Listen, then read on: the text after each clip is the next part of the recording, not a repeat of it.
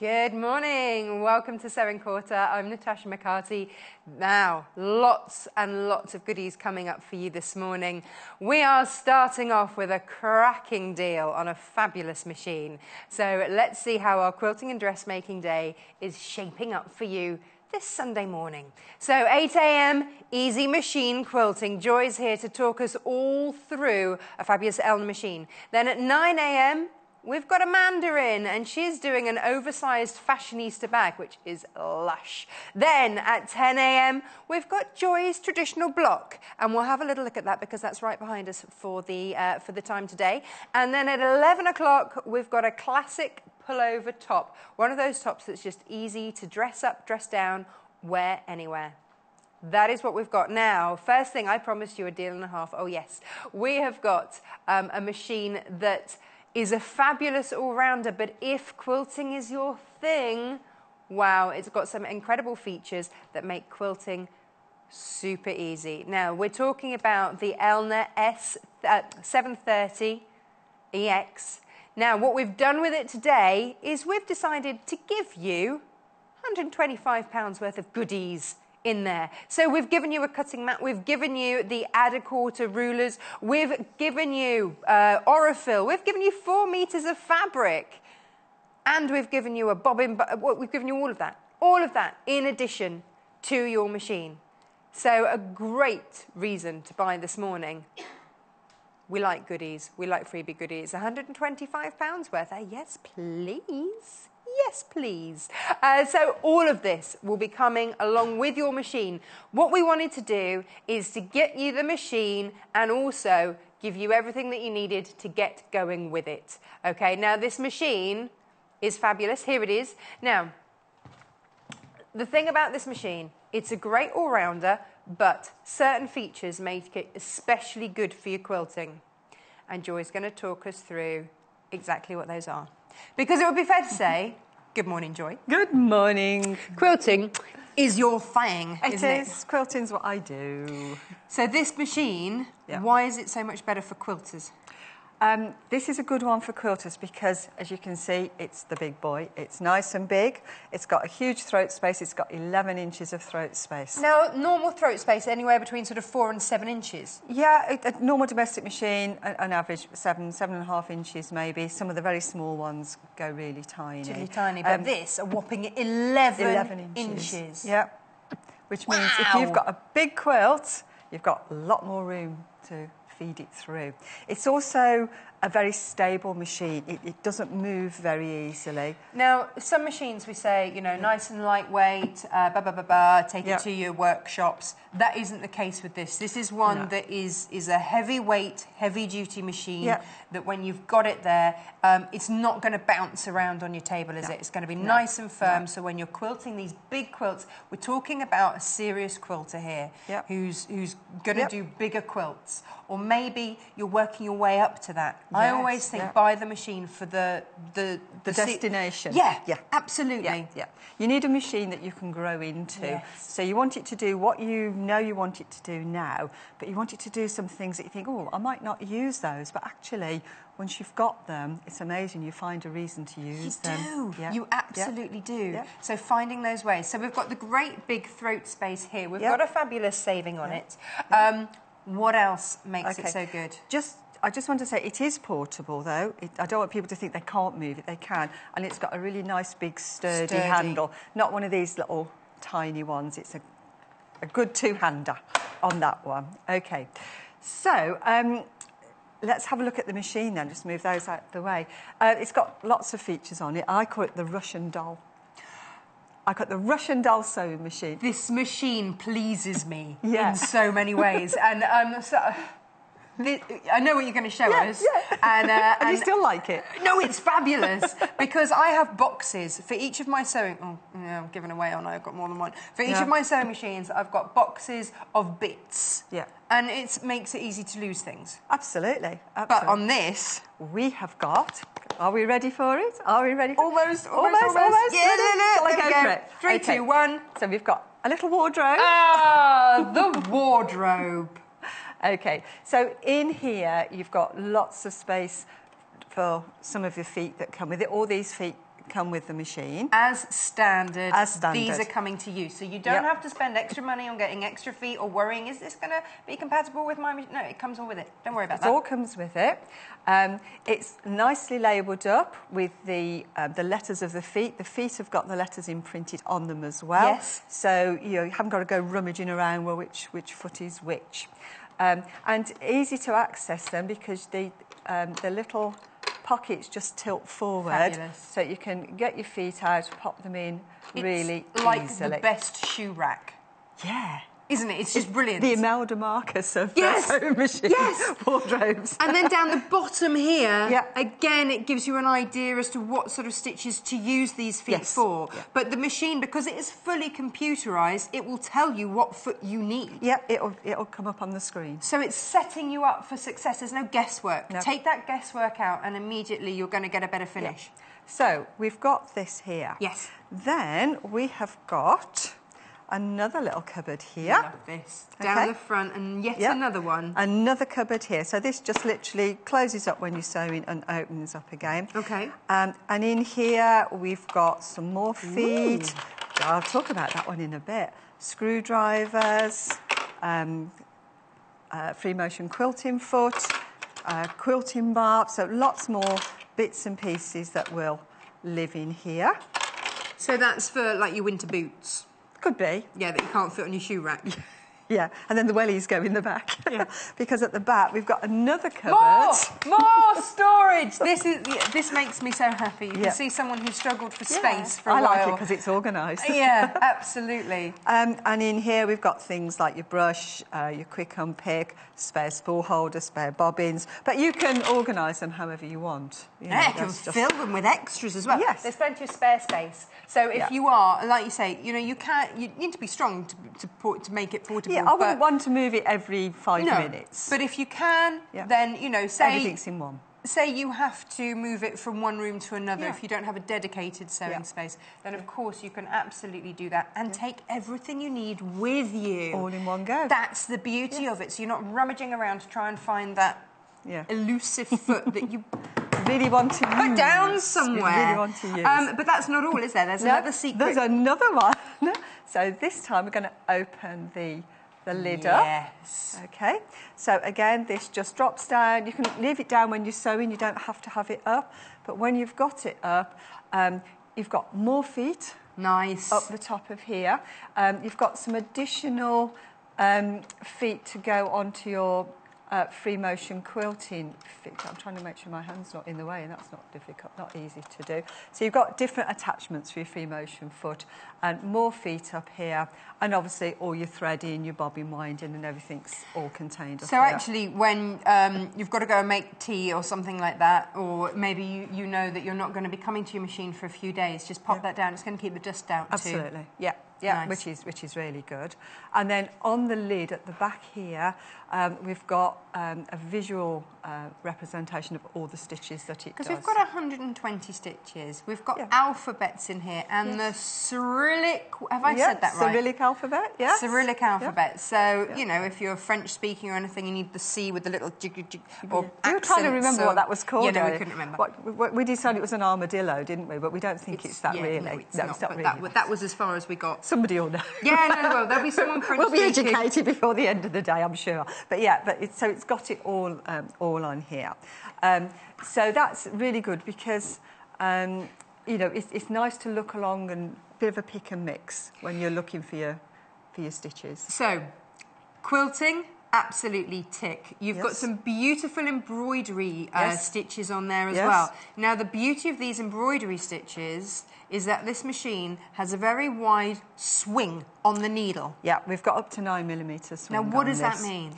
It means that your stitches can go bigger, basically. So super wide, so we can get more detailed embroidery stitches. They can be bigger to actually see, to make more of a feature of.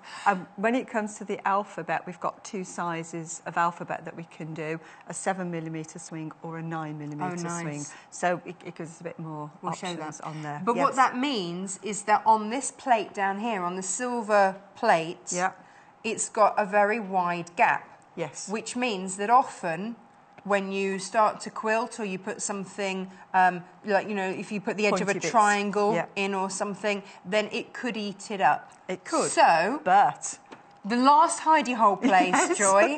Ta-da! So remove the whole thing to give you a free arm, and then hide it inside here. Secretly. Yeah, is another stitch plate. Now, this looks quite complicated. How do I get that in and out? Okay. Because that's the fear. It's, for me, it's the fear. You know, I've spent a decent amount of money on my machine. Yeah. Now I don't know how it works, and now I've got to put what whole technical bit in? What? Come on. No, it's not technical. This is me we're talking about. It's not technical at all. I couldn't even get the Wi-Fi to work on the computer this morning. I mean, come on. Yeah, but that's normal, isn't it? Turned it off and on, still didn't work. That was it. Oh. Job done. Okay. So what do I do? So normally when you're taking off your stitch plate, you've got screws to take out, or you've got things to press, and it's all a bit, you know, horrible to get off. But this one has got a little secret button just down here. Nice. And yeah, all we need to do is press that, and it releases the stitch plate. Right, first panic, I've broken it. Yeah, don't panic. If you've not broken it, it's exactly what's supposed to happen. Okay. Sounds a bit noisy and a bit clunky, but that's fine. And then all we need to do is grab hold of this, if I can get hold of it. Oh, come out. What's going on? Do we have to lift up the foot or anything? Is it not up? Ah, there you go. Put it on a double lift, yeah. Yeah, it's got 2 lifts on here. I'd forgotten that. So one lift is what you use for sewing. But if you want access, just click it up again. You've got extra wide access. Okay, and that's what you need to do in order to take that out easily. I'd have done it much easier then. Well, you know, it's still early in the morning. Okay. So now we've got these 2 stitch plates out. And if I put them that way around so that they're the right way. Yeah. There's a lot of detail actually on these. Yeah, you've obviously got your bobbin cover here, which has got a little diagram of the bobbin and which way round you need to put it in to make sure it's winding off properly. I can also check how much I've got left, because there's nothing worse than starting to quilt and then running out part way through. You can look through it, you can see how full it is. The main difference that I want to show on here is here, because if you look here, we've got this really wide sort of oval hole. And that's your 9mm swing. Yeah. That's why you can get these big, big stitches. Absolutely. Basically, all it means is that when that's stitching, the needle has got to move from side to side, so it's got room to do that. So, right. When we go to this one, we've got 2 little round holes. Mm-hmm. So when this stitch plate is on, your needle can only go up and down. It's got nowhere to go. So that's why it's called a straight stitch plate. The number of people say, well, why is it called a straight stitch plate? Because it's so literal, you don't think that's exactly what it means, but it is. It literally means you can only do straight stitches. And it's got a special, as soon as it clicks in with that, it knows. Absolutely. So it's not one of those things that you've got to try and remember. It will only let you do the 4 straight stitches that it's got for you. So it's going to look after you, and that's what I like about this. It's intuitive, but it also looks after itself. So once you've got that in place, there's no room for material to go and get caught down there and eaten. There's nothing worse, is there? You've spent time cutting out your beautiful fabrics, getting nice those and points sharp, beautifully, and then it goes and gets munched in the machine. No, not in this. No. Now, if you've always wanted this machine, today is the day. We're giving you £125 worth of goodies as well on top of it. So you've got a project ready to go. So not only are you getting the machine, but you're also getting your Aurifil. 10 colours there, absolutely beautiful. You're also getting your Prim bobbin ring, really, really handy. I love that. You're also getting your outer quarter rulers. So no matter what sort of sewing you do, we've got you covered. And you're getting a self-healing cutting mat, and you've got 4 metres of fabric in there. So that's a quilt. Absolutely. Boom. Absolutely. Done. Job done. All you've got to do is sew it. Oh, yeah, no, that bit. Yeah, don't forget the sewing bit. Yeah. Okay. Should we see how this works then? Okay. If we can get a shot onto the screen, I'll put the standard one back on first. Yep. And then that just pops back in there. It just literally I'm going to put that one on, though, in a minute. How are you? Does that It goes upside down. Oh, upside down. So that it oh, fits yeah, no, in that's flat. nice. Yeah. Okay. Okay. So, when we've got our normal normal stitch plate on, if we look at the screen, it's showing us number 1 on there, which is our stitch number. Number 1 is just a straight stitch. Okay. Okay. But I'm going to do that big noise again. Right. That'll come up better that time. But if I change this over... Oh, I just put it away for you. I was being all tidy. I know, yeah, you're very tidy today. I have my moments. But if I slip this one on, that one changes to 1S. Okay. So that shows you that it's straight stitch only, that you've got your straight stitch plate on. And up here... Yeah, up the top These there. are your straight plate stitches here. Yes. 1S, 2S, 3S, And 4S. 4S. Yeah. And it will only allow you with that plate in to do that. This machine looks after itself. Absolutely. God, absolutely. Not many things if I do, try do and they? If I try and select one of the other stitches on there, like a zigzag, for instance, it just beeps and says, go away. It says, go away, you can't do it. Basically. In the nicest possible way, so you've got that ease of use. Because I know that's the thing, you know, when I first went onto a computerised machine, having had my grandmother's 50-year-old singer that did straight stitch, zigzag stitch, forget anything else, it was daunting. I'm not going to lie, it was daunting. But I'm so pleased that I did progress to the next machine. And actually, I possibly... need to go up again. Yeah. You outgrow them really easy. So I'm going to take that off because we want to look at some of the other stitches. So when you put it in, pop it in upside down, it goes nice and flat. So actually, whilst we've got this out, I mean, we're showing today, Joy's expertise is around quilting. But this is also a fabulous machine if you are dressmaking. You see if you're doing your sleeves or anything, you've got that, you can take that off. So high quality, nice and sturdy. If I pop that back on there, you can see actually you've got a wide work space anyway to work with, but you can take it out for your dressmaking, and we're going to talk about a few little dressmaking things later. Okay. So, you know, as a creative person, you've got so much to play with. Absolutely. And if you need to clean your machine out, which you will need to periodically, that's exactly how you get to everything to get your lint. And you've got the brush and everything else that comes with it. All there. Before we get going... Yeah, I was just going to mention that. That's good, yes. Keep this to hand. This is your instructions. They are some of the clearest that I have seen. And, you know, sometimes there's even jargon in there that, you know, you just sort of think. But, OK, the first worry with any new machine is what if it goes wrong? At the back, you've got all your troubleshooting. If such and such is happening, just do this.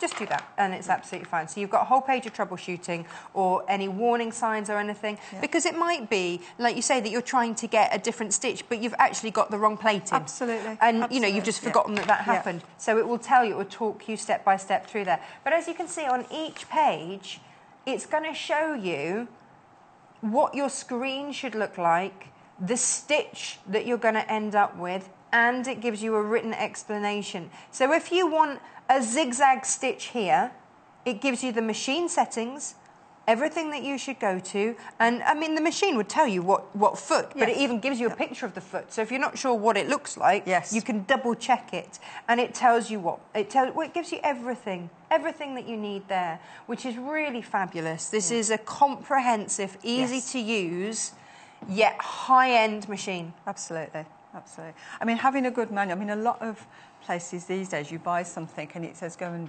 download the manual off the internet or something. Yeah, and you've got 120 pages to print, and then your ink runs out part way, and you know. And you're never sure you've got the right ones, but this comes with the manual and it's all there, ready or to they go. do a DVD, which I've never actually got around to watching. Has anybody actually ever watched an instructional DVD for their machine? I don't know, that'd be interesting. I never have. I always think it would be a nice thing to do, but never got around to it. So it's always the manual for me. I did mention very quickly dressmaking. I wanted to just show you a couple of things because when we talk about dressmaking, and Amanda's up next, and we're going to do some dressmaking at 11 o'clock with Amanda.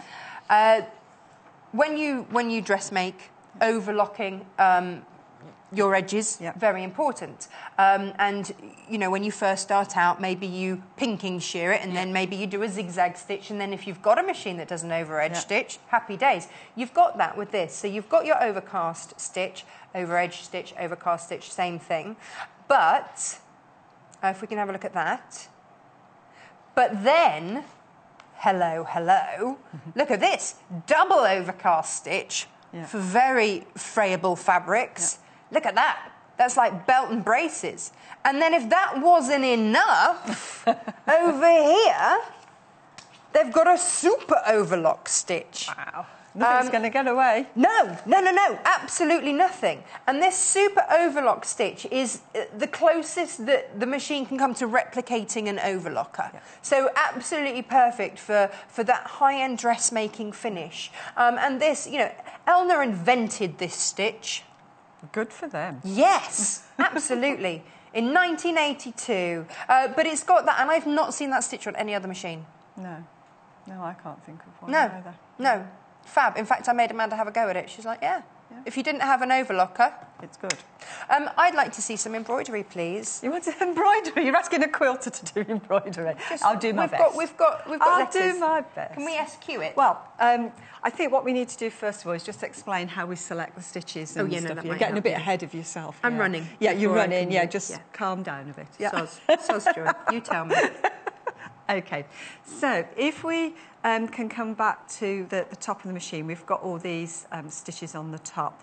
They're set up in groups, okay? So you've got mode 1, mode 2, mode 3, 4, 5 and 6. Yes. You've got different modes. So the first thing is you need to make sure you're in the right mode for the stitch you want to select, because they all start at 1. Right. So if I'm in mode 1 and select stitch number 1, I get number 1 straight stitch. To change for the modes, there's a little button that says mode, so it's really simple. Yeah. I'm happy with that. Yep. We press that, and down the left-hand side of the screen here, I'll press it a few times so you can see that the number changes, and that tells you what mode you're in. So really user-friendly, just press the mode button. Yeah, absolutely. When you're in the right mode for the stitch that you want, so let's go to to mode 2, and we'll pick up a zigzag stitch or something up here. If I press 07, it gives me a picture of the stitch on the screen. It tells me I'm in mode 2. It tells me I'm stitch number 7. Yep. And it also tells me which foot is the recommended foot for that stitch. Fabulous. So you go to your wardrobe and you pick out the right shoe, foot, and everything. You put it on, absolutely. Brilliant. Can we open that wardrobe again? Find it. Yes. I can leave it open if you like. Yes. Because you like looking at it. I love it because... Joy, you are one of the world's most organised people that I have ever met. I'm like the antithesis of that. Yeah. So that makes me so excited because it's helping me be organised. Yeah, you can be organised without even knowing about it. Perfect. Okay. Perfect. The other thing it tells you on the screen is there's a little picture at the top here which shows you your foot pedal is engaged. Oh, right. Okay, for normal sewing. Congratulations. But if I unplug it... Yes. That was silly. I've now divorced it. I unplugged it. Oh. But I can still use the machine because we've got a stop-start button. Okay. So you can use it without the foot pedal. So when you're... for me, this is great because when you're doing a large quilt, sometimes actually it's difficult to juggle everything. To get your feet underneath everything. Yeah. Maybe it's a matter of dexterity. Maybe, like me, sometimes you have to sew with a 3-year-old on your lap. Yeah, and he likes to press the buttons, which means that he can press the stop-start button. Yes. And also, actually, if I've got lots of animals in the room, this is another thing that happened the other day. My spaniel, who always has to be under the table, leant on the foot pedal. And you were sewing. Oh, what's going on? And it was Arthur helping to sew. So actually, the stop-start is really it can be used, absolutely. And if you've got... some people have got knee problems or hip problems or leg problems. Yeah, if you're waiting for a bionic ankle, hip, knee, anything else. They sometimes find it's quite painful to keep using the pedal all the time, so it gives them the option on the stop-start. So the phone rings, the doorbell goes. Yeah. I've got to go, but I know Arthur's under the table, Yeah. and he's 12 years old and he's deaf, so he's not coming to the door with me. But he might, you know, roll over and set my foot pedal off again. Yeah. What do I do? Just unplug it. As soon as you unplug it, that's it. Can I lock this? You can also lock it, yeah. Brilliant. Yeah. So if Freddie comes in and decides to press buttons... He can't do anything. He can't do it. And the way we do that, there's a little key. Yeah. Again, just on the front here. And if I press that, that's now locked down. Nothing is happening. No, and if I've just lost my foot pedal, I've just... Where did you put it, Joy? Oh, it's under there. There you I've go. hidden it somewhere. There we go. Come back to me. If I put my foot on the foot pedal, nothing's happening. If I try and do this, it just beeps, but it doesn't do anything at all. This is great. Little fingers in our household. He's in a button pressing phase. Yeah. Everything gets pressed. Yeah. That's perfect, because then I'm not getting anything unwanted. He's not going to break my machine. And he's not going to get stitched to it either. So saving of tears all round. Absolutely. Happy days. Excellent. And then we'll just take it back off again. Okay. The other thing the other information we've got on this screen is we've got 3.0 and 1.5 on this particular stitch here. That's your stitch width and your stitch length. Now this will give you a recommended stitch width. Yeah, this is a length, default setting, which you can then adjust. Absolutely. Just underneath the screen, you've got your plus and your minus buttons here. And so that you know which is which, you've got a little picture of straight stitches. So you can take your stitch length longer or bring it down smaller. And the same with your width, which shows the zigzaggy one.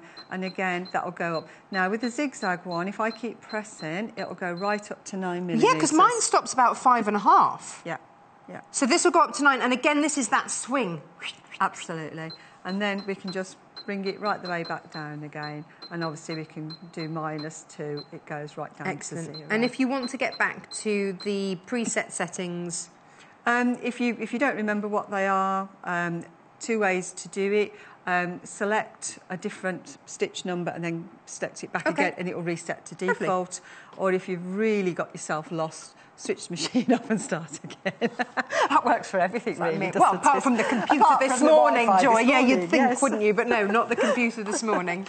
Okay, so there's a lot of information going on that screen, which is all really Can we see it? Helpful. Can we see it in action? Oh, really? Yes, yes. It is a thing of beauty, but it also has to be functional. Let's have. So I've got various bits here. So we'll start off with something really simple. I'm going to shut that up now. You've had enough of that. Now, I've just selected number 1, but it's flashing number 1 at me. So that's the first thing people go to. Oh, what's gone wrong? What have I done? Okay. The clue is when you look at your stitches, it has to be 0, 0, 1. Okay. So it doesn't recognise a 1, so you have to do 0, 1. But, oh, hang on, it's still flashing because that thinks it's 10. So just let it do that and then go back into 0, 1. Right. So you haven't broken it, you haven't done anything wrong. You just haven't selected the stitch it wants. Yeah, it's just just one of those little things that you have to remember. Okay. So We've got a foot on. We're going to just literally pop our foot on the pedal. Now, it's also got a few other nice bits and pieces. It's got a speed control. Yes. A tortoise and a hare. Yes. So I always say to people, start off round about halfway. Okay. And see how comfortable. How that feels. So if I put my foot flat on the floor, that's as fast as it's going to go. Yeah. That's really nice and controllable, okay? If you try and go too fast too soon, it can run away with you a bit. You mean like me deciding to run before we can walk? Yeah. Yeah. I just put the slider button down on you a bit. But it's a graduated speed, so that you'll find the absolute perfect speed for you, because it's graduated. It's not like 1, 2, 3 speeds. No, it's all the way through. It's on a sliding through. scale of speed. And depending what you're doing, sometimes you're going to want to slow yourself down. Circles, things like that. And do it really slowly. And other times, then, you're going to want to go a bit quicker. We've also got a needle down button on here, so it will stop with a needle down every time you stop sewing. It's got the reverse button on there, and it's also got a scissors, so I can just press that. I didn't know how much I loved that function until I was doing a project for a show from here. I'm like, this is amazing. It saved me so much time, so much thread. I don't have to snip things off here, there and everywhere. It's brilliant. Why doesn't every machine have that? I guess it's another expensive function, isn't it, to add in? Yeah, it's just another thing that they keep doing. So all I've done is press that button, wait for it to finish what it's doing, and then you can just pop it out, and it's trimmed it off for you. It leaves two little bits on the end. So if you're a quilter and you want to sew those ends in, then don't use your cutter. Okay. So sometimes if you're doing things like free motion, for instance, where we want to pull the threads up, don't use a cutter because there's nothing long enough. But it's actually left them both on the same side. So if I did just want to tie those, you can. Yeah, but you'd find that a bit difficult to tie those two. They're a bit short for tying. Okay. But if it's at the end of your seam or it's going to be stitched in or something, it doesn't matter. You can do that. Fine. Excellent. Okay. So, so that's like a little straight stitch. Then, if we look at stitch number 3, which is 03. Yep. Now this one has got like a little. What's going on? Little bar at the beginning and the end. It's like a weightlifting stitch. It is. A weightlifting stitch. That's a good one. That's a good one. It's not a weightlifting stitch. For many people, no, it's not a weightlifting stitch, no. What this one's going to do, it's going to do a lock-in stitch when it starts and a lock-in stitch when it finishes. Oh, nice. Okay. So none of that having to reverse back and forth and remember, okay. No. Show us, Joy. So I'm going to, if I stitch slowly to start with, you might be able to pick it up. So it does a few little stitches right at the beginning, which locks it off. Then I can sew and stop, but nothing's going to happen. Yes. Nothing's happened. Yes. Okay, it hasn't done that locking stitch at the end because I haven't told it to. Okay, how do you tell it It doesn't know that I've got to the end of where I wanted to be. It just thinks I've gone off for a cup of tea or something. Fair point. So, I mean, it would probably be right with me. Yep. So what you do, when you're coming to the end, you just blip your reverse button. And you tell it? Yeah, and that tells it that, that's enough stitching, thank you. So every time you stop, it's not going to do 3 stitches, because that would be really annoying. Oh, yeah, if you just wanted to just readjust or something. So it doesn't do it until you give it the instruction. Which button? It's the reverse button just here, the little sort of U-turn one. And now it's stopped. Now I can cut it off and take it out. So now we've got a little lock stitch front and back and... That's off excellent. As well. Now we have a message. Is there an extension table with this machine, and does it have the facility to do perfect circles as the smaller Elna has, and a leg lever for lifting? Right, okay, let's answer that one at a time. It doesn't come with an extension table, but they are available, so you can get them. So you can decide what size you want. Yeah. It does have the facility to do circular stitches. If I come back to the wardrobe, in the first part of the wardrobe here is this little gadget. I love this. I love this. Yeah? Yeah. So that will... And let me just show. Yeah, have I gone too quick? Was I too hasty? Yeah, but there we go. It's too exciting. Oh, well, I know. So that does something magic. Yeah, so you have to work out where the centre of the circle is that you want to stitch. I'm guessing this lady already knows about circles because she's asking about it. Works in exactly the same way. We've got some tiny little holes on here that pops into. So you pop it through the fabric into the hole and then stitch, and that acts as a pivot point. Perfect. To do your circles and arcs. Circle for you. And it will work on any of the stitches that you So all the decorative select. ones as well? Yeah, all the decorative ones. Are you best to stabilise your material first? Yeah, if you're doing embroidery stitches, doing anything like that, I would always stabilise it with an iron-on interfacing of some sort. I'm going to be back in a second. Okay, she's got another question. Oh, she's got the knee lifter. Yes, at the front here, there's a hole here where it fits in, so there is a knee lifter as well. Fabulous. Yeah. Thank you. See you in a Sorry, minute. I didn't realise we'd missed one. There you go. I hope that helps.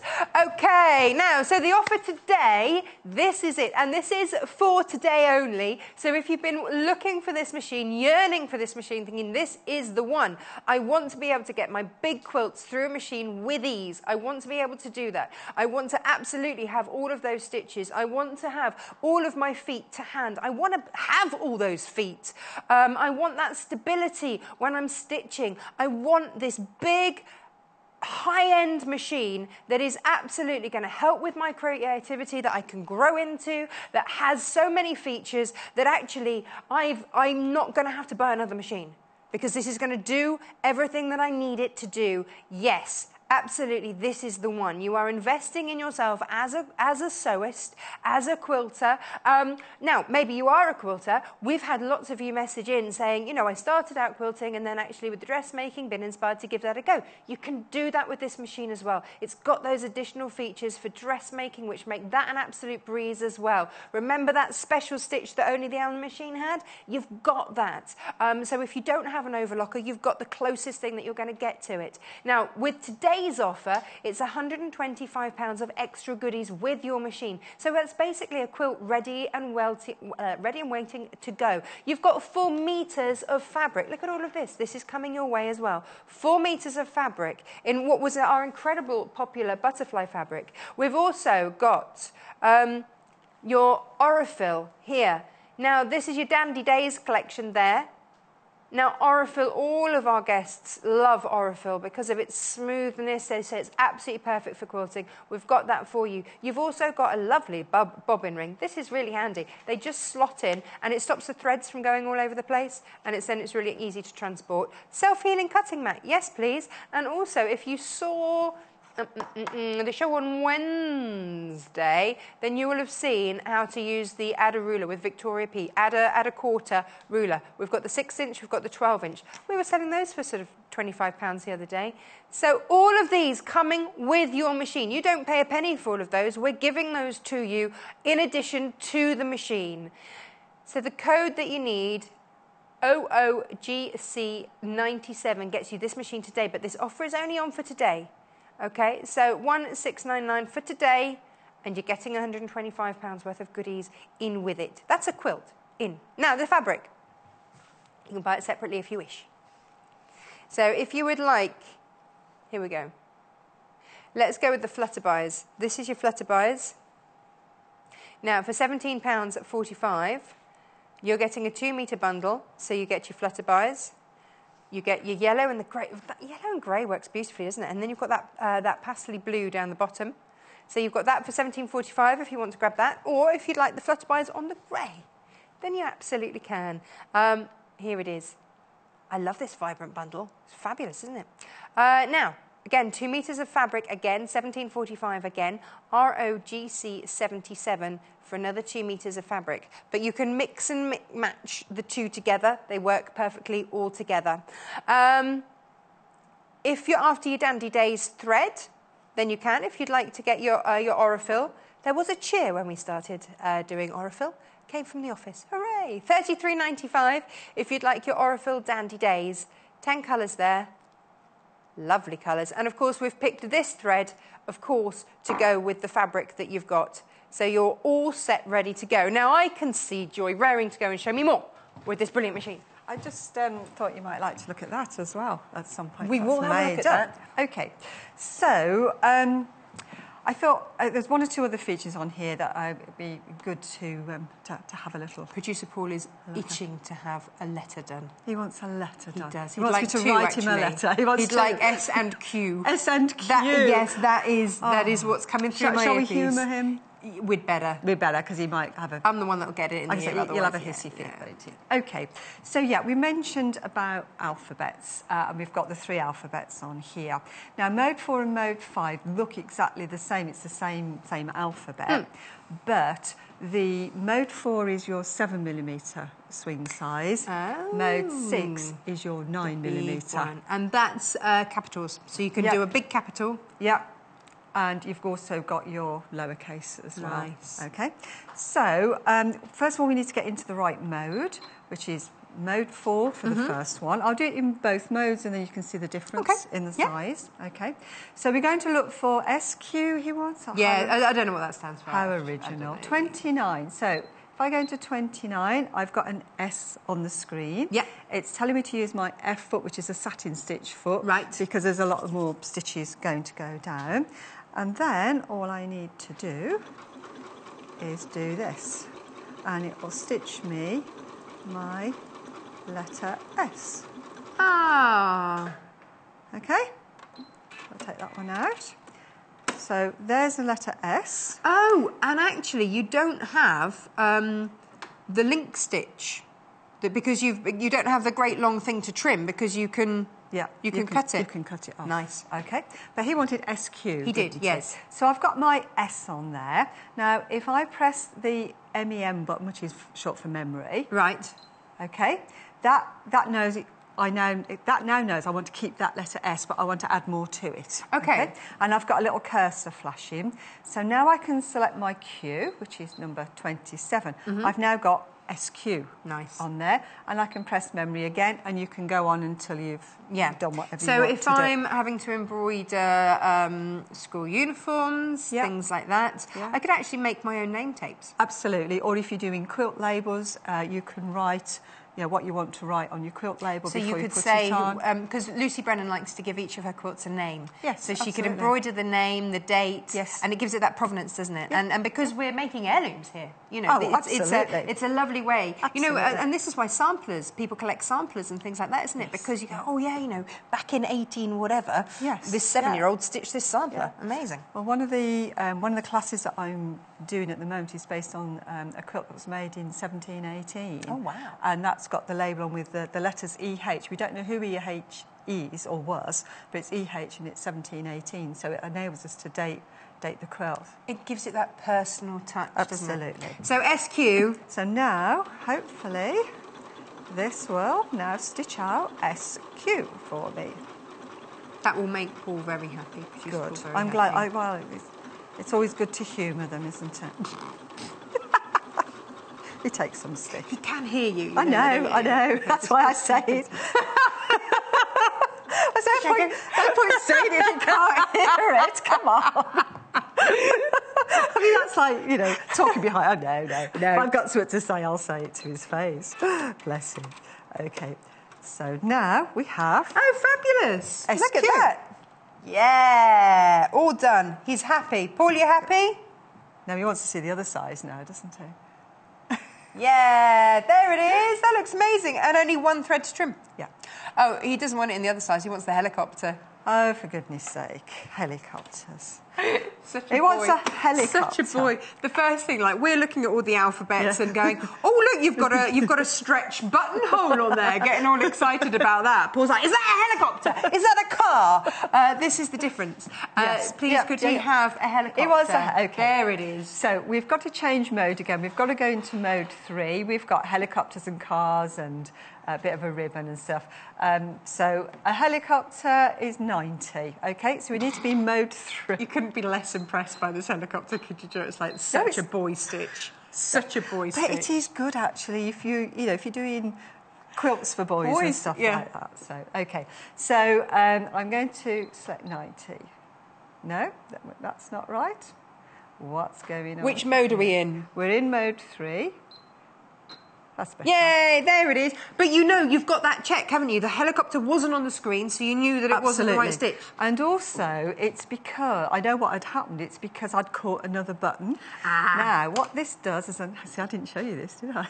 There's more. There's more. Secret things. So we get a little... Stylus. Yeah, a little stabby thing, so that we can select them without running the risk of... Dexterity is sometimes an issue. Sometimes, actually, some of the really long nails that people have. Yes. I see my mother-in-law, I got a glam Pam, and she always has beautiful nails, but she touch screen she struggles with. Yeah. Another message. Karen in Staffordshire says, I'm lucky enough to have this machine. It's fab in capitals. Well probably done. 9 mil. Yeah. Spoils you for using any other machine, says Karen from Tamworth. Thank you. Brilliant. That's good. That's and good that's to not know. us saying it. That's, she didn't have to message in. Thank you, Karen. No, Producer Paul's going, can I see the helicopter, please? Should we keep him waiting? No. No. Okay. Okay, I'll be good now. Okay, so I've selected my helicopter. Yes. Okay, so now I'm going to just stitch it out. Now, I haven't tested this function on here, so I'm going to test it and see if it works. There's a button here, which if I press, I think will make it stop at the end of the pattern repeat. So that's good. So you don't get half a helicopter. Absolutely. No use to anyone, is it? Half a helicopter. There we go. We have a helicopter. Look at that. That is super cute. Look at that. But you could have a whole run of helicopters. You could, but I'm also going to do something else now. You don't care, do you, Jo? You're on a roll now. I'm going to do it. I don't know what she's going to do. She's gone off piste. I've gone off piste. No, I haven't. Well, he wanted a helicopter, so I'm going to give him an acrobatic helicopter. Because there's another button on here. It looks like a full-on air display. Oh, yeah. At 8:45 in the morning. Amazing. So on here, we've got another button, which is like a circle cut in half, and half's coloured in and half isn't. Right. Now, I'm going to press that, and then I'm going to stitch my helicopter again. Of course you are. And I'll press that for my pattern repeat. So just one helicopter, single helicopter. And see if it's done something good. I've never seen a helicopter on just a, No, I know. Let's see if that's worked. This might not have worked, but... No, it hasn't. It's still just on a helicopter. OK, that's fine. It has the function on here. To do mirror images. Yeah. And I thought I'd found it, but obviously... that's done it. It's done it this time. Let's have another go. Yeah. Oh, yes. Oh, we're busily flying in the opposite direction. Yeah. Excellent. It hadn't gone far enough for clearance to be able to flip round. to start to do it again. Yeah, that's obviously what it was. It was coming up to a hill or something. But you know what? Have a play with your machine, and this is the only way that you're going to find out all these things, isn't it? First thing I do when I get a machine, there you go, you've got one the right way up and one upside down. Aeronautical acrobatics at Is he happy to now? 9 in the morning. Have I redeemed myself? I think so. There you go. There's your helicopter, and there are your acrobatic-y ones. Yep. Love this machine. First thing I do, and I always tell people when they've got a new machine, get themselves a nice big piece of fabric, stitch all your stitches out, have a play, see what it does. You can't hurt. Now, next.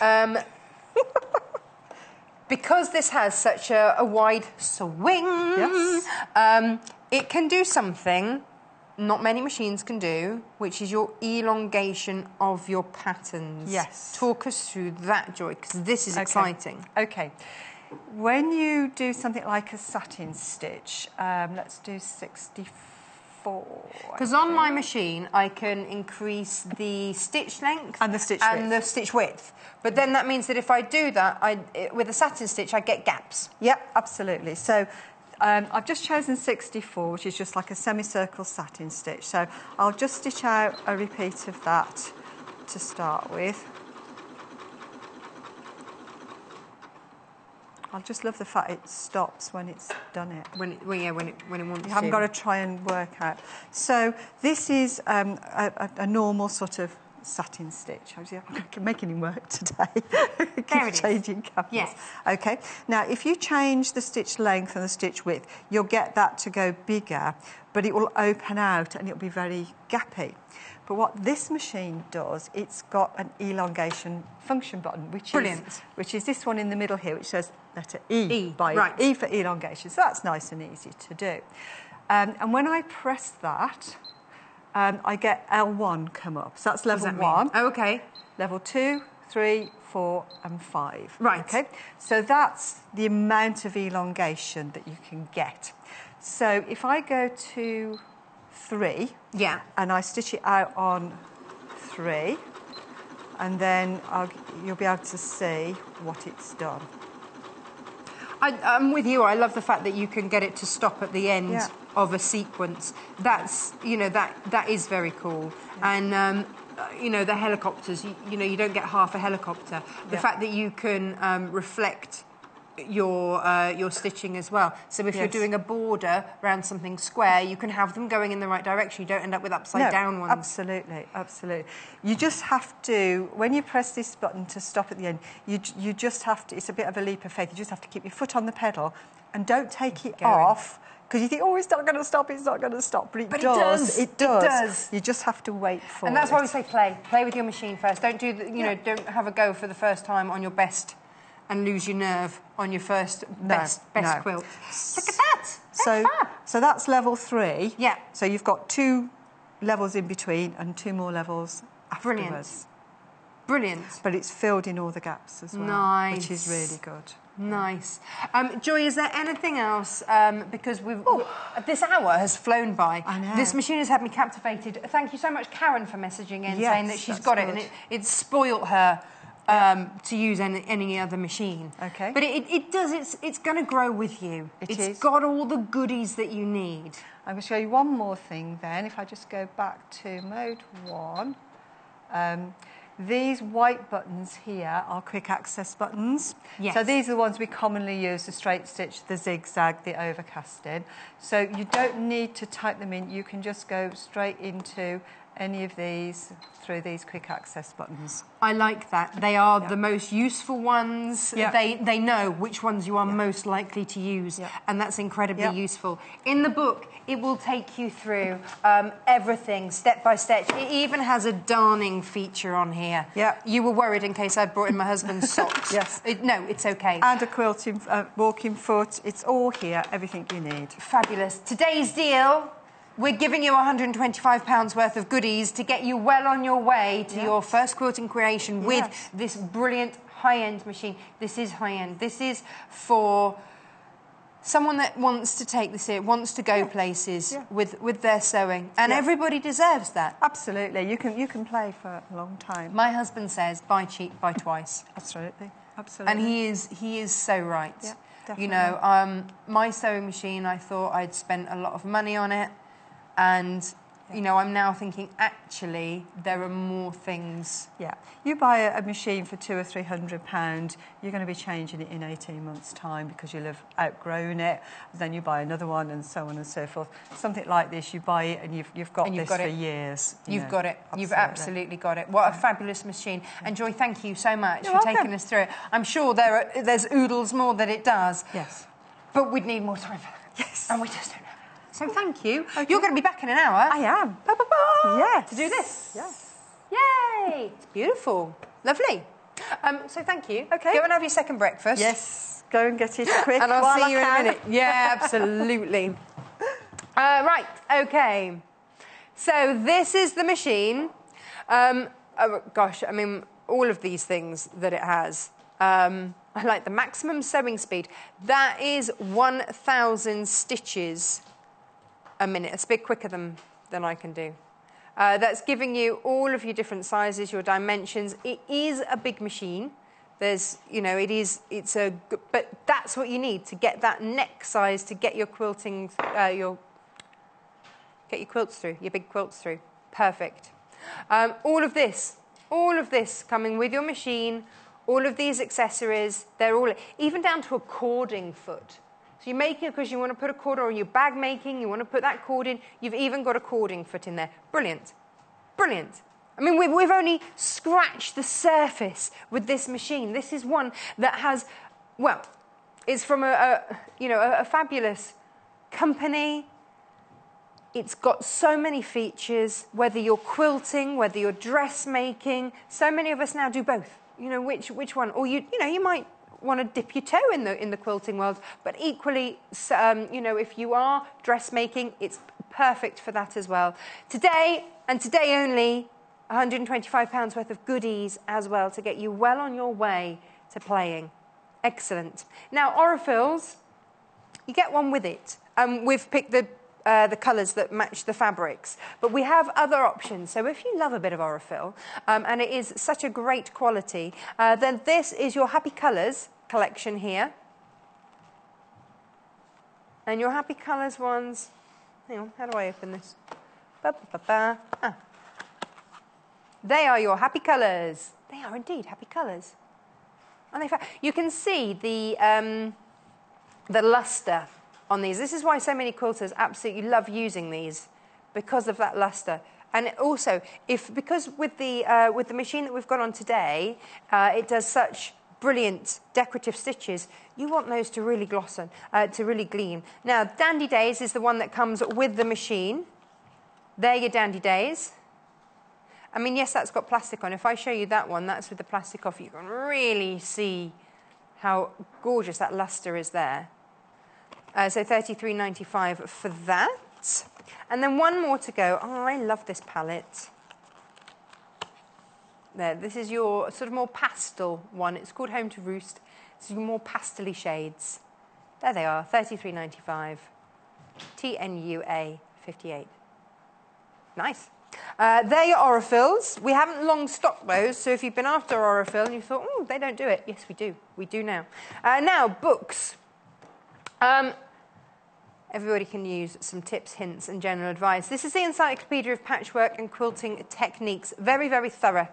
Very thorough. Whoops. Here we go. Should we have a quick look through? Very easy, step-by-step guide, and actually just lovely for giving you some inspiration. Things I didn't even know that you could quilt. Like that. Amazing. So, yes, use it for a reference guide. If you're new, if you just need some inspiration, if you've just heard a term and thought, oh, what does that actually mean?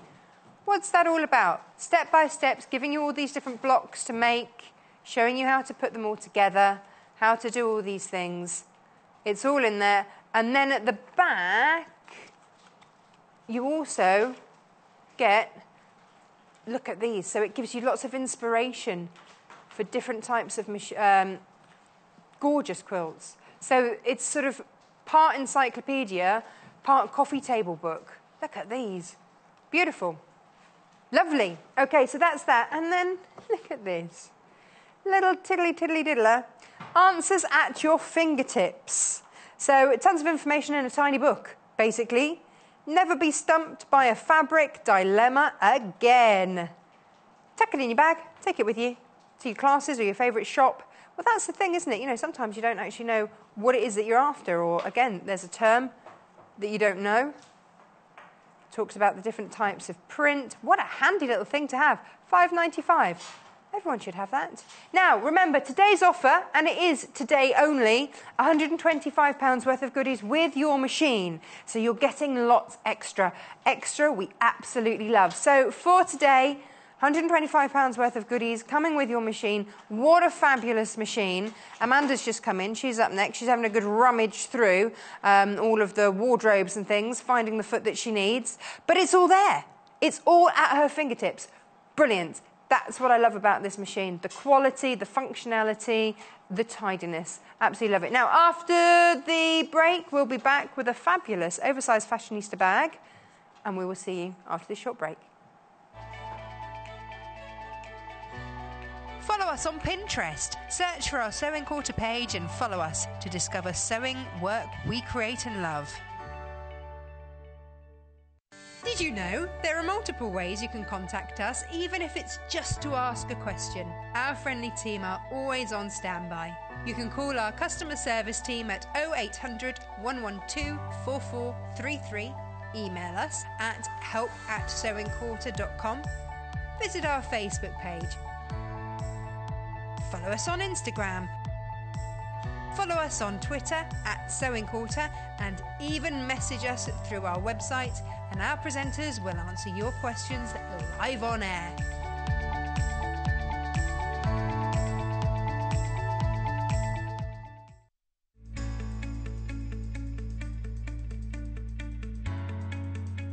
So I'm going to be showing you how to do an ease stitch.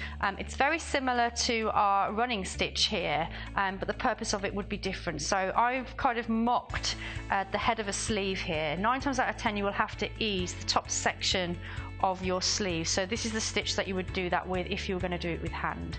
So I'm going to use the embroidery thread. I've just popped a knot on the end again just so it doesn't pull through. Normally you wouldn't do it with embroidery thread. So on your sleeve, normally these sections will need to be kept as they are because it's only this section here that we need to be working with.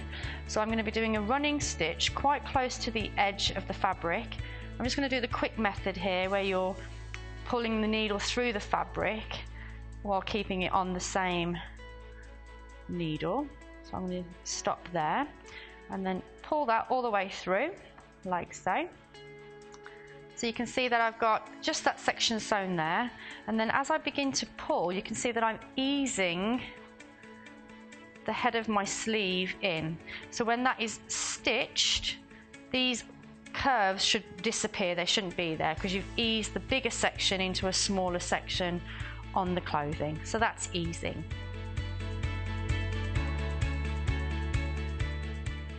Tune in on Tuesday the 19th of September when the talented Lucy Brennan will join us on the show. Lucy will demonstrate a striking cathedral window quilt block by fellow guest designer Jo Avery. She'll show us how to use these gorgeous designs on cushions, which will be available in 3 different colour options with charm packs from the likes of Kay Fassett and Amy Butler. With Lucy's expert guidance, this is the perfect opportunity to create your very own feature cushion for your home. So join John Scott and Lucy Brennan for this cushion making masterclass on Tuesday the 19th of September at 9 AM, only on Sewing Quarter, Preview Channel 78.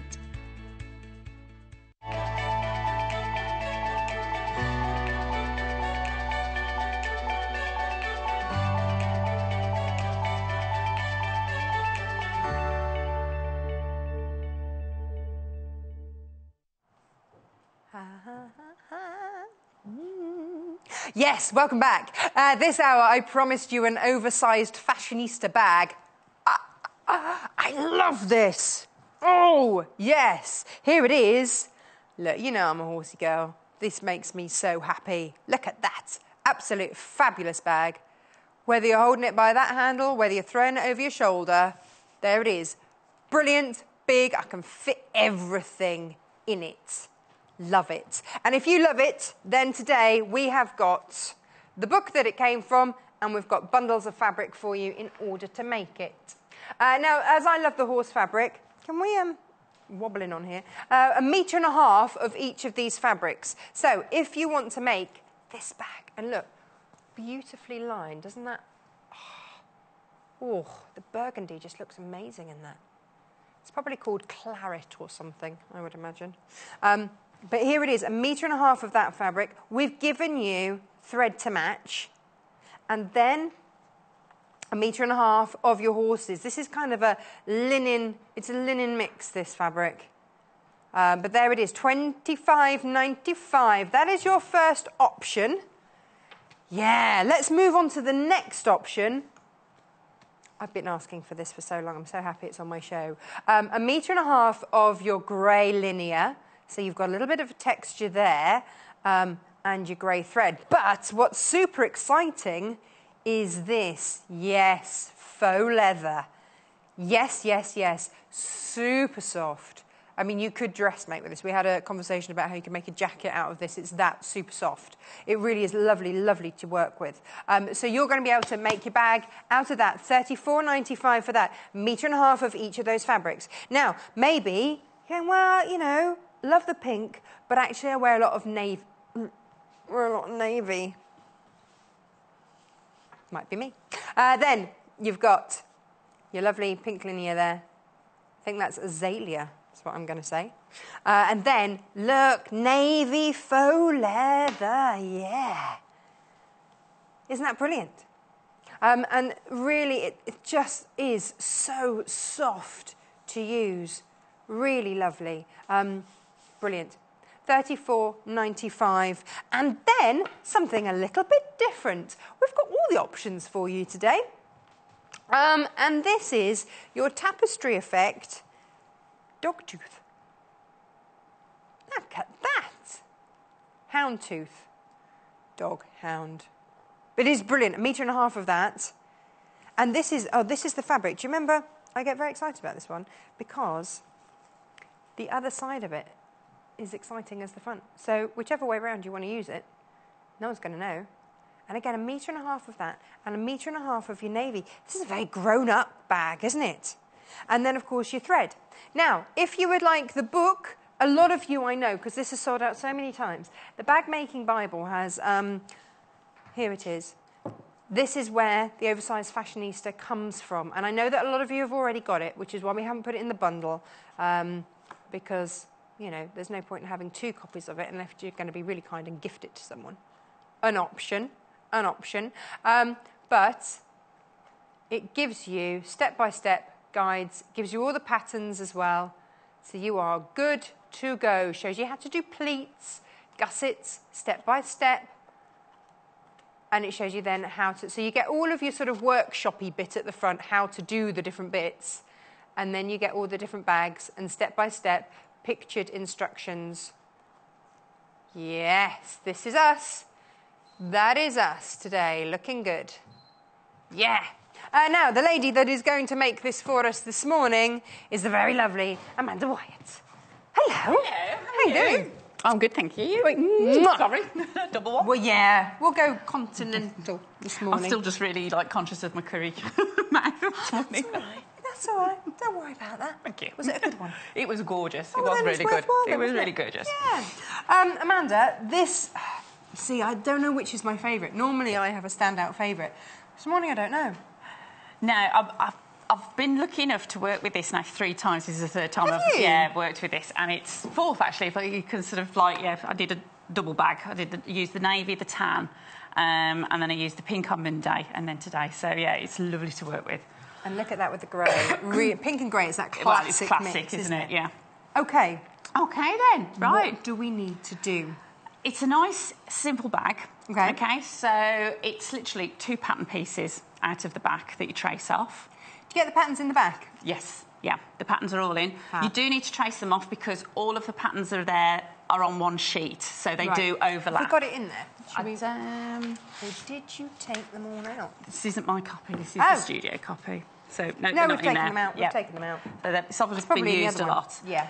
So, but it's a 3rd bag that I've made out of the book, which is super. It's really easy to use. So it was nice when I was like looking through all my pattern bits, and it was like, oh, there's only 2 pattern pieces to actually find. So traced off. Were you trying to find more? Well, yeah, I kind of was like thinking, oh, there's got to be a bit more little bits, because I've made the really big bag out of it. I can't remember the tote one, and there seems to be umpteen pieces of that. And then, well, it had pockets galore, didn't it? Yeah, and then I was like, ticking things off and defacing the book. But yeah, this one's really nice and simple. So, what level is this? Yeah, a beginner. Really? I would say, yeah. As a beginner, you could tackle this quite easily. But look at it, it looks so professional. It's lovely. Obviously, with this one, I've gone just a little bit off-piece, just to play around with it, because I'm a little bit of a diva like that. Right, yeah. So, bag rebel. So, yeah, rather than the scallops, I wasn't sort of too sure. I didn't want to sort of test out too much with the faux leather, whether it would sort of like, sit. I think it would work quite well, but as I say, I just wanted to play around with it, with the design. So I've just literally sort of... So you've just echoed the bottom. That's right. Nice. Yeah. Lovely. Okay. Ooh. So, it is literally 2 pieces of the 1 pattern piece is the main body bag, okay? And then you've got then your flap. Okay. The bag flap, okay? The bag itself is then interfaced, iron-on fusible interfacing. Oh, and is that okay to iron onto the PU? Yeah, as long as you're on the back, it's absolutely fine. You don't go melt in the front. No, and then just use a piece of cotton cloth on the front. So when I've pressed the bag handles, I've just put a piece of cotton on the top of it and steamed away. Teflon sheet or something like that. Yeah, okay. It really performs well. So the iron-on interfacing, and then there's the fusible fleece wadding. So you cut in, just mirroring the pattern pieces through. So everything that you're cutting, just cut 2 of each? Yep, 2 of each for that, and then it's 1 each. Oh, okay, for the lid. On those, and then it just gives, obviously we've sort of gone off piece a little bit in the bag. There's like a chain that you can add on, so all I did was then use the rings, and I just extended what the length of the chain was about 11 inches, if my memory serves me right. So I just added that onto the strap to keep the same length. Yeah, so it shows you how to, if you want to add things in, it does give you step-by-step instructions as to how to do these. So you can pick the level that you're at, or actually for the gadgets and gizmos that you actually have. So if you don't have, let me find the actual bag in the back. I've gone past it. If you don't have the... I marked it. Oh, that was easier then, isn't it? One of these, one's the zip and one's that page. That's the there one. we go. Yeah. So if you don't have the chain, you can see on the back there, if you don't have that, then it absolutely doesn't matter. Like you say, just elongate the strap. Yeah. And make it your own. Yep. And then just use the little D-rings, and then just put a little loop on the end to attach to the bag. Fab. Okay. So, as I say, so preparation work then is cutting out. There are little darts in the corners which make the little box pleats. Ooh, let's have a look at this. So it's roomy inside. Yeah, so if you turn it inside out, you'll be able to sort of see those. There you go, that's... Box pleats on a curve. Hello. So it's just literally an inch wide little dart. Do you want me to show it? So turn it inside out. Have a look at my work. The inner workings. And it you know, with the amount of thickness, there is a little bit of volume there, but because the leather is so, the PU leather is like so soft, it just goes through quite really easy. It is super soft, isn't it? Yeah. So don't worry about the bulk at all. Excellent. It's fine.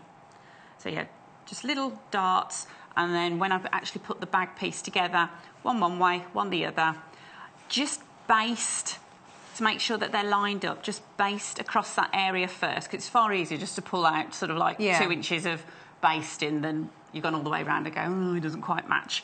And then just double check that they're sort of matching up nicely. So one lined goes up, one way, one goes the other. And then you're cutting down on that bulk. And when you've sewn these, so you've got your interfacing, and then you've done the fleece. On there. Fab. Okay.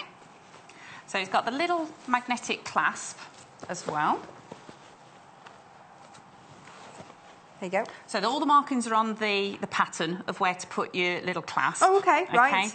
So they're really easy. So I've attached that one, but I thought we could sort of do this one. Yes. Ready to sort of show how but they're really super easy how they attach. I love the fact that you arrived in central Birmingham this morning with a hammer in your bag. Oh, yes.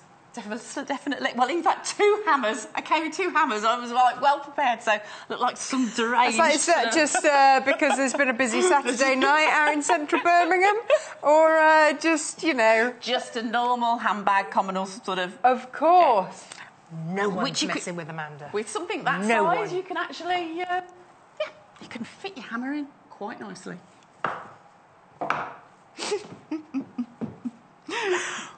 Why have you brought your hammer with you today? The hammer is for the back, the top of the bag, when we put the eyelets in. Okay. All right. Just checking. Yep, just checking. Essential. We've got the eyelets actually. This is why we haven't lost our marble. Well, I have. This is why we have a hammer. We're not selling hammers, but we are selling these, so you will need a hammer. Now, these are your eyelets. I will go and grab that bag in a sec. Well, actually, we'll show it, aren't we? Mm-hmm. This gives you that lovely professional finish. And then you can hook your bag hooks through that. Yeah. So it's not going to rip or tear your fabric. Brilliant. And that's the little magic thing that you have to wallop with your hammer. That's all right. Yep. And it just cuts through really quite easy. Technical, $9.95, but you're getting quite a lot there, actually, aren't you? 10 of those. Plenty of bags. 14 minutes, a good size too, isn't it? Shall we show, actually, whilst we're here, shall I show you what else we've got? Lots. Yeah. Now, we've got, on the bag here, little D-rings to hold things. These are really handy. We had these on a chef's apron and all sorts the other day.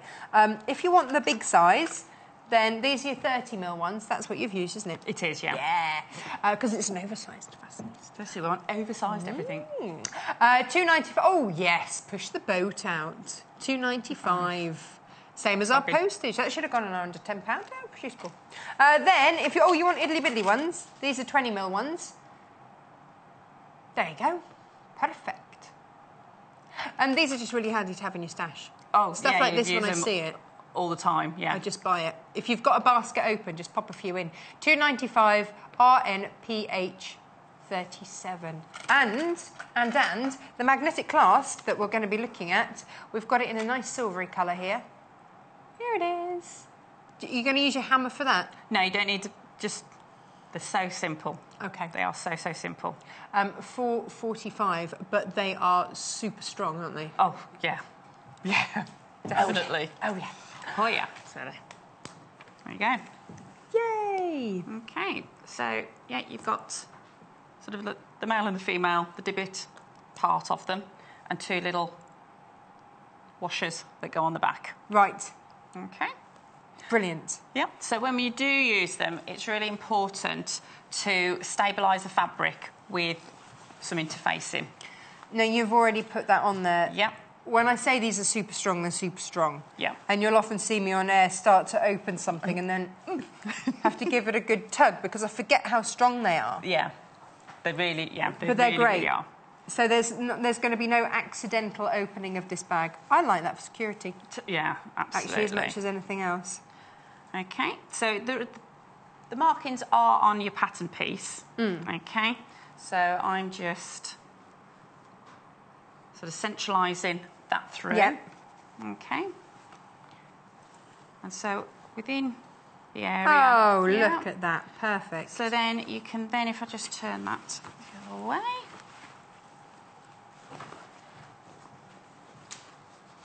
Oh, while you do that, Susan says, good sunny morning. Is it sunny? Sunny? Is it? Oh, lovely. Can't recommend the book enough. It's great for all levels, says Sue. Do you know, it's been a lovely morning for recommendations. Yeah. Karen said the machine's ace. Fab. Spoils her for anything else. Get that. Sue's saying, great book. It certainly is. I like that because it means that, you know, saying the right kind of stuff. Yeah. Okay, so with these, it's fantastic because you've got a central hole and then these two little areas through there, which the prongs then will fit through. Okay. But to line up, you can put the central circle over where I've marked the centre piece. And then you can then just mark through where your prongs are going to sit. Nice. Okay? Yeah. So you know then that you're going to get in the right sort of area. And it is just literally just nicking then, just snipping the fabric, just to make two tiny little holes. Get that beak in there. Yeah. And then from the other side, you put the right side through. Okay, so there's one. Would you undercut rather than overcut those little nibbly Yeah, bits? definitely undercut it. So that's why I say it's only a tiny little hole and then just push through those prongs. Okay, the backing sits over the top and then you literally just bend them out. And that's it done? And that's done. No need for a hammer? No. Job done. Perfect. Okay. Stock warning, says producer Paul. Yeah. The horsey kit is galloping off. Did you cough or was that a horse noise? No. If everybody checks out... Oh, there are two left. Really? Yeah. See, I'm not the only horsey girl out there. Oh, another stock warning. Oh, my word. Busy, busy. Oh, the houndtooth. Yeah, I knew that It's would... really nice. I've not used that fabric yet. Yeah. So Have you not? Lovely. No. Got my eye on that. That's going to give you the effect of kind of a carpet bag. Yeah. Just call yourself Mary Poppins. Off you go. $25.95 for that. 3 metres of fabric there. Oh, yes, producer Paul. If everybody checks out, there are 3 of those left. Wow. We bought quite a lot of those. Well done. Well done. I'm getting that. 1p&p today, so you can buy the machine, you can buy this, you can buy whatever you want. And we'll only ever charge you $2.95 per day. Super. Love it. Super, super. Now, we've cut out 2 pattern pieces. Yeah. So 2 of each for the outside and then the interfacing and the fusible wadding. What's this? Then this is the lining. So with the same pattern piece, you then cut 2 of your lining. Right. Okay, so again, with the little darts on each corner. I've not yet put them on those because it's then got an inside... Well, I'll show you. And then there's also a little inside pocket as well. Oh, nice. So I thought it might be quite nice to show how to mark up and insert that zip pocket. Nice. Okay. Because that's the bit that might fox me a little. No, they are easy. Okay. Jennifer Mills, one of our guests, calls them the juicy bits. The juicy bits, yeah. I've got the juicy bits. She might not rub her hands, but she gets excited about the juicy bits. This is a juicy bit. It is a juicy bit, and that's why I saved it. Thank you. I always like to sort of be able to sort of share a few sort of tips with them. Okay. Why is there another piece of grey fabric on the front? What's going on? Okay, so firstly, interfacing. It's really important to always interface and stabilise your fabric. Okay. Okay, because we're going to be... I've marked out, again, it's on the pattern, and this is where the little post box, the little envelope is going to be. I'm going to go grab the bag to show you, actually.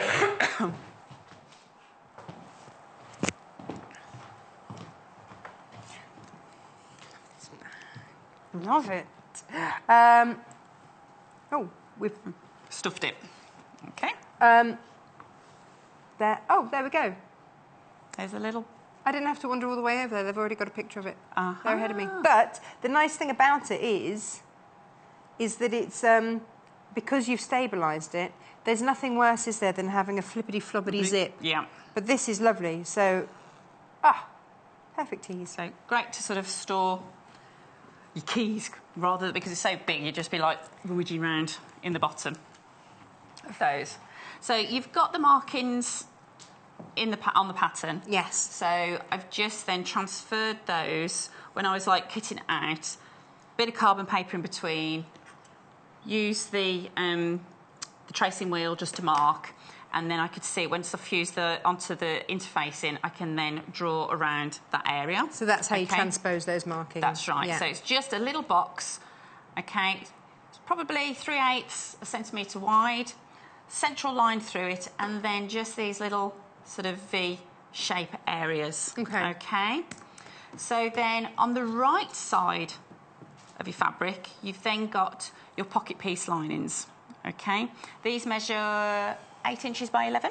Okay, that you're just cutting out. There isn't a pattern piece for that, but it does say in the pack which ones you then mark out, and then that just lays on the top, and it tells you in the book to make sure that it is approximately sort of 2 3/4 inches from the top. So I just literally laid, because you've got a straight edge, the ruler on the top, and then you can just place that through. So you've just then got your straight edge, so you know that you're even and it's not going to be skew wisp. We've been doing this channel for a while now, and yet I still look at this and go, but that's on the wrong side. Yeah, we're going to post it. Oh, hence why it's called... OK. We're going to post it through. This horse, sold out. Gone. Whoa! He's galloped off. It's gone.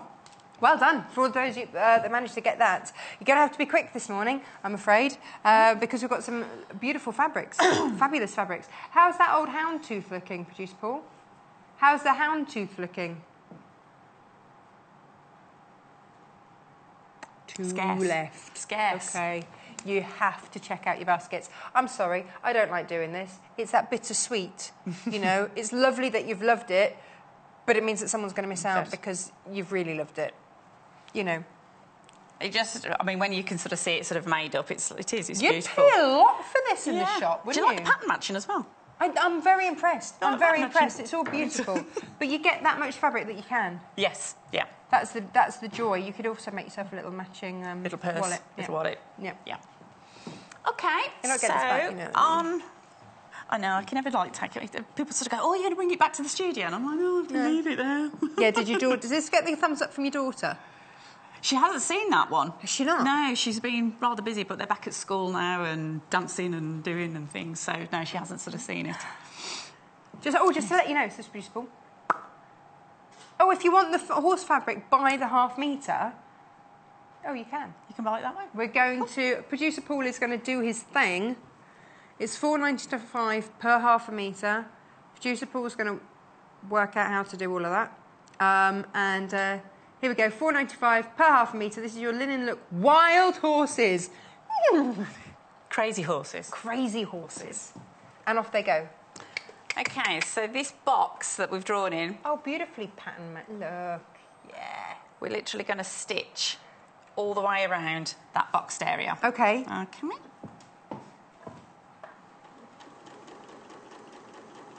Ooh, nice and smooth. It's the first time I've used this machine. I think you're very brave. First time on air, using the machine, going, yeah, that's fine, I'll give that to go. What could possibly go wrong? I did Live on air. What? Quiet, actually, as well, isn't Absolutely super quiet. it? It's This is a real creme de la creme. Our director is really happy about that because often if, you know, there's a bit of straight stitching or something, I'll go and show you fabric if it's not like, you know, if we've seen the stitching and they'll turn a mic down so that you don't have to hear the machine as well. But you wouldn't have to with this because it's so quiet. Super quiet. Yeah. But you're up to that next category, aren't you? You're up to sort of high-end machine of, you know. Beautiful. So, stitched all the way through both pieces. Just take off my ends. Okay. So this is where sometimes people sort of go, oh, really? And we're going to cut through that centre line. Oh, really? So we can use the rotary blade. Sort of a horse styly. I like that. So I'm going to use the rotary blade just to cut through. Okay. Okay. And then just get the little beaks in. So we've just cut through to the top little V and then into the corners, but not through the stitching. Okay. Okay.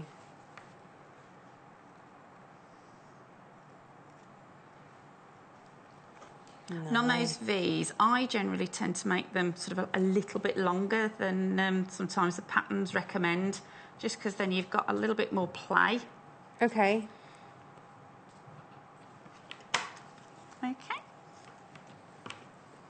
Looks like a bib right now. It looks like it's gone into makeup and it's got one of those sort of makeup bibs. So you go, hello. And we're going to pose through. Brilliant. Brilliant.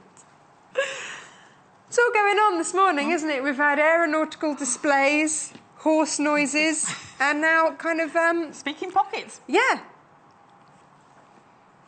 Puppet bags. There we go. This is a real professional finished zip, though, isn't it? It's great. And it's a great skill to sort of pick up with, because it lends itself then when you do sort of like go on. So, well, pockets, band buttonholes, they're all similarly constructed. Okay. Okay, so we're going to... Is the iron on at all? Is there a possibility? I'm going to say yes. And actually, I would be telling the truth. Even better. Even better. Wouldn't lie to you, Amanda. Never. Whilst you iron, I'm going to run away with your bag and go and have a look at some fabric. Yep, so I'm just going to press that. Okay, does it matter from which way? No, I usually probably would flip it about anyway to make sure that I've got a good, nice, sort of flat area through there. I'll leave and then you to we'll flip. then start on the zip, placing the zip in. Oh, this is dinky. This is cute. Oh, have you not met our little iron before? Oh, we'll talk about that in a minute. So, fabulous bag. No one's getting this, let me tell you. This is very much got my name all over it. If you would like to get the book that has the pattern and so many more in it, and it is one of our most popular bag making books, the Bag Making Bible book is there, $14.95, and it's got the patterns in the back. Have we got it there, Amy? Can I just... Yeah, thank you. So let's have a look. In the back of the book here are all the patterns. They're all in there. Now, you can trace the patterns. Be careful how you take them out, fold them out.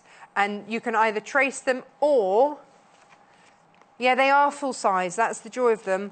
Or there is a little perforated edge there.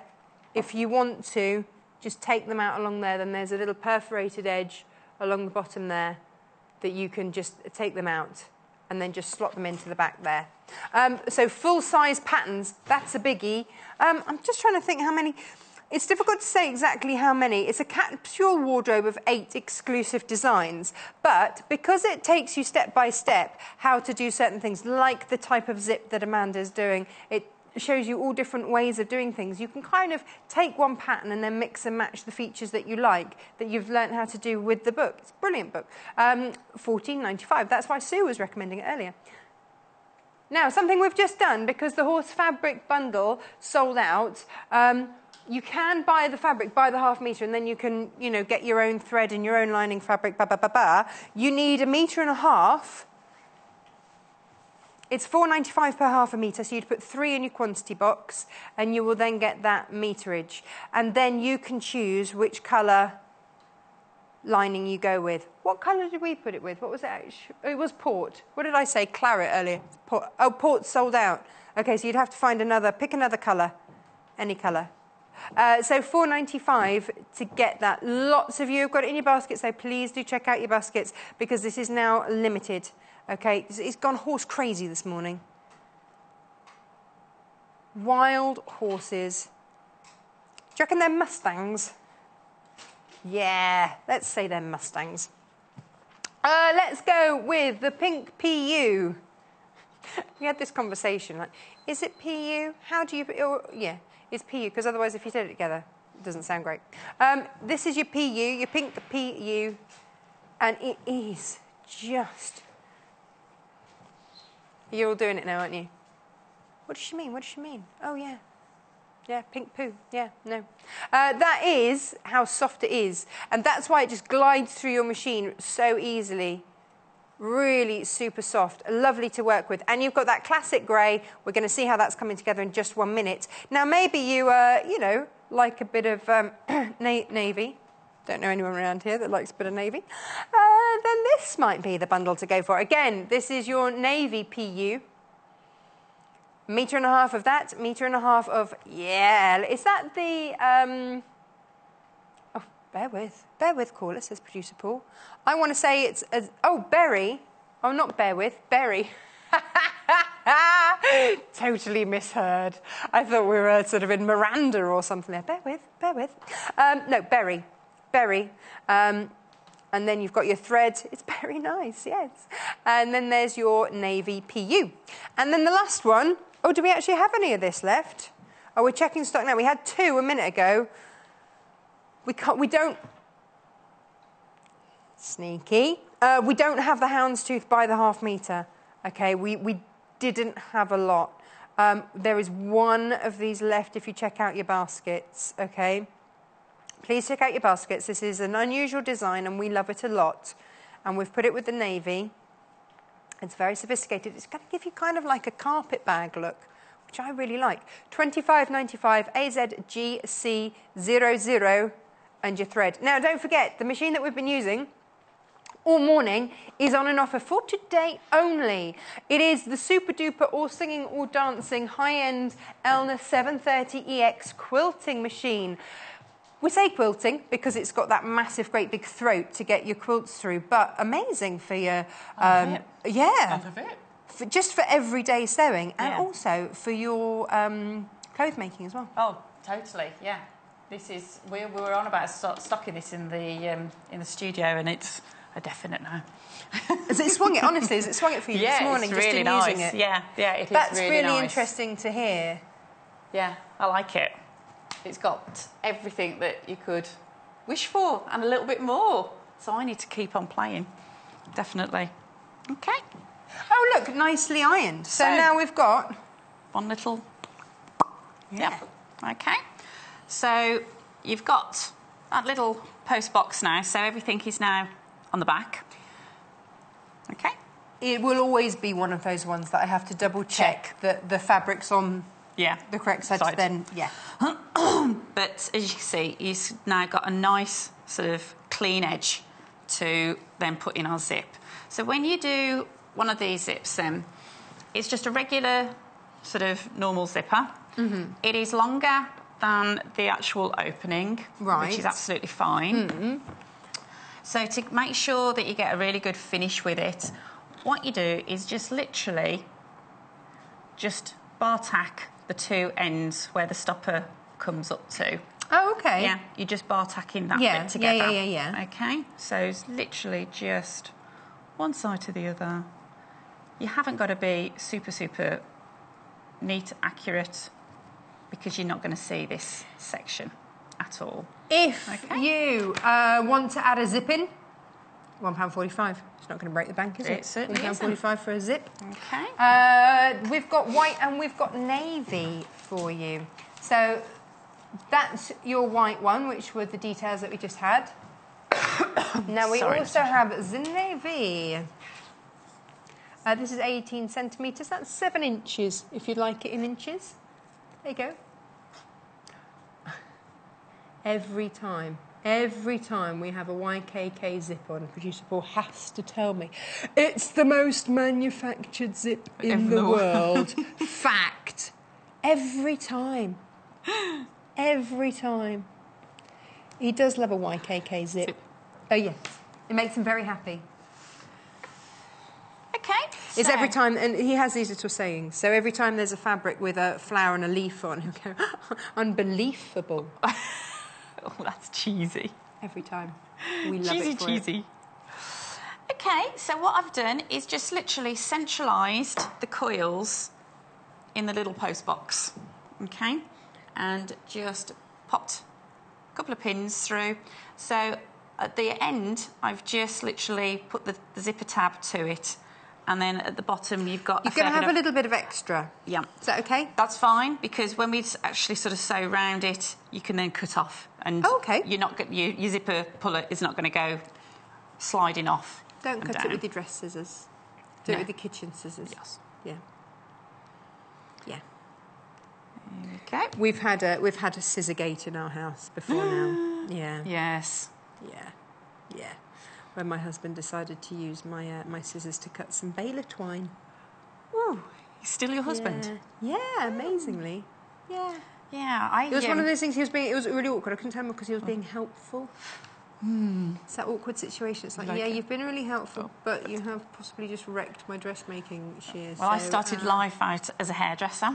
Oh, right. And obviously hairdressing scissors can be super expensive. Yeah. They could be hundreds. I think sort of like back then they were like £300, so they'd be equivalent to sort of about £1,300 now. Absolutely, and then the ex-boyfriend. Oh, okay. Emphasis on the X, clearly. Yeah, caught him with his toenails. Not that you need TMI on a Sunday morning. That would have been instant. Yeah, out. so that was kind of like. And then in the studio, people do know that I've got my sort of special scissors. And it really is kind of like a no-no that anybody kind of like touches my scissors. And I did turn around the one time. She was a new lady and was cutting a pattern out. And it was kind of like, can I just swap you over, please? Yeah, politely, because you don't want to scare her. Like, but her also... head was swivelling. It was kind of like, whoo. OK, so I've put on the zipper foot. Yes. OK, so the zipper foot, you can then manoeuvre the needle position over as nice and close as you wish to. OK, so you can just see where it's going to be about 4. I'll bring that back just a tittle. Do you know what also I noticed on this machine? In mode 3, where a lot of your ones are... Decorative, yeah. Yeah, but look, up here in mode 3, you've got a straight stitch, but with a quarter inch. So it's measured it for you. Oh, they're fabulous. Yeah. Brilliant. Yeah. Brilliant. My machine at home, it's kind of like, just take the guesswork out of it. And I use it a lot for dressmaking, not just for quilting. Well, they've got, then they've got a 7mm one next to that, so if you're dressmaking, then... That's fab, yeah. I love really the more I see of this machine, the more I like it. Yeah, and then it's just like preset that it'll have like shortened the stitch length down to exactly what you want for your quilting and for your... Perfect. Okay, so we're off. So it's just keeping the presser foot running down the edge of the fabric.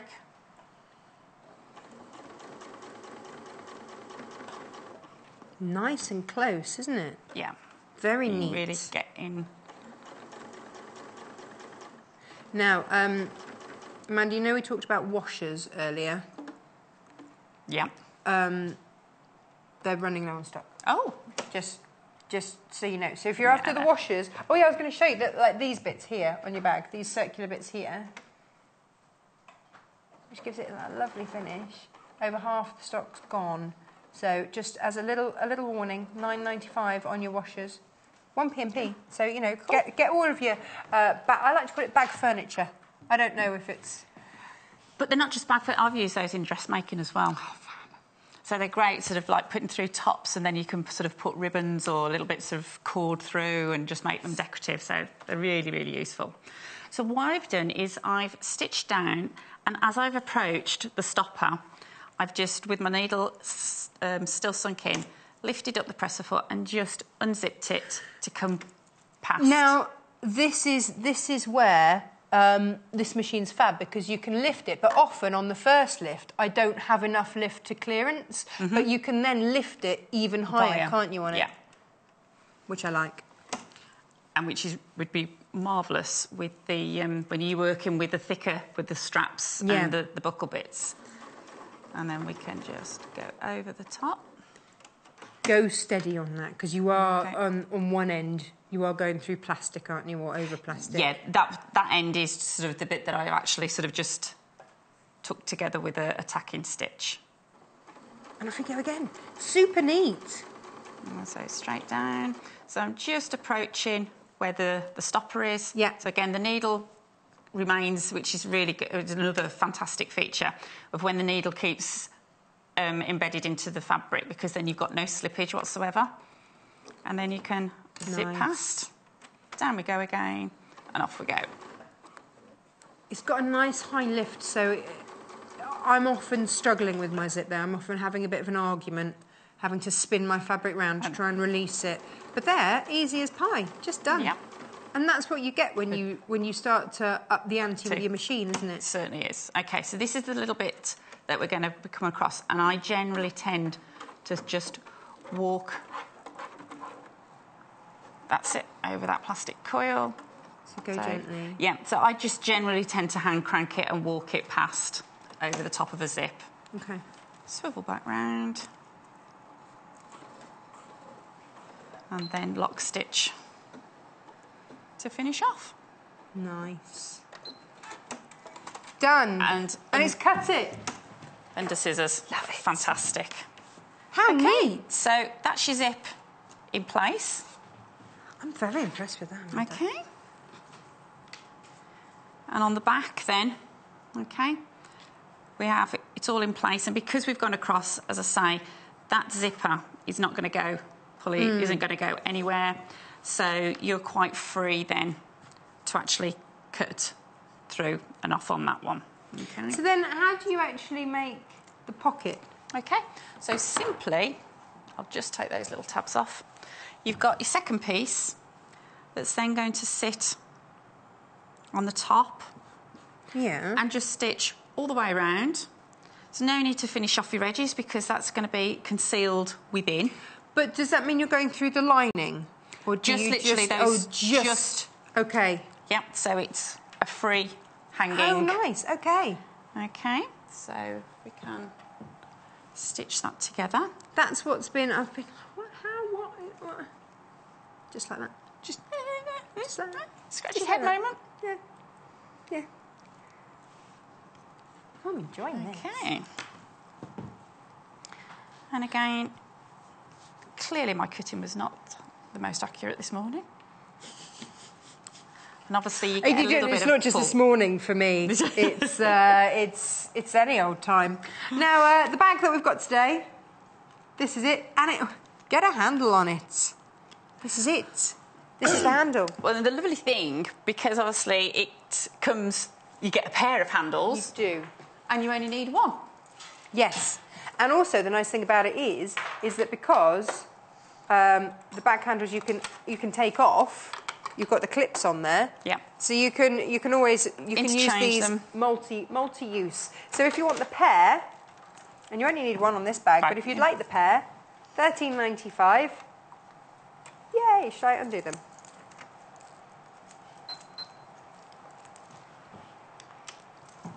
There you go. They just add that little bit of extra class, don't they? So $13.95, and again, you know, we've had these on shows, so it's for you to choose. Now, again, this is imitation leather. I know some of you vegetarians and whatnot. Imitation leather, you're all right. Don't worry. If that is a concern, some of you don't mind. It's fine. We've got to cater everyone. Okay, so we are just whipping around. Now, I would have to be super careful that I didn't accidentally sew in a bit of my lining. Just sort of. Did you just flip it out the way? Yeah.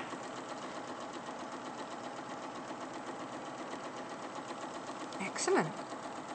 This is coming together actually remarkably quickly, because the zip bit would be something that I would put off doing because I would think it was going to take me forever. Yeah, it's not a long process. It's just sort of like following a couple of those little tips. Yes. And you should really not have any problem. Is that a post box one like that? Is that actually quite a nice one just to do for a reinforced zip? Because you've got, it's almost like you've interfaced the zip, isn't it? Yep. Yeah, you've interfaced it. It's going to really stabilise. It's not going to rip the fabric at all, so it'll if take you've got quite a bit of pulling something and. that's got high wear, Yeah. then that's a great one to do. Yeah, yeah. We were doing a course at the weekend. I've just done like some courses, and we were on about sort of like your interfacing, and I think sometimes interfacing is really overlooked, and there's so many times that you should really use interfacing.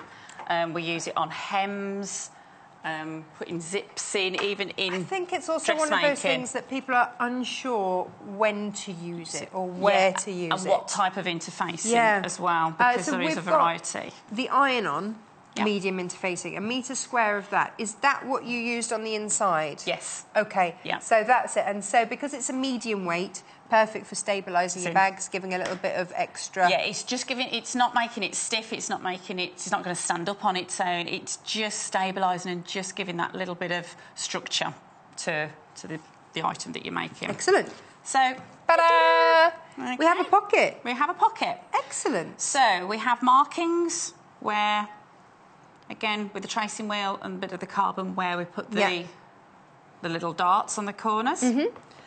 I always put just a little bit of a nip on the end of the dart leg. Yes. So when they come together, okay. Nice. And just stitch along those. Okay. So there's no guesswork in this, because I have to say, when you said, and just do some darts on the bottom, but actually no guesswork, it's all marked on the pattern for you. It is, yeah. Oh, that's okay then. Yeah, or where the clasps have got to go, where the zip's got to go. I like this. Sometimes I want to be able to relax, know that what I'm making is going to be fabulous, and have everything absolutely explained to me. Yeah. It's a nice quick bag to make. But it doesn't look it. It looks super swanky. No, it really is. You can wear it on your arm there, can't you? For like sort of lady who might lunch. It's ladies that do gins now, apparently. Well, I could do gin. Yeah. I could be persuaded. Yeah. I mean, I don't mind lunch, gin, whatever. Okay, so again, I'm then obviously. Just matching up the dart legs. Okay, one way, one the other, just a little bit like you're quilting. So they just sort of like, do they sit? Sort of like nest into each other. There we go. Oh, so you can even check. Just check that through. Can I just show? Yeah. Is that all right? Here we go. So if you just turn it through, you can see how they're going to meet. One there, one there. Nice. Okay. I'll give it you back. Thank you. And again, we'll nest that one in. As I say, when I do the bag outer, the outer side of the bag, I will just sort of like stitch over, baste over that little corner and double check it. For the lining, you know. Depends how professional you're feeling at that moment in time. Yeah. Do we need to leave a gap at the bottom for bagging out? Yep. You've read my mind. We're going to bag out on this one. And you put yourself in a little code of a pin at a different angle. Yeah, to remind me to stop. You've got 5 minutes, so you're all right. There we go. Super speedy.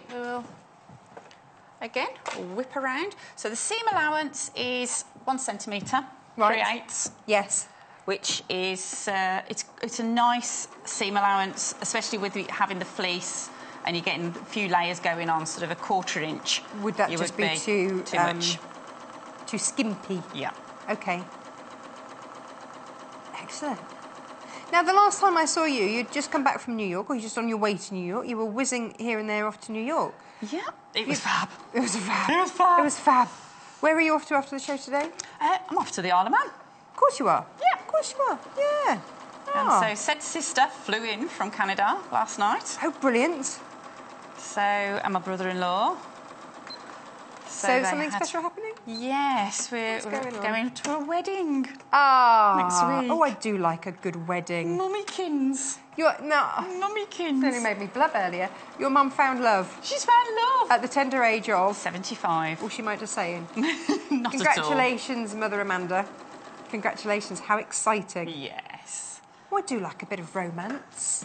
How very lovely. Isn't it just? So you don't have to be bridesmaid or anything? No. Or are you? No, I'm not, no. She has asked little one to be a little bit of a flower girl, and it was kind of like... Oh. And then... Is she going to do it? Yeah. Well, at the end of the day, it's not about you, it's about Nanny, so... Absolutely. And then big lanky one, he's been asked to sort of be a bit of an usher, so...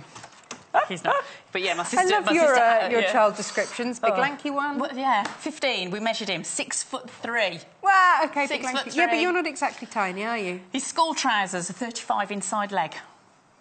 What's that one all about? It's just ridiculous. My sister had 40 fits when she saw him last night. They do always say, though, don't they, that that the boys are always going to be taller than the mums. Yeah, well, he definitely is, yeah. On the charts, at 6'7", they reckon Freddie's going to get to. Really? 6'7".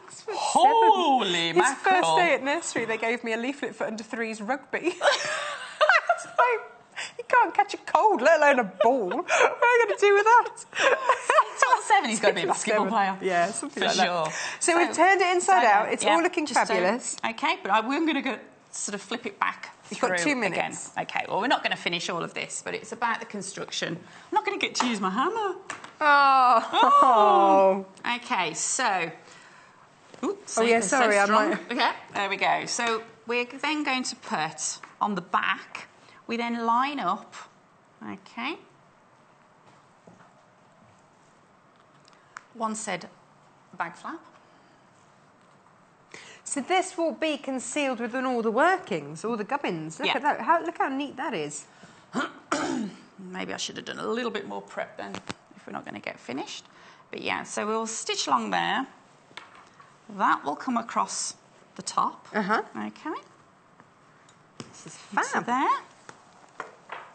And then you've got markings. Obviously, I've got the pins in at the moment. And then you stitch along the top edge to create that little pelmet. Was that what it's called? Pelmet? There you go, on there. And then we put the eyelets in. But that's the very, very last bit once you've got your lining in. So make sure I've got my lining separate. And off you go. Fab. It's lovely, isn't it? Just so many different ways to make bags. You think, surely a bag's a bag, but no. No. Lots of different ways. There certainly are, because I've made a bag. Every show I've done a bag. But always such variety. Absolutely, totally different. Never have too many bags and shoes. Yeah. Amanda, thanks so much. We are almost out of time, but you are going to come back in an hour. Yeah. A little bit of dressmaking. Oh, dressmaking. A little bit of You're a lady of many dressmaking. talents. So we're going to be making a lovely top. It's a really usable top, isn't it? A really wearable top. It's a good basic staple to have. Yeah. So we're going to be making that in an hour's time. Joy's up next, but thank you very much. Thank you. I'll leave you to finish off sewing that. Yeah. I'm going to go look at what fabric we have left. Now, the machine that is, of course, just eating up that sewing. So easy. Just like, yeah, I'll go through oodles of layers. No problem at all. Is our Elna 730 EX. Fab saving on it today. We're giving you £125 worth of goodies. Oh, yes, we are. So you've basically got what you need to get quilting straight away. But this machine isn't just for quilting. Yes, of course, it quilts perfectly. It's got lots of design functions for quilting. But as we've seen, craft, sewing, perfect. As we'll see in the later hour, dressmaking, exquisite. It's all there for you. So buy it for the sewer that you wish to become. and get it today to get that £125 worth of goodies. 4 metres of fabric, cutting mats, Aurifil, bobbin hold, all in there, all in there. Now, the book that this beautiful bag has come out of, with full-size patterns in the back and 8 different designs, but then you can pick and choose what you want. So you might want to put the, zip in. You might not feel that that's where you're at. You can choose. So it gives you kind of, tells you how to modify patterns. It gives you step-by-steps, even from the very, I mean, I made that on a show a little while ago. Just the very, very basic bag to start off with. Super easy. Talks to you about different materials, and you're good to go. It's, so you've got workshops in the front, and then it shows you in the back the bags, and then you basically decide what finishings you want on there from what you've learned earlier on in the book. Brilliant. So 8 different bags in there. $14.95 there for that. Now, we only have 2 bundles of fabric left for you. We've managed to bring the horse fabric back by itself, which is $4.95 per half a metre. You will need 3 units, 1.5 metres of fabric for this bag. $4.95.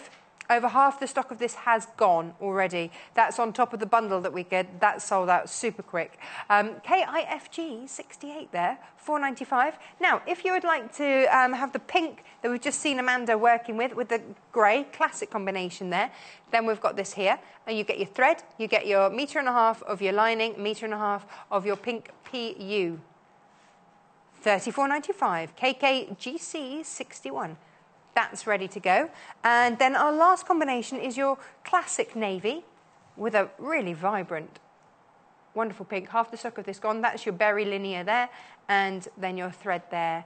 And 1.5 metres, so 3 metres of fabric in this bundle for $34.95.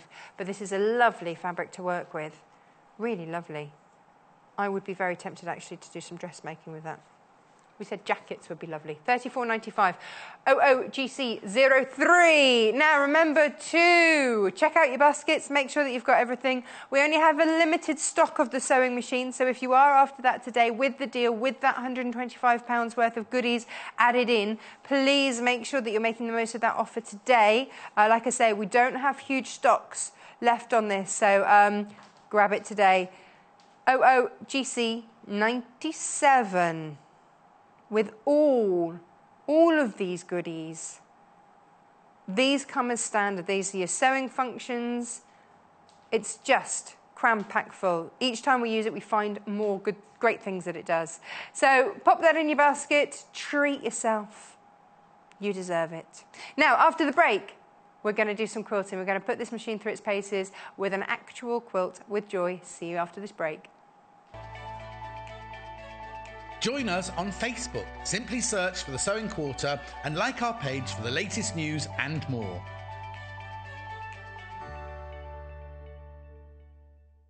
The Sewing Quarter website is simple and easy to use.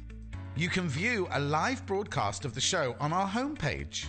Get instant access to our online shop, which has a wide range of wonderful products for you to choose from. You can also enjoy a selection of projects and guides which we have on offer to help you enhance your skills and gain valuable tips. Watch the live shows and you can buy the product which is currently being shown on air. You can even message the studio to ask our presenters or team any questions you might have. Below, you'll find all the products from today's show for you to look at and purchase.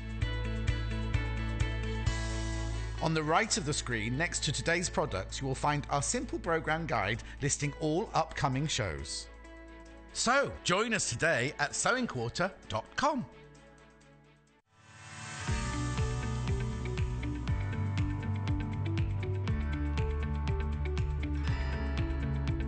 There are many different ways you can buy from us here at the Sewing Quarter.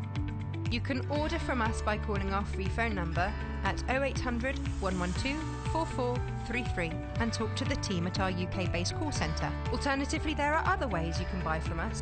You can go online and shop through our website at www.sewingquarter.com. You can even watch the show there and shop as you go. You can check out as many times as you like throughout the day and only pay a small fee of £2.95 postage and packaging for the whole day. We also offer a 30-day money-back guarantee on all products excluding custom-cut fabric. Our friendly UK-based team will help guide you through every step. On Saturday the 23rd of September, Jo Carter joins us for a dazzling quilt-making demonstration that'll help you create a masterpiece in just one weekend. This stunning K-facet quilt is surprisingly easy to make and is ideal for beginners or experienced quilters looking for a quick project. You'll make massive savings on this kit, which contains so much gorgeous K-facet fabric that you'll have plenty left over for other projects.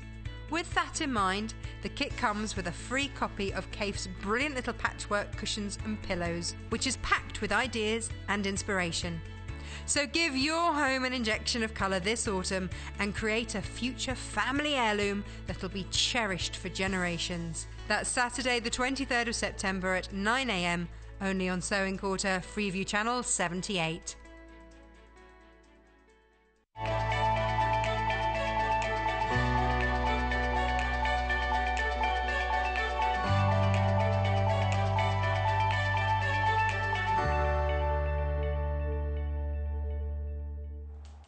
Good morning. Welcome back to this, our second hour with Joy. Third hour of the morning, second hour with Joy. She's back doing what she does best, which is her quilting, of course.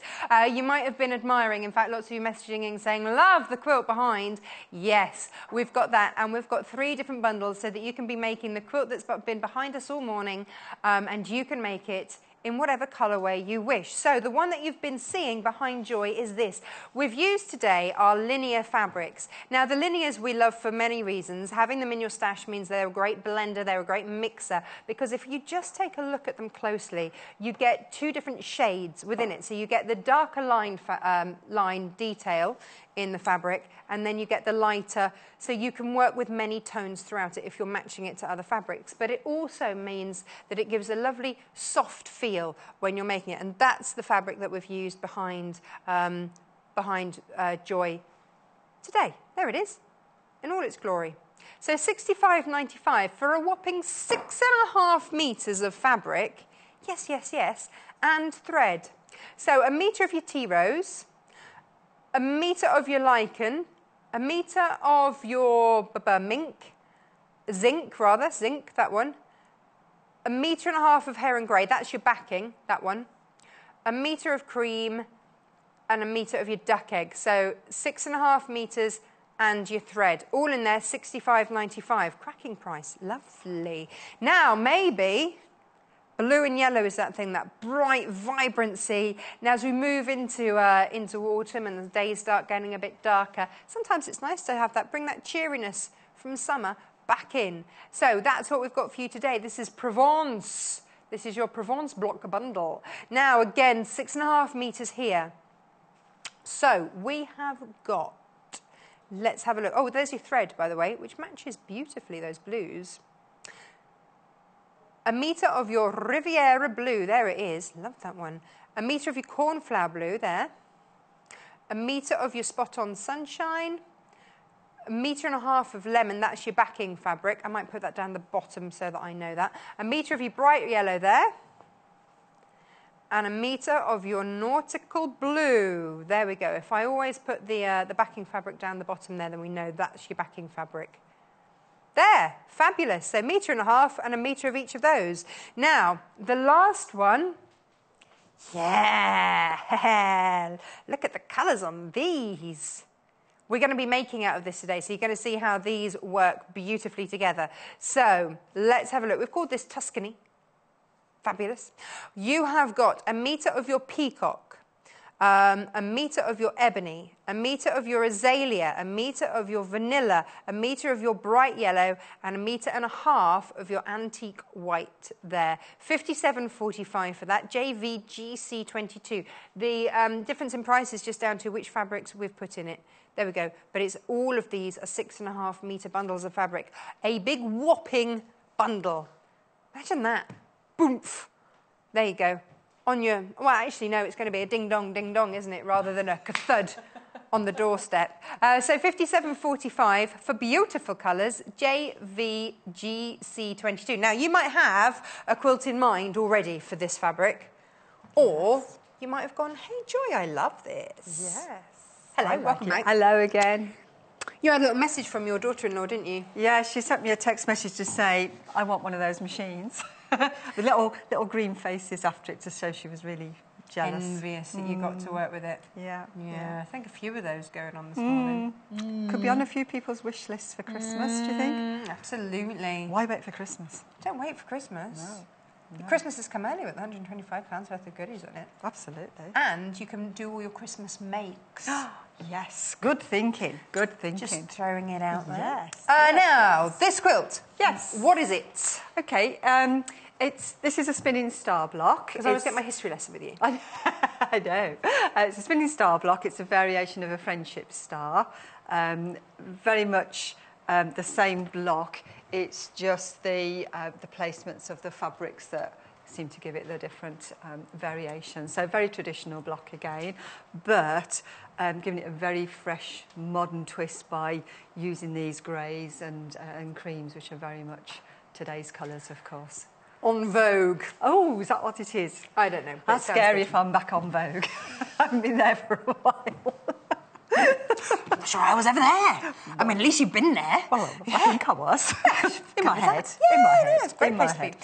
Now, what we've given you with the 3 different colour bundles is something to suit all tastes. Yeah. So if you've got more muted tones, if you love your pastels and things like this, but also very contemporary. Yes. Beautiful. Now this is a bit more in your face. I love it. Yes. And it matches your lipstick.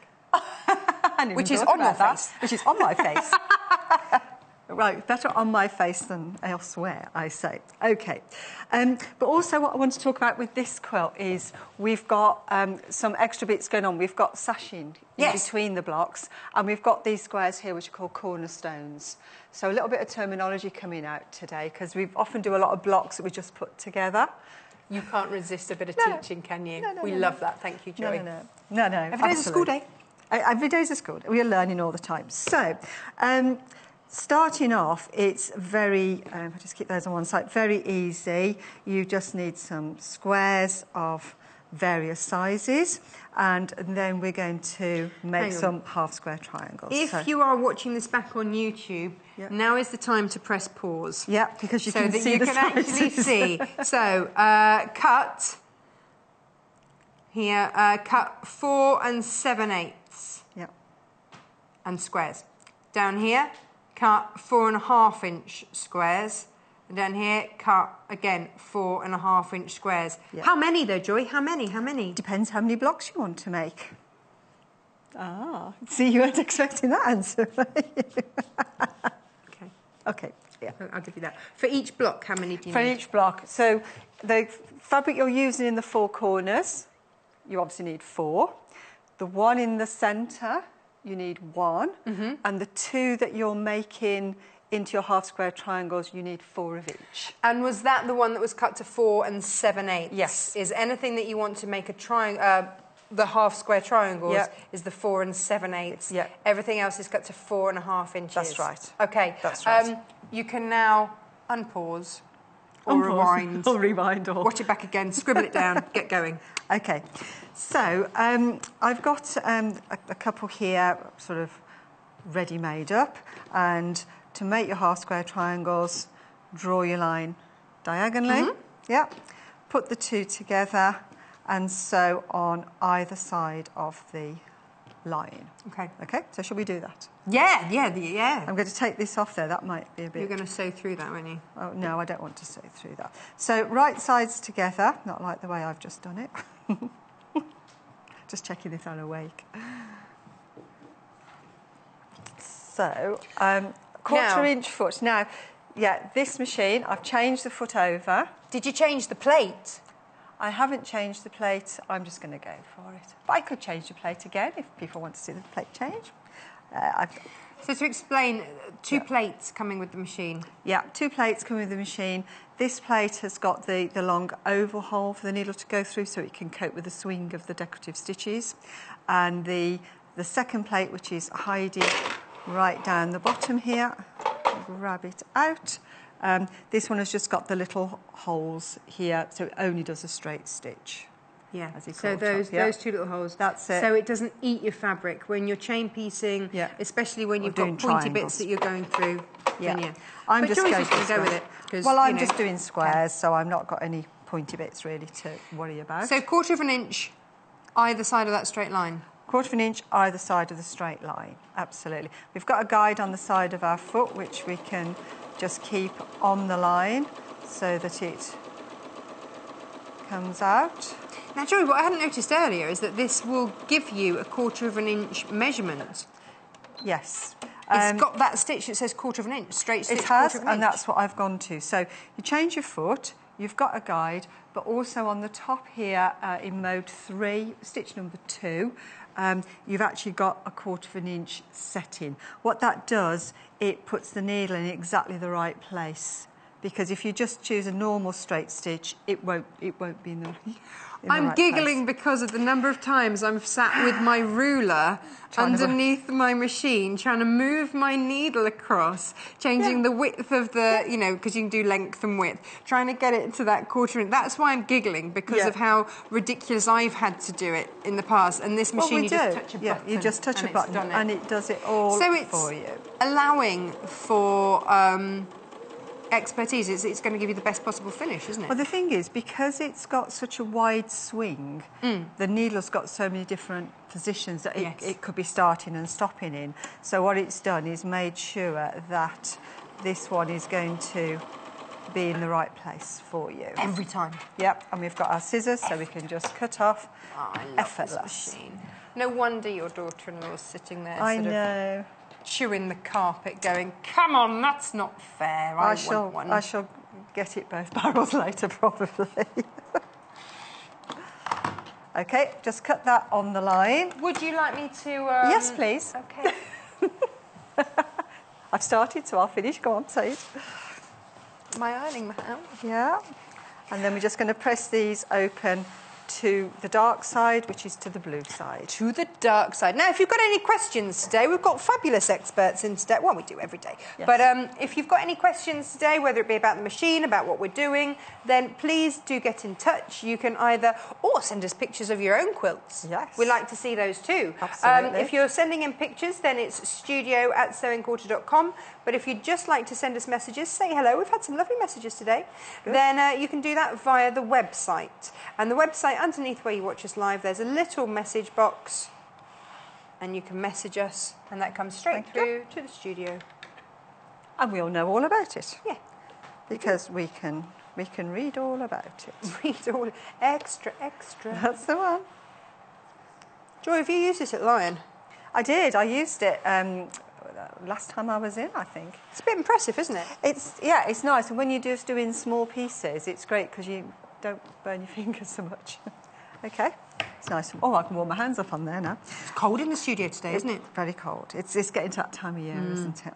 I'm just taking off the dog ears, and rather than holding it up here and trying to balance it and making sure I don't cut it off. It's like you've watched me do things, Joy.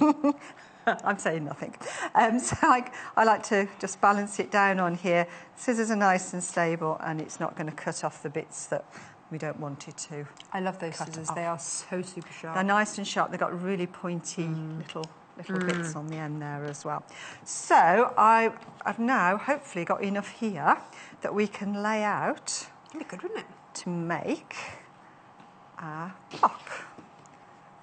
One, two. Now, you chose these colours, didn't you, Joy? I did. This is your handiwork this morning. I chose both sets. Yeah, well, 2 sets out of the 3 I chose. So it was just the... It's just the blues and yellows. I let somebody else choose those. It's only fair to let somebody else play. Well, yeah, you know, they don't like it if you don't give them a chance. Now, this has a... There we go. That's it. Well done. OK, so we've got our corners, and then we've got these. Now, this is where you have to sort of think about, well, actually, you know, which way round are these going to go? Can you do one spinning one way and one spinning the other? You can. Can you? Yeah, if I show you. I'm just trying to work that out. So if we get these, So what you've got to do is look at, hang on, you know, which way are these going to go? And I think that one needs to go. I can't work it out myself now. I think it's just being consistent, isn't it? And it's trying to do it upside down. No, that's not right. Oh, which way around is it? Hang on. There we go. Yeah, so you've got that coming from from the bottom right as you look at it. That's it. Okay. Yeah. So that's spinning That's that right, way. yeah. Okay. But if we turn them all round this way, They spin the other way. they look like that. So you could get real movement for your quilt, couldn't you? Absolutely. Absolutely. Yeah. Okay. But the other thing is you can change this round because we've got this different fabric in the centre. If I take that out and put the yellow in... Oh, different again. That becomes... Hello, sunshine. ...more like a friendship star. Oh, I had sunshine on. This is this reminds me of a nice sunny beachy day. Yes. Or I could put the blue on it. So you get lots of different... Oh, that's different again. And that's more like a whirligig than a star. Do you know those things that you blow in the wind? Yeah. I don't know what the proper name is. I call them whirligigs. Freddie loves those, and he's got one from the beach, but he's had to sit at the front of the car while we've used the back for moving house, and so he turns the fan up on the car and sticks it right there, so it spins around in the car. It will break soon, I hope. Okay. Not the car. No, the not whirly thing. I'm going to put that label back onto there now, just in case they missed it the first time. I like it with the pink. I'm not going to lie, I do like the pink. Yeah, yeah. So we've got whirligigs, we've got sunshine, spinning stars, and we've now got. I love that pink in there, but I'm a pink kind of girl. Okay. Yeah. So, and then obviously from there, nice and straightforward to put together just in your 3 rows and put them all together. But what I also want to do, let me shove that over there somewhere. There we go. Tidily put over there. Did you want this left out to show or not? I don't. Or are we literally just shoving? We'll probably just with love. We'll just shove it somewhere, I think. Now.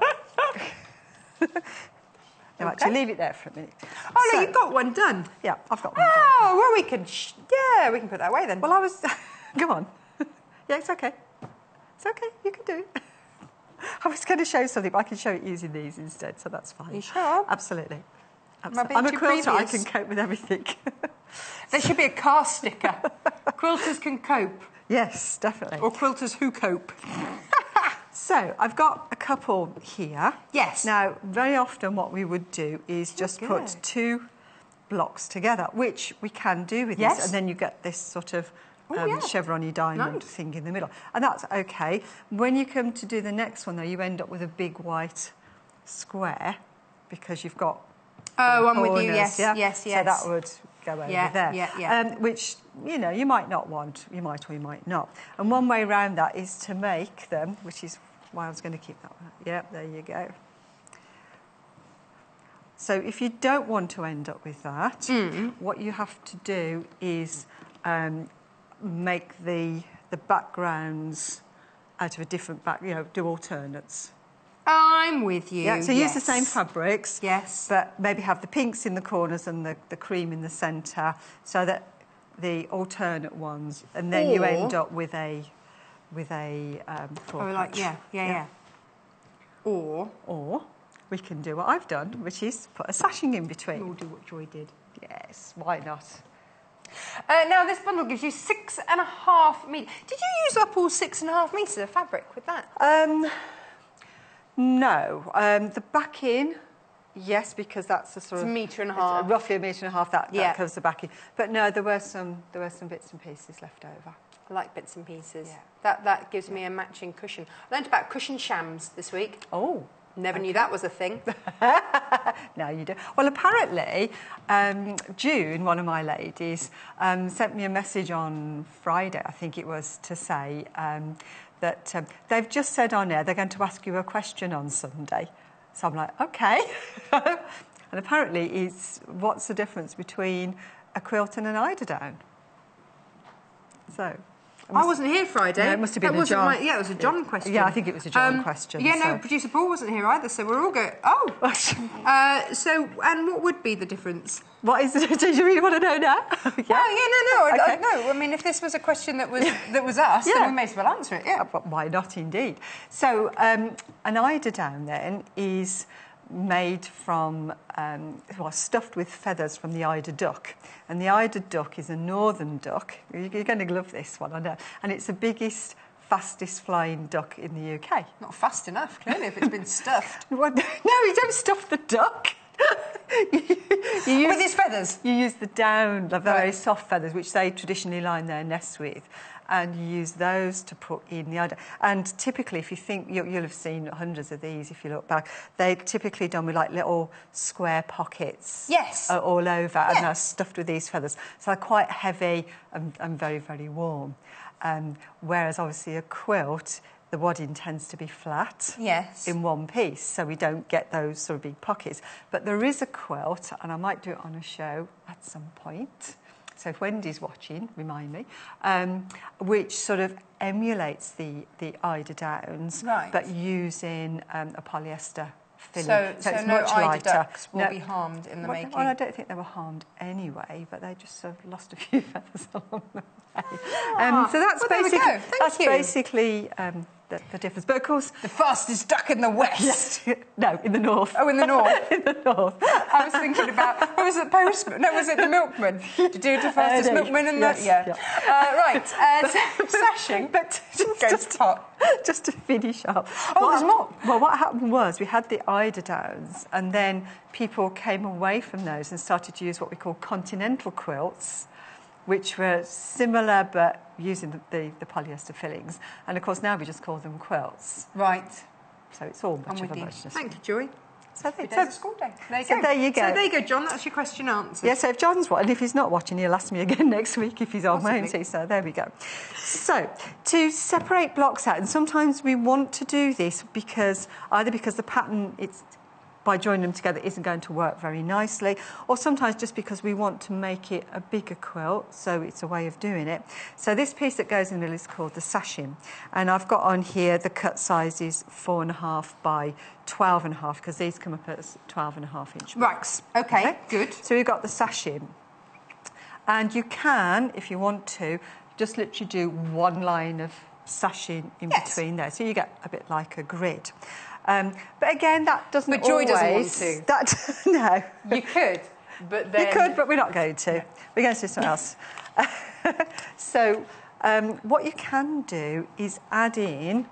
Pretty things. Pretty things which are called cornerstones. So that's quite an architectural term, isn't it? Yeah. She says, frantically hoping it is. Okay, so we've got our cornerstones. Now, I've just gone for a plain cornerstone there, just a plain square. But that could be another half square triangle, it could be a quarter square triangle, it could be a fussy cut piece of fabric, it could be anything. It doesn't have to be a plain square.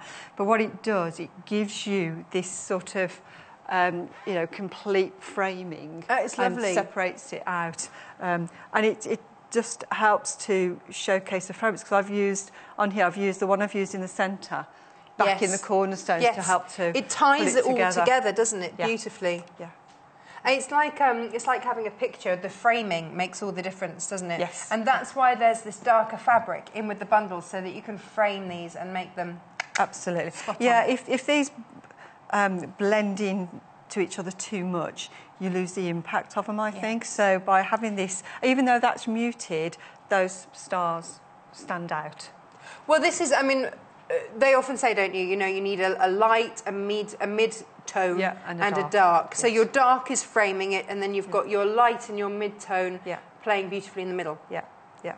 Gorgeous. And people often shy away from using dark greys and blacks or greys in particular, but I think they work really, particularly when you've got them with a nice bright colour mix like that. It really helps it to And actually, the linear greys that we've got on the show today, it's not a solid colour. No. So there is a softness, there is a texture to it, which I think helps to soften a contrast. Yeah. I talk about plains as being a full stop. Right. You know, when you're reading and you come to a full stop, you know that's the end of the sentence. If you've got a really solid black here, your eye sort of reads across, and it stops there, and then it starts and it stops. Whereas when you've got something like this, it will read across, it sort of takes it across. Yeah, so it reads across better. So, okay. So, what have I got next? And then what you would do is you're going to join that onto there and join that onto there. And then you've just got a straight line to sew. Just got straight lines to sew. Apparently we've had lots of pictures in today. Good. There's one I've joined. We'll have a look later. Yes, definitely. So when you come to do the construction, yes, what you're going to do is just literally join these across. So you do this like a column, like a rows and columns? Yeah, I always go across the rows. Right. And you'll end up with... Hang on, magically, extra sashing is appearing before my very eyes. Did you not know I have a magic wand? Well, nothing would surprise me. Nothing would amaze me. Excellent. Okay, so we get our rows, and then we have a row here with the cornerstones and guess what? Oh, look at that, as if by magic. Yeah, so we've got one for the top and one for the bottom. And the good thing about this is, as long as you just match your seams as you go along, which obviously they would do when they were sewn in, and that does it. So, isn't that brilliant? Yeah. And what a very different feel that is to the one up on the wall, just by changing the colours.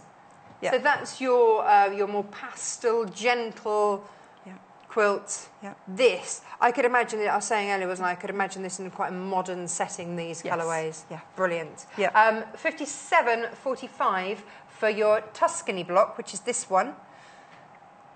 That one is your... I can't remember. What do we call it? I don't know. The Provence one is the blue one. Yeah.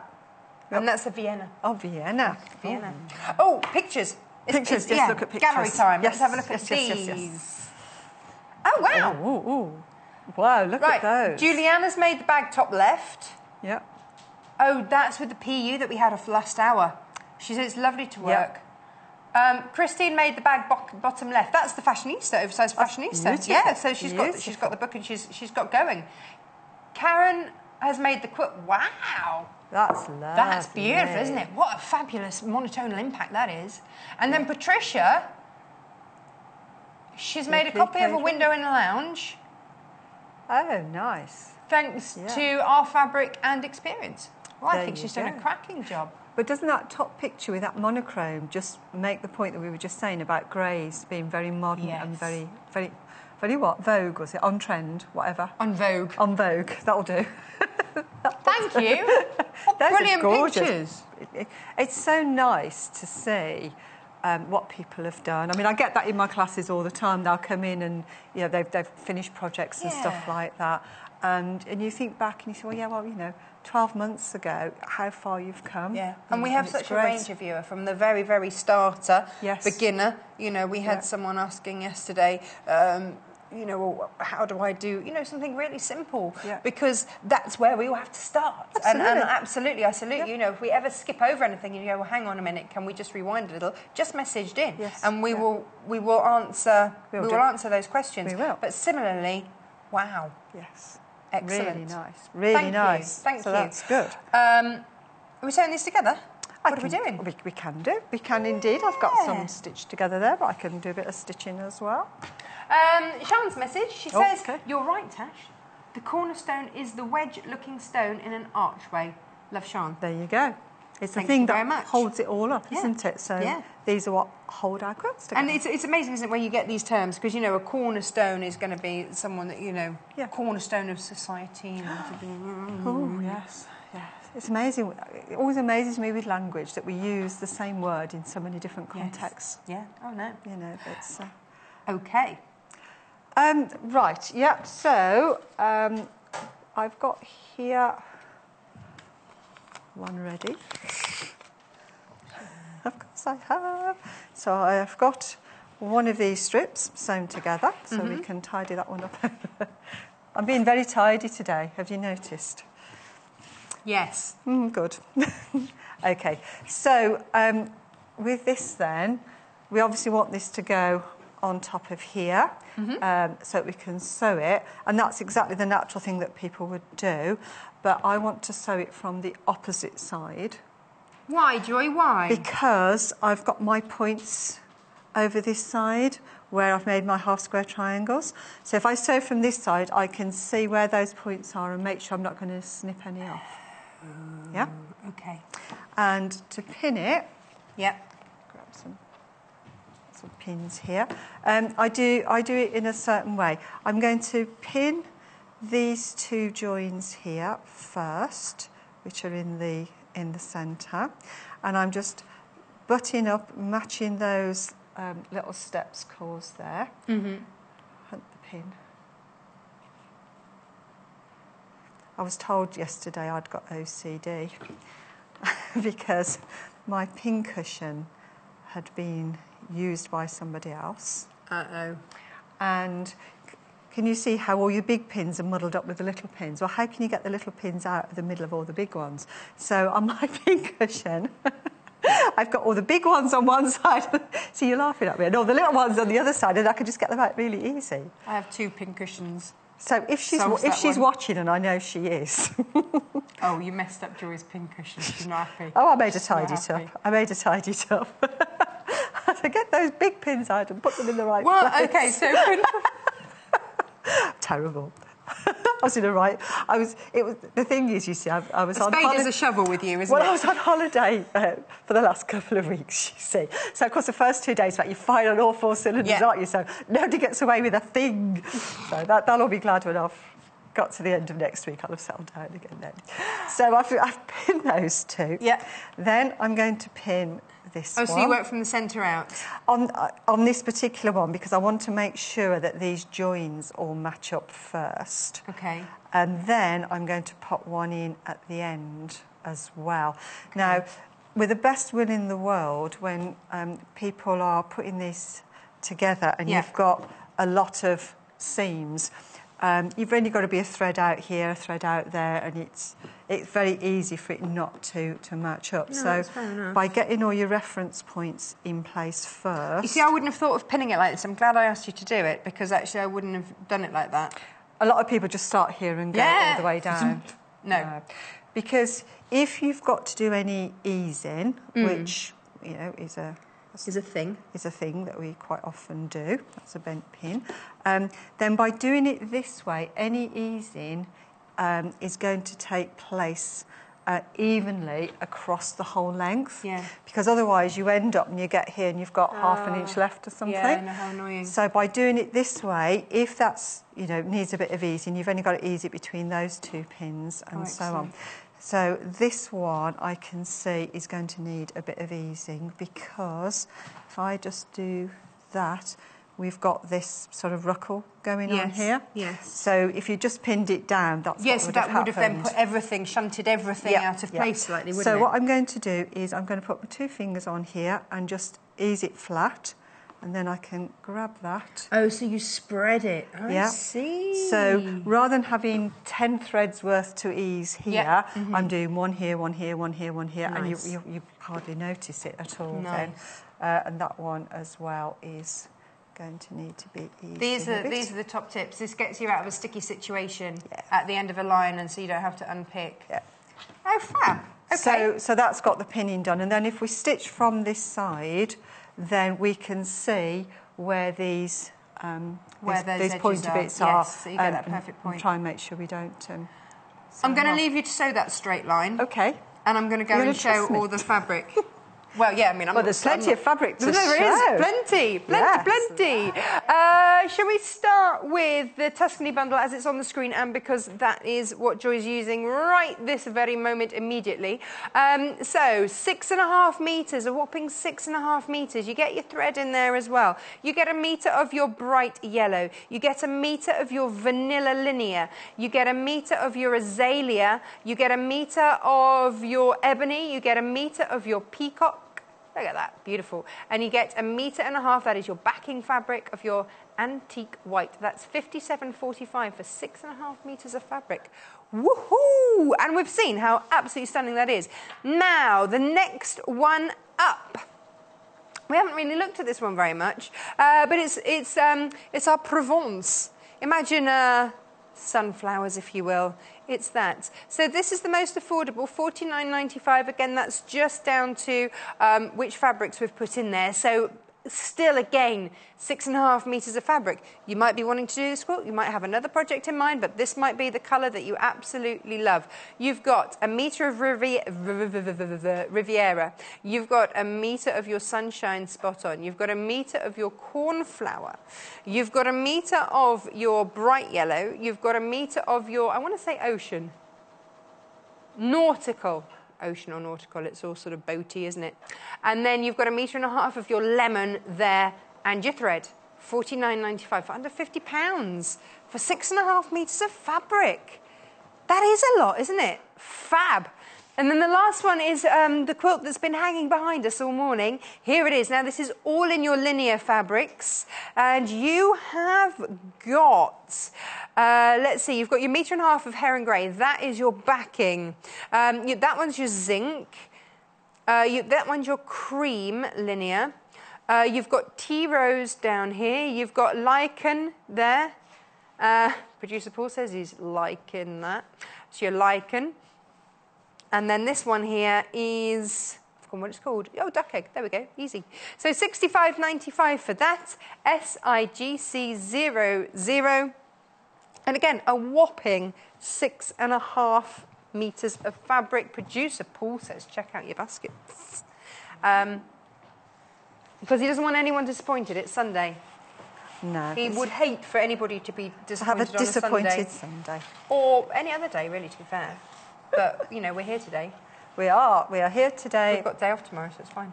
You got the day off as well? That's good. Yes. Yeah. Well, actually, I haven't got... still, I mean, obviously the channel's still here, but Yeah. I think it's John in tomorrow. And I'm not a day off tomorrow. I'm actually working. I'm teaching tomorrow, but hey-ho. The thread It side. just never stops for you, does it, Joe? Nope. So this is a classic design. Do we know any background about this? You are my walking encyclopedia. No, there's just so many variations of this. It just depends on where you're looking, really, which site you're looking at, and so you can always find the answer that you want if you dig around. And basically. Yeah. Okay. Now, on this one, this is why I always say to people to cut off their ends as soon as they come off the machine, because this one's got sewn through.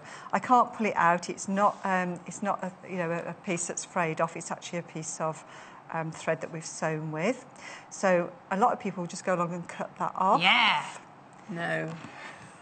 But if you do, you run the risk of the stitches coming undone if it's not cut off all the wrong rightly. things, Joy. But if you go to the back and just open up your seam, I don't know if we can get to see. Let's see. Yeah, look at that. Yeah, you can see that that's just poking through there. So you can just get Give it that, a tug. pull it through, and then it's Ta-da! out of the way. Okay, so we've got that sewn on, and then obviously you just keep repeating that until you've got it as long as you want it to be. Can you grab one end for me, Joy? Sorry for a second. Can I grab an end? Yeah, I just want to show the difference in the colour, the different fit. Ooh, actually, I quite like that altogether. That looks nice, doesn't it? Yeah. I do. I like the contrast. It's like someone hit mute on the top, isn't it? Yeah, it's like it's been greyed out. Yeah. That's good. Well, I rather like that. Let's just give you an idea of what the different designing going on, isn't it? Yeah. Because what you can do with this, if you've got lots of odds and ends of fabric, is you can use your main fabrics for all your sashing and your cornerstones and make these out of all. Each one can be a different one. Scrappy. The other thing you can do. The other thing you can see, I told you I'm on a roll. You've got to wait for me today. I'm not going to stop. I'm with you. It's fine. Because, as I say, it's Alternative Nails, a friendship star. You could make this as a quilt for like a bridal shower or something like that, and everybody can sign their names in the centre. Or you could get the threads. And you could print off a photo of the bride or whatever with each of her friends. Yeah, in the centres. So it's a really good. Or it could be grandchildren. Or it could be anything. It could be anything we like. We can do anything. Okay, now when you've got your quilt made, and I've just got one finished off here, you're going to have to think about quilting it. It's going to be a big cushion, this one, couldn't it? It could be a big cushion, yeah. Yeah. Okay. Yeah. Would that be a cushion sham? Or it could be a... I don't think so. I don't really know what It could is. be a table centre. Oh, nice. As well, yeah. on point. Anyway, so we need to get it layered out, and obviously we've got our backing fabric with the right side facing downwards. Yes. We've put our wadding on the top. Yes. And then our quilt on top of that. It's exactly the same principle, however big or small the quilt is. What have you lost? Oh, we can't tease everyone with beautiful wadding, and you know how some wadding just screams at you? Yeah, it's nice. Lovely. This is what we've got for you today. Now, here we go. This is your So Simple Super Soft 100% cotton wadding, twin size. That is 228 centimetres by 182 centimetres. Now, let me spin this around. It is cotton, and if you want that in inches, 72 by 90. Which is actually big enough to make two that size. Oh, nice. So you can either make one big quilt or two smaller ones. Yay! Now, someone's asked about the big ruler that you've been using, Joy, the big square one. My big square. Oh, my big square. Creative Grids, big one. Creative Grids, big one. Okay. 12.5-inch square. When you're making them, you just grab one of these back. I like squares because I like to use them for cross-cutting. They're much more manoeuvrable and manageable. But also, when you're making your squares, you can then use this to pop on the top and to trim round. Oh, so make sure that you've got it all squared away. Squared up, yeah. So you can use it as a squaring off tool as well. And when you're doing things like cutting your sashings, you're going to cut off your long length off the width, but then you can bring this in to come in and chop nice, off. look at that. Because otherwise, if you're doing it like this, and particularly like, you've got some, yeah, exactly, you've got somebody there, or you're trying to poke it in yourself, it's not good. I've got 3 or 4 of these in different sizes. Just 3 or 4? Well, maybe 1 or 2 more. But the 12.5, the 9.5 and the 6.5, for me, are the 3 key ones that I use all the time. And then the other sizes when I need them. This has got the, for me, Creative Grit, I wouldn't, you know, this is absolutely where I would go. You've got that embedded non-slip grip in here, which is just fabulous, and I find these really easy to work with. These have given me my confidence to cut. So pop it in your basket, DHCQ 53 23.95. The other thing with this 12.5-inch one that I like is that when you're doing this, you sometimes want to know where the centre is. Yes. Now, this one's actually got it marked on in white because the classic thing that people do is they know it's a 12-inch finished size block, it's 12.5, so they try and centre it up, and they try and centre it up on the 6-inch line. They forget the seam allowance. Yes, of course. Yeah. And some 12.5-inch squares, they just don't have this centre marking. I think I would have done the same. Yeah. It's just a natural thing to do. But this one, and the centre, of course, is at the 6.25-inch marking. And you've got kind of a bullseye on there. Yeah, so right you can there. really see exactly where it is. And, of course, if you're fussy cutting or something like that, really helpful as well. So, yes, so I like that one. And of course, my trusty cutter, my Alpha cutter, which has been left unlocked. Now, when Joy first started here, it's fair to say that you have a few things that you insist on, and just this is one of them. Yes. No, that's okay, because each of our designers does. I don't say that in a bad way. Each of our designers does, and this is your thing. Absolutely. Why do you love the Alpha? Whoop. Oh, careful. Okay. Yeah. Okay. There you go. I like it because. First of all, it's got a nice ergonomic shape. You've got a safety grip on the top for your finger, which you need when you're cutting, just to keep it. If you don't do that, you tend to wobble if you hold it like this. As soon as you put your finger on it, it helps you to keep it in one place. It's only operational when you unlock it. This red button will lock, and once it's locked, you can't do anything.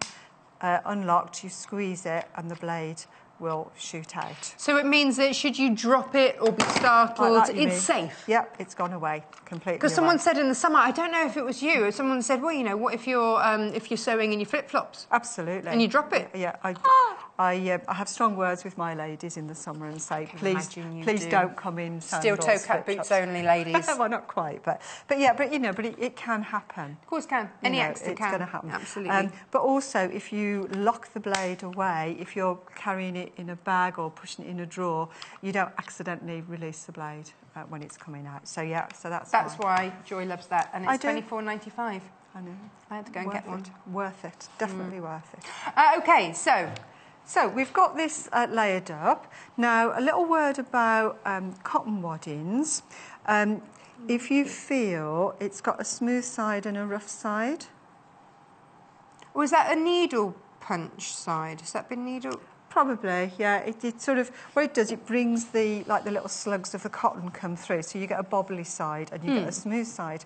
Now, people will say, well, why haven't you got the smooth side next to the top? Yes, that would be a fair enough question. I'd go with that. Yeah, why not, I think so too. Because when you're stitching through, if the bobbles are on the bottom and the needle happens to hit one, it can push it through and you get a lot of the fibres migrating through. Whereas if it's on the top and the needle hits it, it just pushes it into the wadding. So always put the bobbly bit on the top. Top tips. Oh. Some waddings don't have a bobbly side, like polyesters don't, they're smooth both sides. But if you've got a smooth and a bobbly, put the bobbly side. Bobbly up. Bobbly up. That's quite Bubbles should always go up. Really? But they should. Yes. That's the easiest way to remember it. That's good. That's good. Bubbly bubbles up. There you go. That's a good way of remembering it. And then you've got to baste it. And obviously people do different ways of basting. Some will spray it, some will pin it, some will use the tacking stitches. And by basting, we just mean tacking, really. And again, people, when they're tacking, will say, oh, you know, I can do great big stitches. But the bigger the stitches, the less stable it is. Okay. So, you know, I say about an inch or about the width of your thumb, you know, as a gap and for the size, and that gives you a rough rule of thumb. I like that. I just thought of that. Where that comes from? Rule of thumb. Yeah, rule of thumb. Yeah. And you want to, each wadding is different, and they'll tell you how far apart you can quilt. Okay? Yes. Up to a certain distance. We had a lady email yesterday saying how come her quilts are often quite stiff. And one of the things, obviously it's difficult when you don't have the quilt in front of you to see, but one of the reasons that instantly came to mind for both myself and Lucy was, are you quilting too close together? Is your wadding one that's more lofty that should have been quilted further apart? Yeah. Because she wasn't getting the drape that she wanted. Yeah, it was like she'd quilted cardboard. Yeah, and that can happen. So when you're basting, obviously you're going to have that in mind. But as a general rule, I will still baste around about 4 inches apart, irrespective, which is roughly the width of your hand. So you've got thumb for your stitches and hand for the distance in between. It's a question I get asked a lot, you know, well, how many rows of stitching do I need to do? You know, and if you want to do more, you can, but there more you go. to take out. More to take out, and if you're going to do that much hand stitching, you might as well hand quilt it. Yeah, you know, let's get going. Go for it. And then obviously the next thing is, you know, you've got to think about, well, how am I going to quilt this? Where am I going to quilt it? What design am I going to put on it? What I'm starting to realise, Joy, is that the actual quilting can be as artistic, sometimes more so, than the actual patchwork on top. And I'd underestimated that. Yeah, completely underestimated that. It can make or break a quilt sometimes. You know, if you went in and did the wrong sort of quilting on here, it can detract from the patchwork that's underneath it. And obviously, some people have got free motion quilting skills, and some people haven't. So they will bring different interpretations to it. Now, because this is a very geometric block, I thought, well, I don't want to go with all curls and squirrels over it. I could have done, I didn't want to. So if we look on here, I've gone quite simply. I've got a line of stitch in here. Is that a shadow stitch? Yeah, it's what I call echo quilting because That's it. Yeah, echoing the line that you've got. Sorry, so I've done yes. that. Yeah, I've done that on both sides, straight the way down the sashings and straight the way across. So we've got these little sort of tram lines going on. So for me, who's less confident, I would choose to stitch in the ditch. People say that, but actually stitching the ditch is more difficult than echo quilting. Is it? Absolutely, because if you're going to stitch in the ditch, you've got to make sure every single stitch is hidden in the ditch created by that seam. So if you wobble off a little bit, which tends to happen. I don't. Why are you looking at me so intently? No, I'm not looking at you. Again, you've been watching, haven't you? But put it this way, the clue is I very rarely do in the ditch quilting. So echo is my new favourite form of quilting. Because you've got a guide. Of course, You can keep the edge of your foot on there, and if it does wobble a tiny bit, you're not going to notice. No. But if you come stitching down here in the ditch and you suddenly get 3 or 4 stitches Especially on onto that cream, onto that it's going to vanilla, stick out like a sore thumb. So no, people, it really amuses me. People say, "Oh, I'm just going to do some simple in the ditch quilting," and I'm thinking, well, I don't actually find it that simple, but perhaps that's just me and you, obviously. But no. So echo quilting. And then for the main block, I didn't want to detract from the spinning effect. Mm-hmm.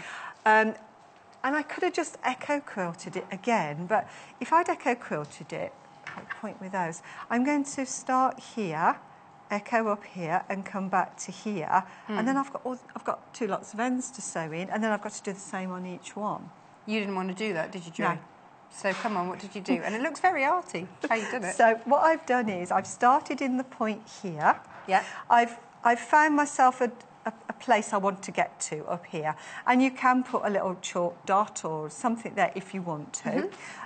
So I stitched up to here, and then by eye I've just stitched into that corner, and by going up and into the corner I can do the whole thing. And it does look like you've added more movement in as well, haven't you? Yeah, absolutely. Can you see it? I don't know if we can. Yeah. Oh, they've got it. There you go. Yeah. See if, yeah, can they get there. in close enough? Yeah, to see. Yeah.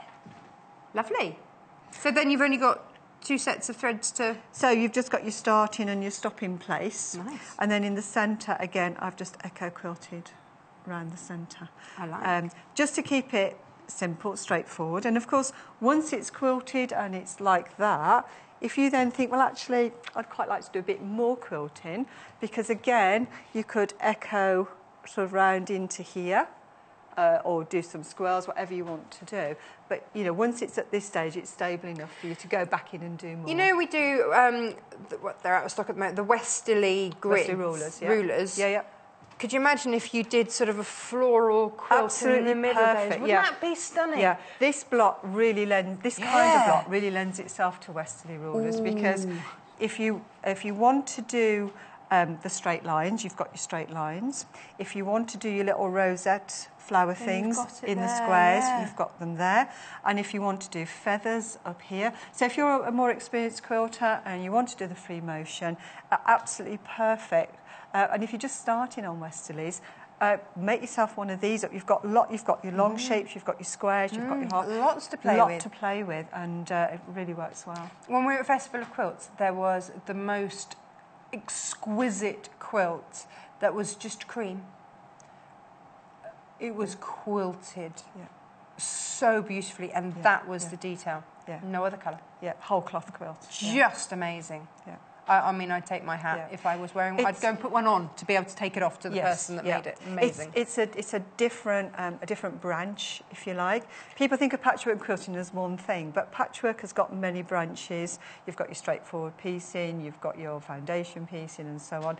And then the quilting has also got its own branches. Yeah. You've got the quilting with your feed dogs engaged, which is using your walking foot. You've got your free motion, and then you've got like your what I call assisted free motion. Sounds like it's disabled, doesn't it? Assisted free motion, where you're using things like rulers and templates rather than just go there. So there's so many branches, and to do the whole cloth quilts, I can't do a whole cloth quilt. I haven't got the artistic thing to do it. It would take me forever to get anywhere close. Do you know what I mean? Oh, it's just exquisite. But yeah, but it's that's why it's good at places like the festival because you get the whole I spectrum didn't know that was a of thing. things. It was beautiful. Yeah. But Joy, thank you so much because you bring us all sorts of different ideas and fabulous quilts and gorgeous colours this morning. Thank you so much. You're welcome. Wealth of experience and knowledge. Thank you. Come and have a look at these fabrics then with me. Okay. Oh, Joy, are you still going to be here after the next hour or will you be off for your lunch? Oh, I'm going for lunch. I'm going out for lunch. I know you're going out for lunch. That's why I was checking. I will see you very soon then. Yes. Thank you very much. Right. Okay. Let's... This one? Yeah. This is your Tuscany. This is the one that we've been working with. So, 6.5 whopping metres of fabric. Woohoo! So, we've got a metre of your bright red yellow. We have got a metre of your vanilla linea. It's not easy to say, is it? A metre of your azalea, a metre of your ebony, and a metre of your peacock. Stunning. And then a metre and a half of your antique white for your backing. And your thread. 57.45. Now the next one, which we haven't really looked on that much, but if you want that sunshine, is it the most popular one? Oh gosh. Okay, maybe we should not look at things more often. Then this is your Riviera blue in your linear there. Then that's your sunshine spot on. Your cornflower blue, that's my favourite blue. And then that is your bright yellow. And then, oh, you're going to have to remind me, Producer Paul, nautical. I always want to say ocean, it's not. And then your lemon yellow, metre and a half of that. That is your backing fabric, your metre and a half there. Plus your thread, $49.95. That is our most affordable bundle there. And then our last one, which is all the linears, which is what we've had up behind us today. Really lovely. You have got a metre of your cream, a metre of your teal, a metre of your zinc, a metre of your lichen, a metre of your antique rose, and a metre and a half of tea rose, sorry, and a metre and a half of your heron grey. We give you these colours partly as a memory test for me, I'm sure, but also so that if you want to buy extra, you know what colours you've got in there so that you can then buy them by the half metre length off the website. So if you want to top up on anything else, because, you know, we've given you an idea, but you might have other ideas in place as well. So, oh, a message from Karen, you say? She said, good morning, ladies. Loving the show today. Thank you. She says she loves creative grids. She's got yes, Karen, I think you might have been the lady that we were talking about yesterday. I think she started off with 9 the last time we did creative grids and then was just working her way up. So thank you for your message. Now, the one that Joy used today is your 12.5 by 12.5 inch. We have to give you the centimetres. There are no centimetre markings on there. EU law says we have to give it you in centimetres. Go figure. $23.95 for that, but it is one that Joy comes to use time and time and time again. It's a really handy one to have in your stash. DHCQ 53 for that. Now, we have another hour coming up, and we're going to be doing some dressmaking. Now, the machine that we have for you, we've done quilting with, we've done bag making with, we've done all sorts. We're now going to put it through its dressmaking paces today, and we've got a great offer on. So, £125 worth of goodies thrown in for you to get you started, to get you going on that incredibly high-end, gorgeous Elna machine. So we'll see that through its paces after this little break. Follow us on Twitter for more inspiration, top tips, news, and share your own creations with us.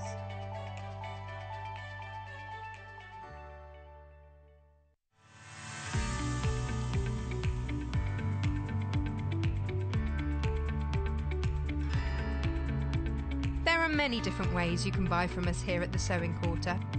You can order from us by calling our free phone number at 0800 112 4433 and talk to the team at our UK-based call centre. Alternatively, there are other ways you can buy from us.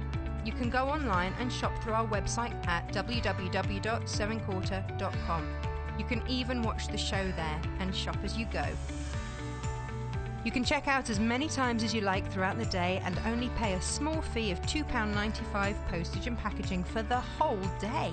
We also offer a 30-day money-back guarantee on all products excluding custom-cut fabric.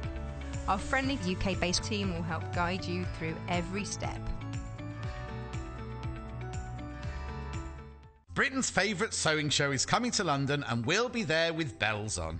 The Great British Sewing Bee Live is taking place over 4 days from the 21st to the 24th of September at XL London. If you're a hobbyist dressmaker who's been inspired by what you've seen on the Sewing Bee, a seasoned professional looking for new ideas, or just fancy taking dressmaking up for the first time, this is the event for you. We are proudly sponsoring the Demo Theatre with live performances from designer, author and former Sewing Bee contestant Jennifer Taylor throughout the weekend. And with our discount code SQ241, you'll get 2 tickets for the price of 1. So what are you waiting for? Grab your tickets now and join the buzz at the Great British Sewing Bee Live this September. On Saturday, the 23rd of September, soft toy maker Jo Carter will be unpacking a trunk of cuddly creations. As well as showcasing some viewer favourites, she'll be trumpeting the arrival of an unforgettable new character. This adorable elephant toy can easily be made at home using Jo's complete kit. The kit comes in several colour options and features step-by-step instructions. So, if you're a seasoned toy maker or just a beginner, Jo's expert guidance will help you achieve a professional result. So join Derek Marks and Jo Carter as they unveil this brand new colourful character, Saturday the 23rd of September at 11 a.m, only on Sewing Quarter, Freeview Channel 78. When you spend £10 on your first purchase, you will receive this free sewing kit from the Sewing Quarter worth £14.99.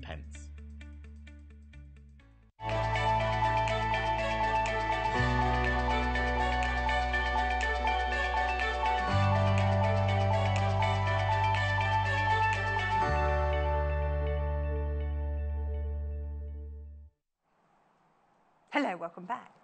Now, this hour we're dressmaking. We've had our sewing machine, which we've got on a great offer for you today. So we wanted to put it through all sorts of different paces for you. So we've quilted with it, we've bag made with it. Now we're going to dressmake with it. So the design that we've got for you today is one of those really easy to wear tops that you can dress up, dress down, collect the kids with, walk the dogs in it, or go out for dinner in. It's one of those kind of tops that is a wardrobe staple and essential.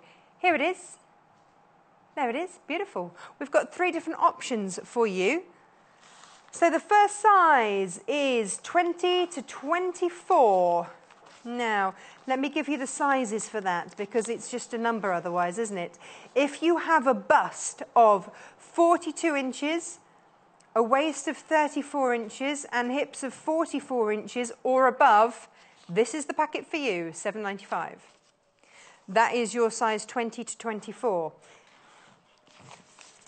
There it is. So you can make all of those options there. Lovely, aren't they? You see that, I mean, that's, hang on, how many have we got there? 6 different options in one packet. That's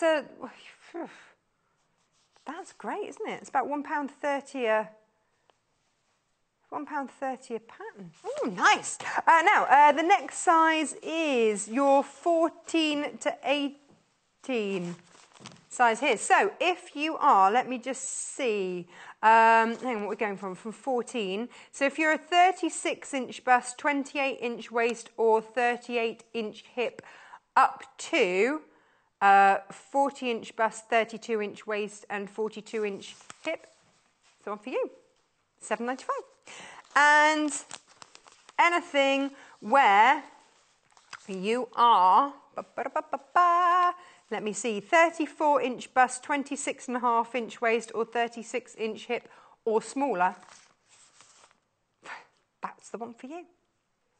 So we figured out that 2.5 metres will make the biggest size of the option that we've made on the show today. So if you want to make this one here, and you are a size 24 rather, then 2.5 metres of fabric will make that.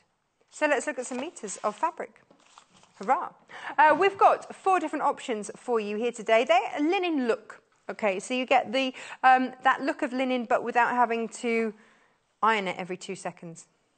Did I say that? This is your duck egg. And so that texture is kind of printed on. There, so that's £4.95 per half a metre. That's your linen texture in your duck egg, £4.95. Then red, which is the one that we've made it in today. I say we.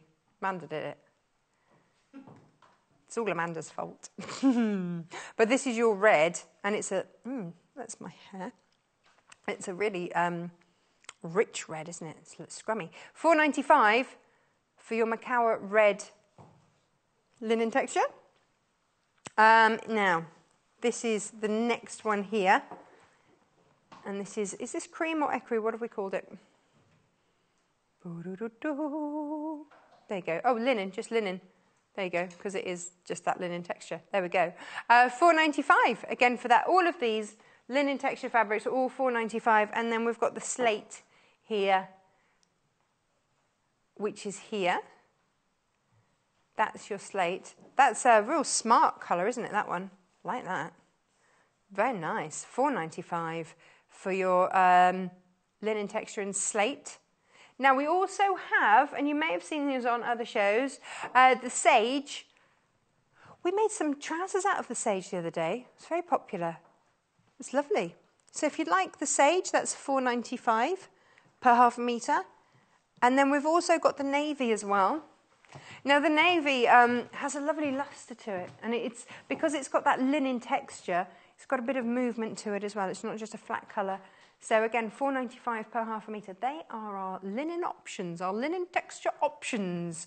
So, Amanda, this is it. Isn't it great? Yeah. Let me Real move it in. good classic staple shell top. It's lovely, isn't it? Yeah. Yes. Really It's one of those things that actually you can dress up, dress down. And, you know, I mean, I know we're doing it in the linen today, and it's got that a nice sort of smart casual feel to it, but, you know, you did this in like a sequin fabric for Christmas. Well, because it's got like a camisole type variation, hasn't it? You really can, like, in loads. So the pattern is really invaluable. Brilliant. It's just such a good staple. Let's pop her back there. There we go. Okay. So, where do we start? Well, because you were sort of going through the sizes, and I thought, that'd be quite a good one to sort of start with. I've actually done the standard size 12. And obviously, it's whether people understand about wearing ease and design ease as well. Right, okay. Okay, so it's normally sometimes quite a good place to sort of start. So when you're choosing your sizing from the patterns, the pattern sizings are the standard body sort of sizings that the manufacturers use, but the designer will put in wearing ease. Right. So sometimes it depends on how you like to actually wear your clothes. So if I'm running around after a small person, then I might want a little bit more ease. Yeah, a little bit more ease. So sort of like working on, because we've got the 8 to 12, so on the bust size for the size 12, it's a 34, but it actually makes up as a 41 3/4. So that's the difference in the wearing ease. Oh, okay. Right. That's quite a lot of ease, isn't it? Yeah, so you're looking at nearly 8 inches of wearing ease. Nice. Okay, so that is quite roomy. So you may wish to... So when people come into the sort of the studio and they're kind of, well, I don't know, and I make things and it's too big and, that sort of thing. It's always on your paper pattern, on the front piece, it will always show these markings of the bust. So they're generally sort of like a circle with a line through or a cross, and it will give what the actual garment size makes up to. So the bust, then the waist. So again, it's making up as a 41 3/4 waist size because it's more of that boxy shape, and the same for the hip. So if you were making this out of a stretchy jersey fabric, you might not want that much. No, if you definitely would drop down a size or 2 sizes. So when you are sort of like looking at your patterns, and again, if you've got a stretchy pattern that you like a favourite and you want to make it in a wove, you'd go up 1 to 2 sizes. Right. Okay. Okay. So you can then mix and match patterns. That's why we say people get so hung up. It's like, but I'm normally a size 12 and now I'm having to make a size 6. It's just a number. It's just a number. Yeah. You cannot go on sort of the shop bought things. Yeah. And I mean, like, let's face it, you can go into a changing room with like the same garment in 3, in the same size, and they'll all fit slightly different anyway. Come on, we've all got our favourite shop because they obviously cut theirs a little bit more amply and you feel like a smaller size than those. We've all done it. Yeah. But even the same garment in that shop can be cut slightly differently. So So yeah, so I thought I might just go through that. Thank to start you. With. So, I didn't know that. So, I've learnt something new. Okay. So nice sort of simple pattern. So we've gone with the view F with that one, with the pocket on the front. So again, I thought I'd sort of go through sort of the pocket area, but it's quite a nice one as well if you are doing pockets. To a bit of a stash buster, you can always put a contrast on nice. As well. Yeah. If you wanted to, you could actually sort of cut the top piece off and reattach a contrast to it. Oh, okay. Okay, nice. so it's again just sort of like messing around with like different ideas. It's got a curved piece at the bottom.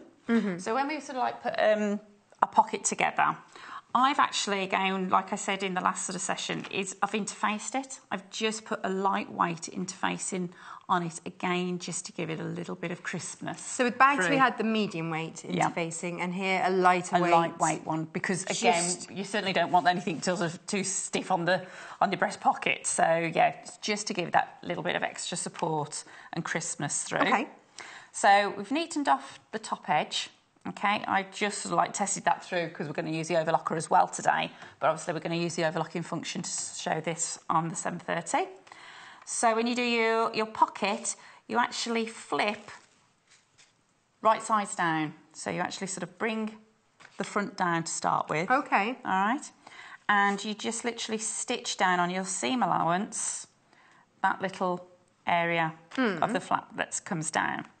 And then what I've done on this side is then just trimmed it down to sort of 1/4 of an inch or 6 millimetres. So that's the side without, okay?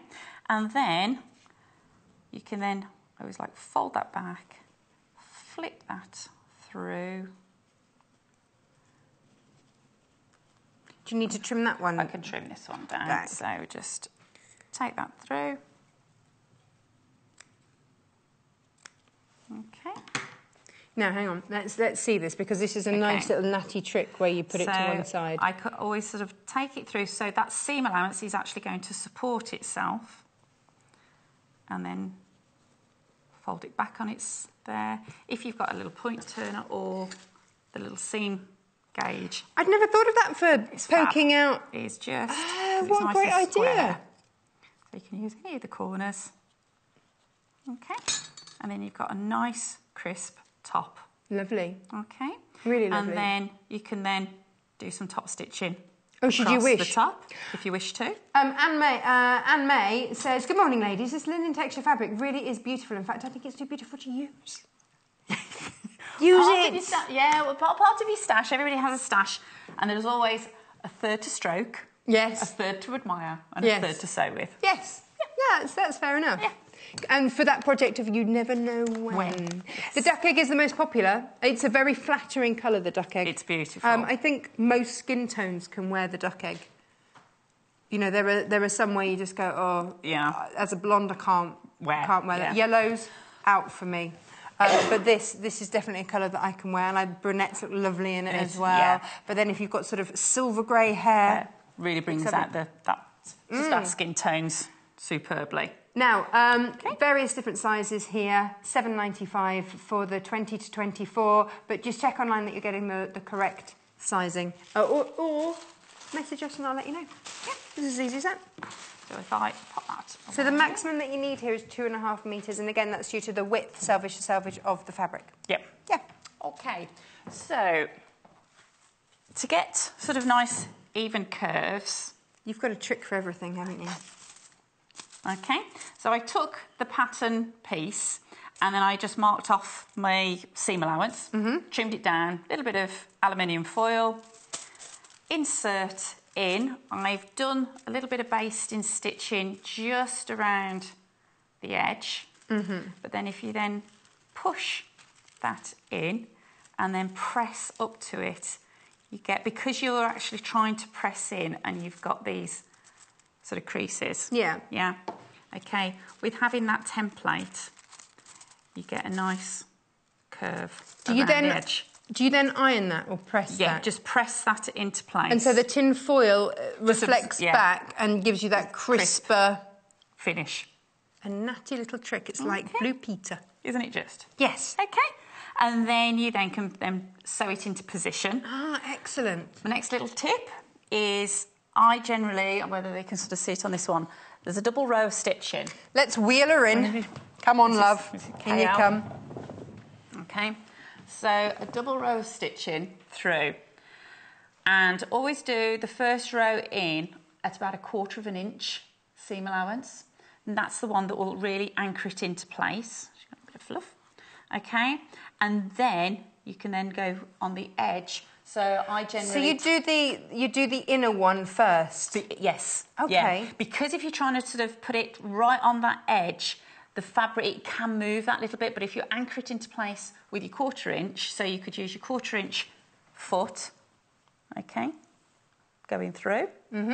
And then we can pinch from the quilters the stitch in the ditch foot, okay, and then position it right on the edge, and that will go through. And the stitch length, I always take up to a 3, maybe a 3.5. And I like that you've echoed that pocket there. Yeah, through. On the stitching here. Okay. Oh, Lisa in Maryland says, morning all from the US. Wow. Love you, Lisa. Morning, Hey, morning. good morning, Lisa. Hang on. US, that's not going to be morning, is it? It's middle Or of is the it? night. They're behind us. Early morning. Very, very early. Very early morning. What are you doing up, Lisa? I mean, lovely to have you company, but what are you doing up? Wow. I guess you must be watching on YouTube. Live on YouTube. Oh, good morning. Thank you ever so much for messaging in. I think that's our first American viewer messaging. Wow. Hey! Look at us, International Sewing Channel. So, Wow. pieces. Hang on, how did this happen? okay, so I wasn't going to actually sort of go around and like sort of stitch through there because I wanted to, there's like, as you said earlier, some juicy bits to sort of go through.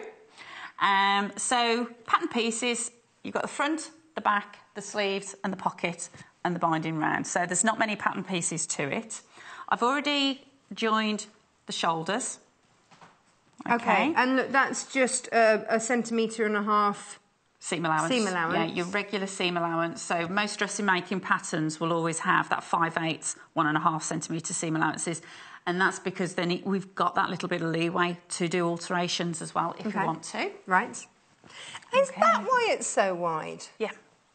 So it just always gives you that little bit of manoeuvrability to go in and out accordingly. Okay. Did not know that. So we can finish off our seams. Yes. Okay, so if we do these ones on our... Yeah, now I wanted to show you this. When we talk about dressmaking, there are various stages. When you're an absolute beginner, you might want to finish off your edges by just using pinking shears to stop any fray. That's fine. That's how we all start. You know, that's absolutely great. Then next step would be to zigzag the edges to stop any fray as you feel more confident. Then as you progress in, your machine may allow an over edge stitch. Or on this one, you've got a double over edge stitch, and then it's all singing, all dancing, super duper. I've forgotten what they actually called it, but it's the one that only Elna has on its machine. Yeah. Which is it's a double equivalent. Yeah. It's like an overlocking stitch. It's their sort of equivalent as much as they can do on a sewing machine. That's without calling it that. Yeah. That's right. Okay. So we're going to show you that stitch because we've never seen it on another machine. No, and I've not. Obviously, this is the first time I've used it today. And when we were sort of practicing this morning, it was like, yeah, well, I'll go with that. It's a handy one, isn't it? Because not everybody has the luxury of a separate overlocker. No. It's it's another investment, and it's one of those things. But if you've got a machine like this that is a super duper all rounder, maybe quilting is your thing, so you've got that neck obviously for the quilting, but actually don't underestimate this machine. It's also fabulous for your dressmaking as well. Yeah, and it's on offer. So we can sort of go down through the edge on that one, but what I'm going to do is actually cut the seam allowance down to okay. So you're making it for yourself, so you know that you're not going to have to alter it. Yeah. So I'm just going to reduce that through. Okay, on the shoulder seams. So that's just reduced a bit of bulk as well. Yeah. So on your overlocker, if you were using an overlocker, then you could have just cut that as you went. Yeah, you've got two options really. You can either overlock and finish on a single layer of fabric on the edges and then press open your seam allowance, or you can actually stitch them together and have a narrower finish. Okay. And so that would be the same for even using the double over edge as well. Okay. All right. But on the double over edge, what we're going to do today is 2 together. 2 together, yeah. Really handy to have this on your machine. So whichever option, like I say, you know, I think an overlocker, if you're serious about your dressmaking, then there comes a time when actually you just need an overlocker. Yeah. You just need one. And actually I use it for so many things now. Now I've actually got it out of the box. But today, on offer, is this machine, which is doing a stitch that only this machine had. Elna invented it in 1982, this stitch. Really? Yeah. And you get £125 worth of freebies with it. Hurrah! Wow. But that's just for today. So get in quick before you miss out on this. I don't want anybody missing out on this. So if you've been wanting a super duper, really quiet, smooth machine that does all you need. Okay. So that's our finished. I perhaps should have used a really contrasting thread, but it sort of blends so well. So it's just joined through. And so that's where you can see sort of those edges. That's where it's gone over them, and that's not going to let that fray any further. That's going to hold that hold that nice and tight, so that you can wash and wear this as much as you like, and it's not going to fray. You don't need to be worried. I'm just wondering where the manual is, and I can actually show you that stitch drawn. Oh, it's just there. Can you? Sorry, Amanda. And I'll just Thank you, my love. come across this shoulder again, the other shoulder. Now, let me find it. Whilst you do that, this even does stretch buttonholes. Yep. Didn't even know that was a thing. Yeah. Okay, let me show you on here. So, I mean, and it starts with a zigzag. Shows you a zigzag, and that's where a lot of dressmakers start. They just do a zigzag just to finish off. That's fine. And then over here is your overcasting stitch with an overcasting foot. So it's showing you the different feet to use. And then, have we seen that? And then over here, you've got your double over casting stitch. Again, not seen any, don't very, very rarely see that, so that's really belt and braces. But then over here, and this is the one that we've used, this is your super overlock stitch. It is super and it is overlocking, and this is the one, look, it says here, Elna invented this stitch in 1982. Wow. They've seen a need, they've made it for you. Done. Perfect. Yeah. Lovely. And so that's all really Great. super strong. That's nice. Thank you. Okay. Love this machine. So that's our shoulders put together. And we're now going to put the sleeves in. Right. Okay, so... Hang on, this is coming together remarkably quickly. It does. What level are we looking at to do this? Beginner. Definitely beginner. Really? And it's a really quick, nice, easy, simple make, because you've got no darts to sort of mess around with. There's no button closures, there's no zips. So it's... Done. Yeah, job done. And, you know, you can put this together really quickly, sort of like, what am I going to wear tomorrow? And throw it together the evening before. Okay, so our sleeve pattern, we've gone for the short version. Now again, on pattern pieces, okay, you need to be careful and make sure the sleeve doesn't always mirror image, okay? Oh, so don't fold it in half and cut. Cut, yeah, okay. I'm with you, I see where you're going with that. Then people will sort of go, oh, you know, what's the point of the notches? Okay, so you must put your notches in. On a pattern piece, a double notch will always indicate the back of the sleeve. Right. Or the garment. A single notch will be the front. Yes. Okay, because then if you actually then, we demonstrate with, put the side seams together. Okay, it might be easier with this one. And you can see there is more... Oh, it's really not the same, is it? More fabric through here. And that's where the double notch is. So that is the back. So if you've forgotten to put your notches in, fold it in half and see which area has got more fabric in, and that will be your back, because you need more fabric in the back for the rotation. Not bingo wings. Not bingo wings, no. Just for your arm rotation. But it might be. Who am I to judge? Teresa says, morning, Amanda and Natasha. How many metres for a size 20 Butterick top, please? 2. 2 metres. 2 Where metres. did it go? Where Where's did we put gone? it? Here it is. Size 20 for... You are looking at either 1.2 to 2.6 for the long sleeve And so version. that's whether you go for the long sleeve. Yeah. But yeah. So for the vest top, 1.2, working its way up to 2.6. There you go. Okay. So which one would you like to do, Teresa? And let us know. I really like this one. I'm thinking Christmas, like you said, Christmas sequiny tops. Yeah. Lovely. Like, they're just... And then you've got the cropper version. I quite like this, and I sort of seen sort of contrast cuffs as well. 3/4 length sleeve. Yeah. But then you see, if you've got a thing about the tops of your arms, then you've always got those options, haven't you? And then this is the one that we've made. Okay, so I'm going to put the sleeve in then. So we're actually butterflying out the top, so Right. it's not an insertion, because a lot of people are a little bit scared or a little bit put off. There's always this myth of like, oh, sleeves are so hard to put in, inset sleeves. But Well, doing when it there's this got to way, be ease and really all that smooth, stuff. yeah. So doing it this way, it's quite fail-safe. So the seams go towards the back. So angle Is that those your and press. rule of thumb? Always seams towards the back. Yes, pretty Okay. much. Yep. I'm trying to think if there's an I'm item, sure but there probably will be but, an exception somewhere. Okay, so we've got a little notch for the top shoulder, and that just matches up with our centre shoulder seam. So we're going to pop a pin in there. Match up our notches. And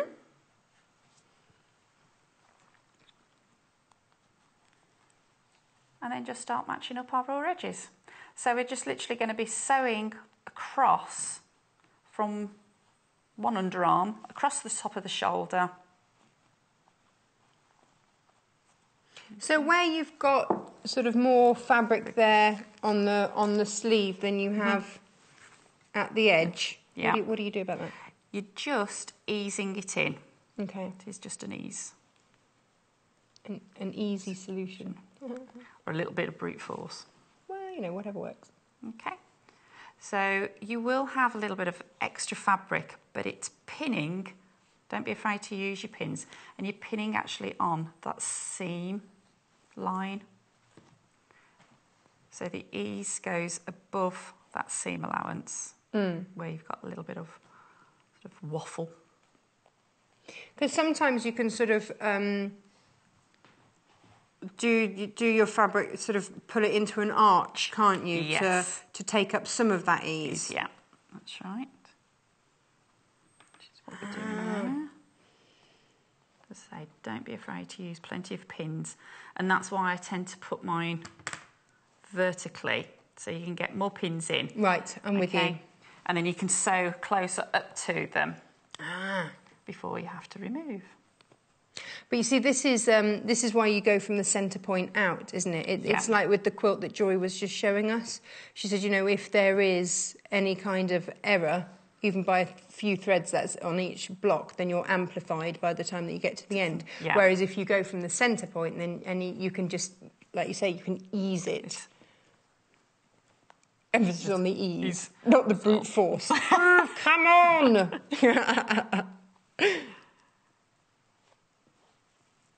And so this is a great way to start off your dressmaking journey. It certainly is, yeah.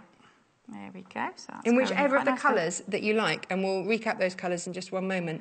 Yeah, and you can make it so many times. Every time you make it in a different colour, a different fabric, it will look totally different. Well, the cami top, the strapless one, would look lovely in a more silky fabric, wouldn't it? Because then suddenly, hello, evening wear. Where? That's it. There I am.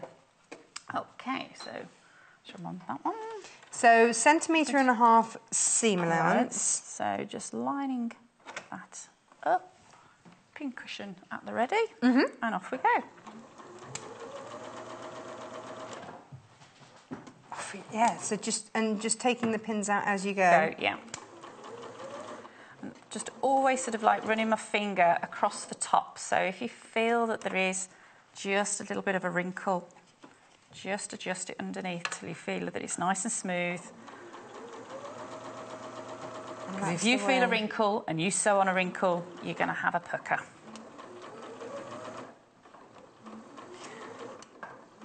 And there ain't no anti-aging cream that's going to get rid of that. Just a seam ripper. Just a seam ripper, there you go.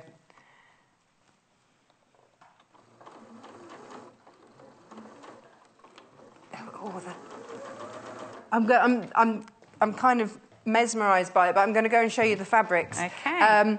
Because otherwise, if you don't have the fabric, you can't make the tops. It's as easy as that. So the duck egg is by far the most popular. It is such a flattering colour, actually, I think, to all colour tones. Here we go. Now, Producer Paul's going to check stock because that's what he does. You're all right at the minute, but do check out your baskets because suddenly when there's a rush on... Now, 2.5 metres makes you the biggest size 24. We had, was it Teresa message in, say what size for a size 20? If you don't want the sleeves, then you can get away with... well, it went from 1.2 metres up to 2.6 if you wanted the sleeves as well.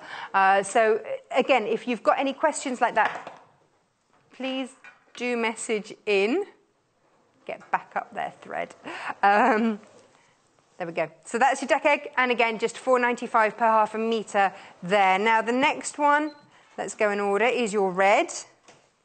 And again, £4.95 per half a metre. This is a lovely colour red. Perfect if you're starting to make your Christmas wardrobe, I think. £4.95 there, XDMY 56. Actually, they're all £4.95.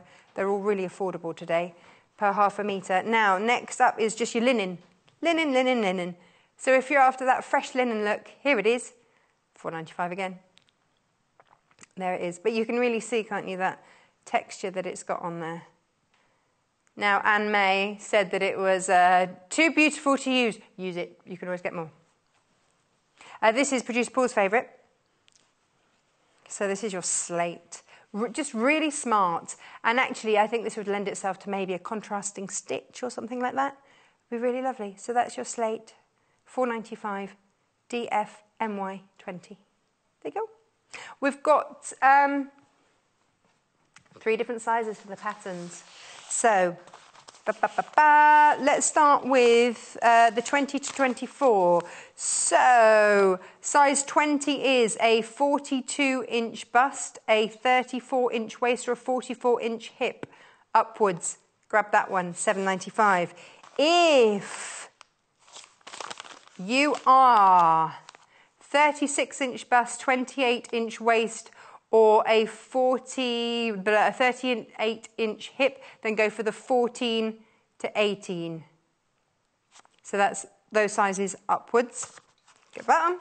And if you are anywhere from a 31.5-inch bust, 24-inch waist, 33.5-inch hip, then go for that 8. Up to a size 12, which is a 34-inch bust, 26.5-inch waist and a 36-inch hip. There you go. That's the one to get for. Now, threads, because you might want the contrasting thread. Well, the threads that they just match. Okay, so if you're going for the duck egg, then this is the thread. This is the thread for you. We like to give you the thread as an option. That's your that's for your duck egg, and that's £1.80 for that. The grey is here. And again, each of these £1.80. But if I'll put them. They don't have name. They just have a number, so it's often quite difficult to colour match. So that's £1.80 there. There we go. And then the red there. But if I give you all the details, and when you look on the website, you'll be able to find the one that you want. Here we are. £1.80 there again. OYGQ8, and that's for your red. Now, do you want to have a look at the navy? Yep, navy. There it is. £1.80 there. And then for your linen-y one.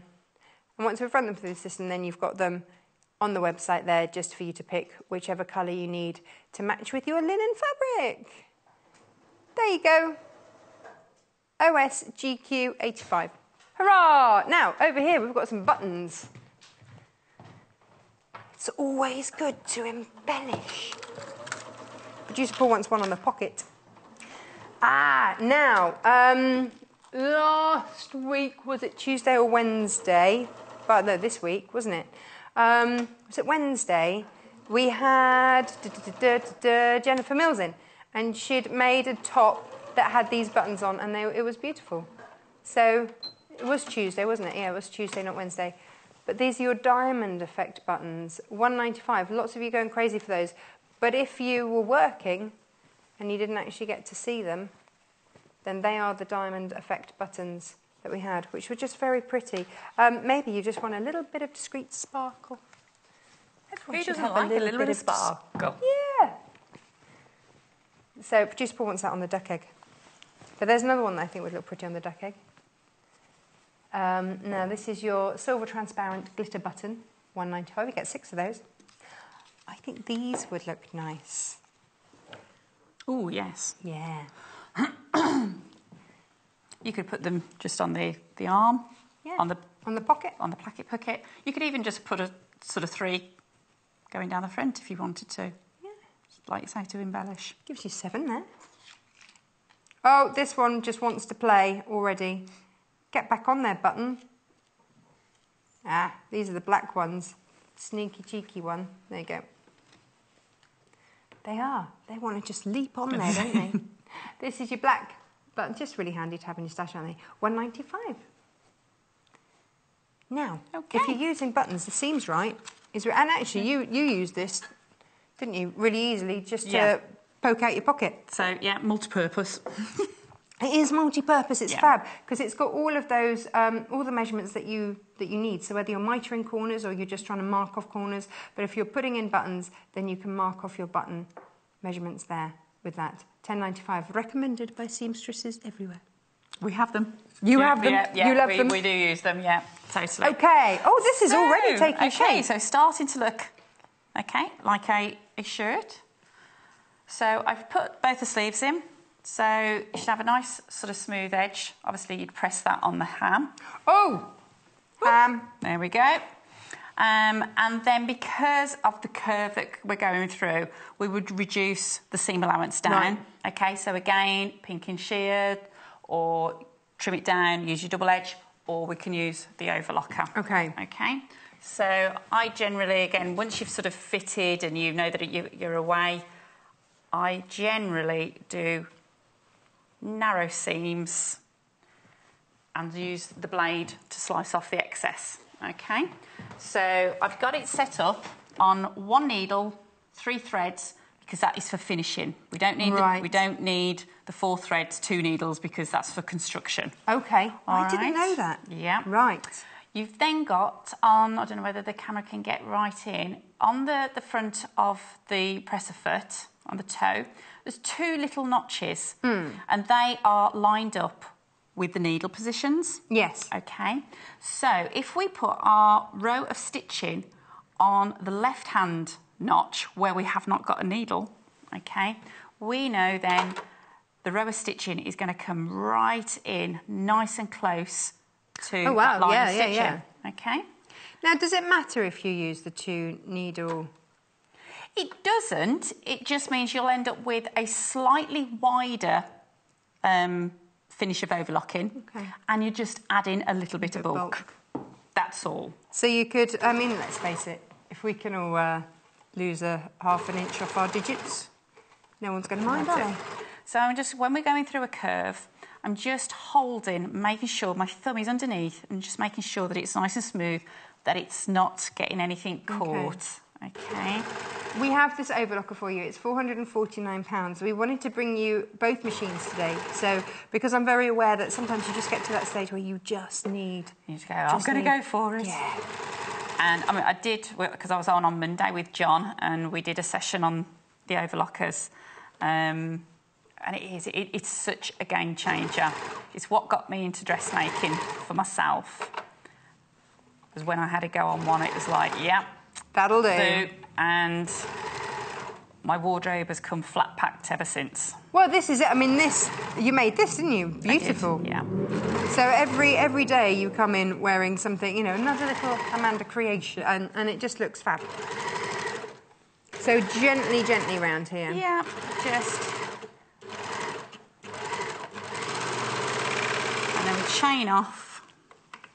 Okay. Fab. So, and again, you can see that I've mixed the threads as well. with those. Can I show that? So we've got a really nice... So this is the lower looper. So this is the underneath.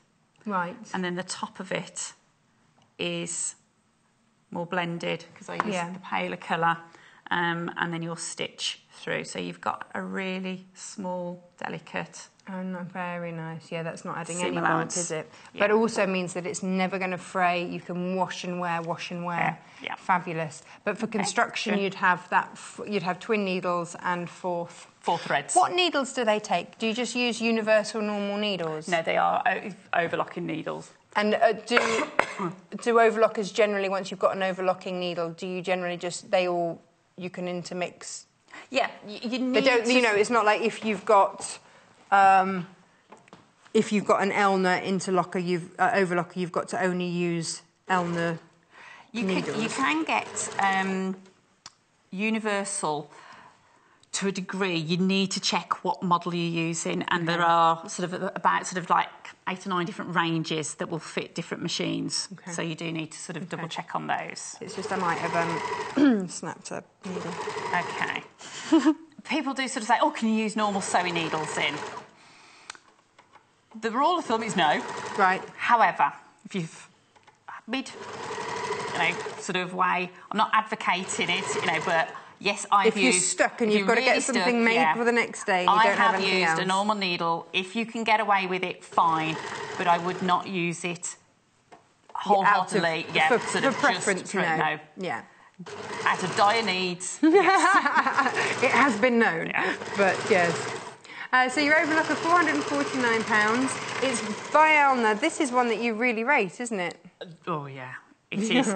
Again, you can sort of hear the smoothness when we were talking to John. I mean, I've used lots of different overlockers. We've had lots of overlockers when people bring them for they get to know their overlocker day. And the lower models are very, very noisy, very lightweight, very plasticky, whereas this is really robust. You can feel the difference when you are using it. It's just one of those things, isn't it, that actually lovely to have an industrial machine now made. It took a while to catch up, didn't it? Yeah. Obviously, we started off with sewing machines that became available for the domestic market. Yeah. But then actually it took a while to get your overlockers for the domestic market. Fabulous that it's there now. 1 P&P, you could buy all the sewing machines on the show and it would only charge you £2.95 P&P. That's awesome because it's costing us a lot more to send it, that's for sure. OK, so to construct then, this is why it's so speedy, is that we're now going to do the side seam and the underarm seam. What? All in one. Really? Yeah. Do you have to put the extra needle in? Again, if you was constructing, I would do it on the sewing machine and then go down with my overlocker. Right. OK. So I'll sort of like, if I show the one side and then I just wanted to show the neckband as well. So this is how they construct in manufacturing. Oh, really? Yeah, because it is so speedy. Right. And I've had ladies or sewers ask me, can you sort of like do your hem first? Because obviously when it's always a tighter area. Yeah. I have known and I've tried it that, I put my my hem in first. The trouble is, once you've hemmed up, you've got sort of like 4 lots of fabric that you're matching up. Yeah, and your seam's a little bit bulkier, and if it just slips slightly, you're in trouble. It's not as nice. So it is worth doing your hem allowances afterwards. But most machines now, you can take kind of your table off, can't you, and then have and slide it on. Yeah. And my little OCDs always try and have nice perpendicular underarm seams. Okay. So again, that little tip, based across that area, have a check. You can soon whip that out rather than you've all gone all the way down. Okay. All these tips. That's why it's brilliant. It is like having a workshop. Hang on. Which power pedal am I on? There we go. That one. Yeah, I get it. Okay. So, and this is what you say they do in manufacture. Yeah, because it is so quick and easy. So straight stitch then overlock. Yep, straight stitch and then down on your overlocker. But you could, if you had the second needle in on your overlocker, then you could whip straight down. Yeah, you've got your seam allowance guides that you can just measure up underneath and keep the edge of the fabric on there, and it will take away the recommended amount. I was very scared to get my overlocker out for a very long time, just because the threading and everything else I found daunting, you know. Yeah. I don't think I'm alone in that. No. Hence why courses are run on Get to Know Your Overlocker Day, like you just said you run, and things like that. And so it just demystifies, and it just allows people to sort of, it's more problem solving. It's been understanding sort of like what is wrong and what do I do to actually put it right. And how much do I need to unthread to get it right again? And then sort of like, actually, my machine does do more than just finish an overlock, so we look at different seams that we can do on there. Oh, brilliant. Okay, so... You see, I've started off with... this won't surprise any viewer out there that knows me.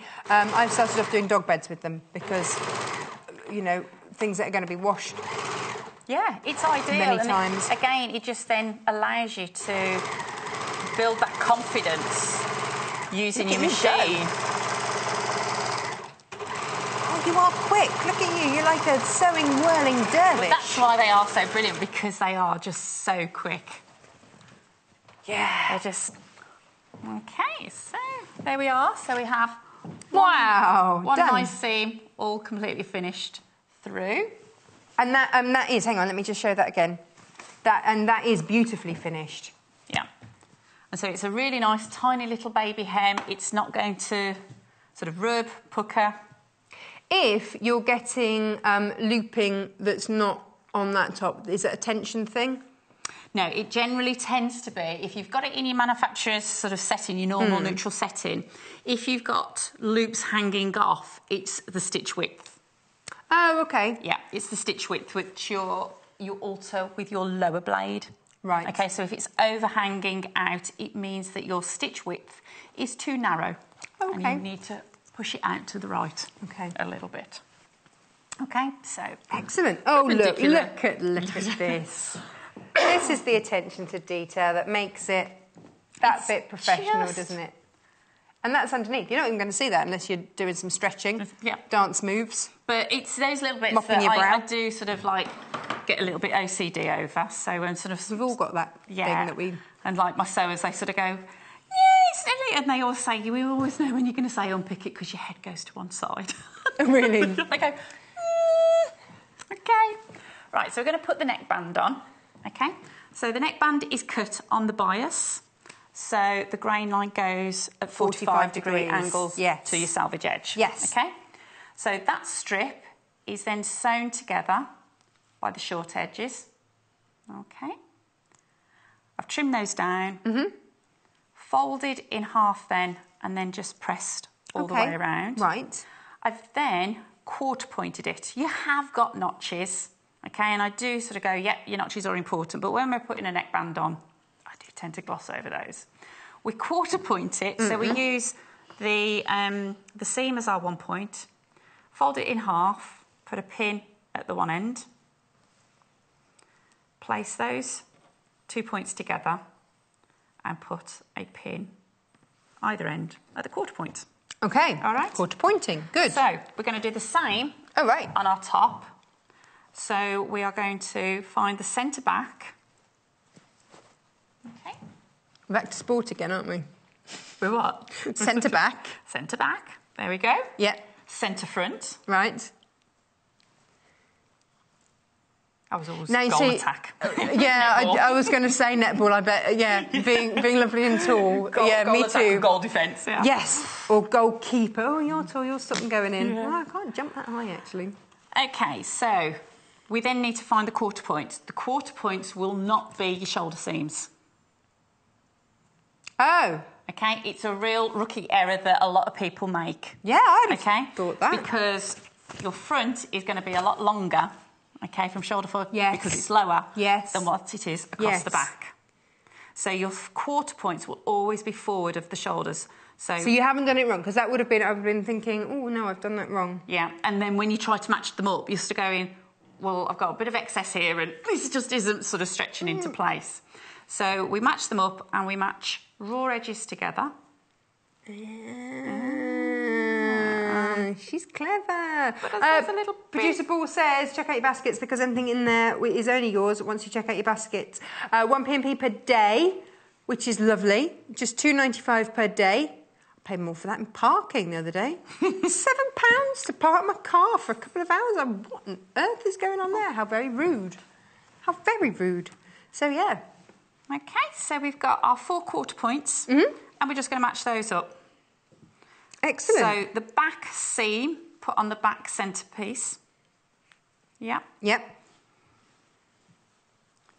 Match up our first lot, and then you will find that sits in. Oh, look at that. Perfect. So do you have to do loads of pinning, or do you just go, hey, that's going to work? Bit midway.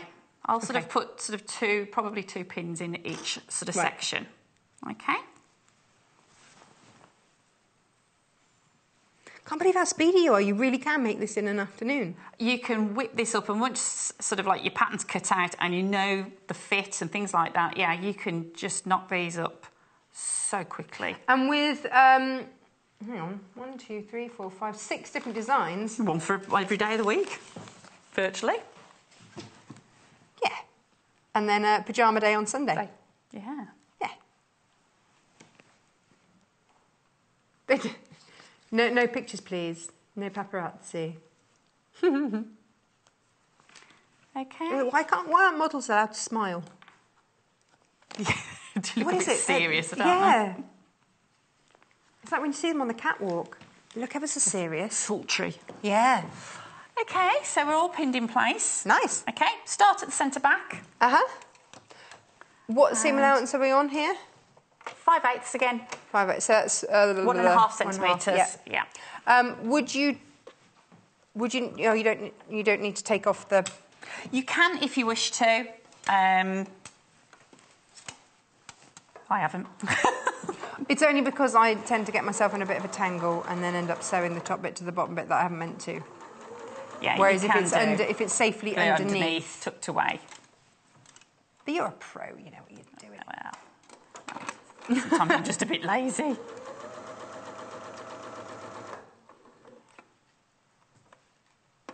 Yeah, so round it goes.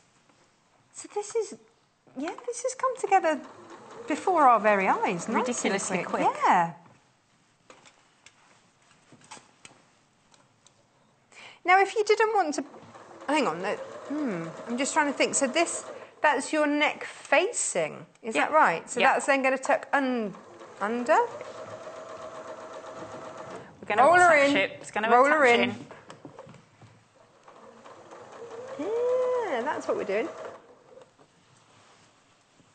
I've got a thread. Doing this bit here. So that's a nice finish, isn't it? Nice, delicate. Yeah. Roll her out again. I like that she's on wheels. There we go. Okay. Oh, the concentration. Are you going to overlock that as well? No, there's no need. Okay. There's no need on this one now because we're going to trim it down. Say, I've actually done a centimetre seam allowance, just for quickness. Okay. So we can then push that forward. Okay. And it doesn't, I'm sure it doesn't tell you in the instructions, but I generally tend to now understitch.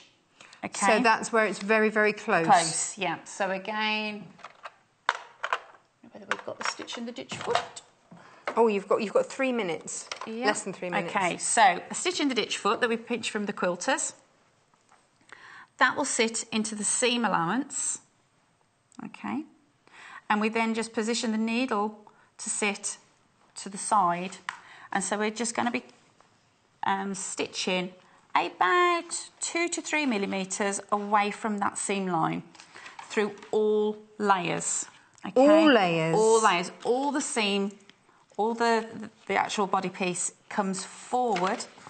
We stitch on there, and what it does, it really flattens it down, and it helps to turn that binding to the other side to the inside, and you will get no rolling. Which foot have you used? Which one is it? It will be the G foot. The G foot. Yep. Is that number 8? That's a 1/4 inch foot. Hang on, that one, yeah. number 6, which is your blind hem foot hedge. But we call it stitch and ditch foot. Oh, yeah, because I didn't reckon. I was like, hang on, which is that? So I can do that because I've never blind hem stitched before. So that's new to me. That's good. Excellent. There we go. Okay. So it's that one. It's got a little little tail sort of plate. And it's just brilliant. Excellent. So you line up so much. You line up that blade. The blade into the crease. Okay. Yeah. And then you're going to stitch just 2 or 3 millimetres. Do you want me just to do a tiny bit? Have we got time? Have we got time? You've got a minute. Oh, pressure. And understitching is just so satisfying. It really is. Okay, I think that's actually going to work quite nicely. Maybe just, yeah. Oh, look at that. Okay, so straight away, can you see how it's sort of like really compressed the layers down? Yeah. And then it just forces it to the inside. Oh, brilliant. Okay. So that makes it sit really nice and flat. You'd then trim away some of this excess. Bulk, yeah.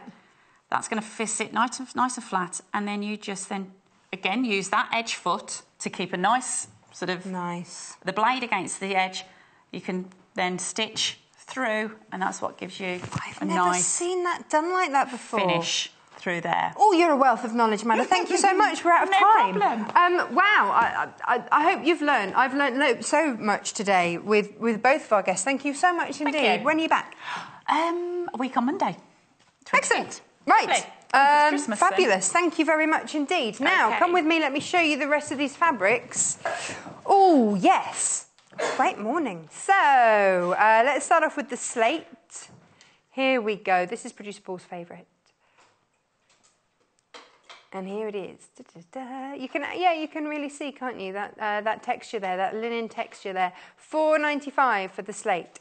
Now, maybe you want just your classic linen type texture. Then we've got that one for you as well. I just want, there you go. You can see that texture that's on there. So that's your linen one. That's sort of your classic linen, isn't it? $4.95. Then the red, which is the one that we had made. Maybe you're already making for it's kind of nice Christmassy red, this, isn't it? And again, because it's got that linen texture, it's not a flat colour. But you've been going crazy for the duck egg. This is the most popular this morning, and I'm not surprised. It's such a flattering colour always round. This is your duck egg. There it is. $4.95 per half a metre. Now, this morning, what we have really put through its paces has been our Elna machine, which today and today only has a fabulous offer on where we're going to give you £125 worth of goodies. Well, thank you very much. No one's going to turn that down, are they? So you get the machine, obviously, and all of the attachments that it's got.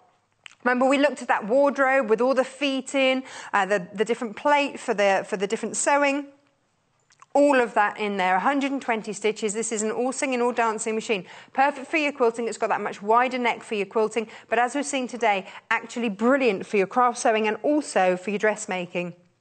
On top of that, we are going to give you 4 metres of fabric. We're giving you the very lovely Aurifil pack as well of threads. We're also giving you a bobbin holder. We're giving you 2 add a quarter rulers and also a self-healing cutting mat. That is all in on the deal, but just for today. So don't miss out on that. We have all been incredibly impressed. And when someone like Amanda turns around and says, actually, I'm going to get this in my studio because really rate it, you know you're onto a good one. So make the most of that deal today. When we get these deals, it's got to be done. 1 P&P, it would cost you an awful lot more to get shipped otherwise, just $2.95. Now, coming up tomorrow, here we go, Fashion and Fabric. We've got a sewing pinafore at 8 a.m. And then at 9 a.m. we've got a Jardin flower collection. And then at 10 a.m. beautiful purses. Oh, I've seen one of those, it's lovely. And then at 11 a.m. bundles of fun. Yes, fabrics galore. So that's what's coming up tomorrow. I believe that's John in tomorrow. Have you got your tickets for the Great British Sewing Bee? That's where I'm going to be next week. So come and join us. Come and say hello. That's down at the Excel Centre. It'd be lovely to come and see you. Lovely to meet you if you come along and see the show, if you're with me, where I'm in there. It just leaves me to say really thank you ever so much to both of our guests. They've been amazing this morning, both to Joy and to Amanda. So much learning today. Brilliant. Absolutely brilliant. I hope you have a fabulous Sunday. Have a brilliant rest of the day. Enjoy your roast if you're having nice... It's roast weather, isn't it?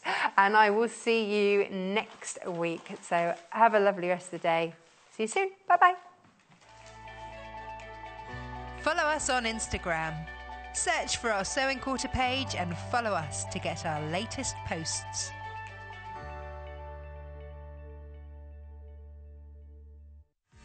Don't forget, shopping with us is easy and simple. You can just contact us at 0800 112 4433 and speak to our UK-based call centre to place an order. Or shop online with us at www.sewingquarter.com.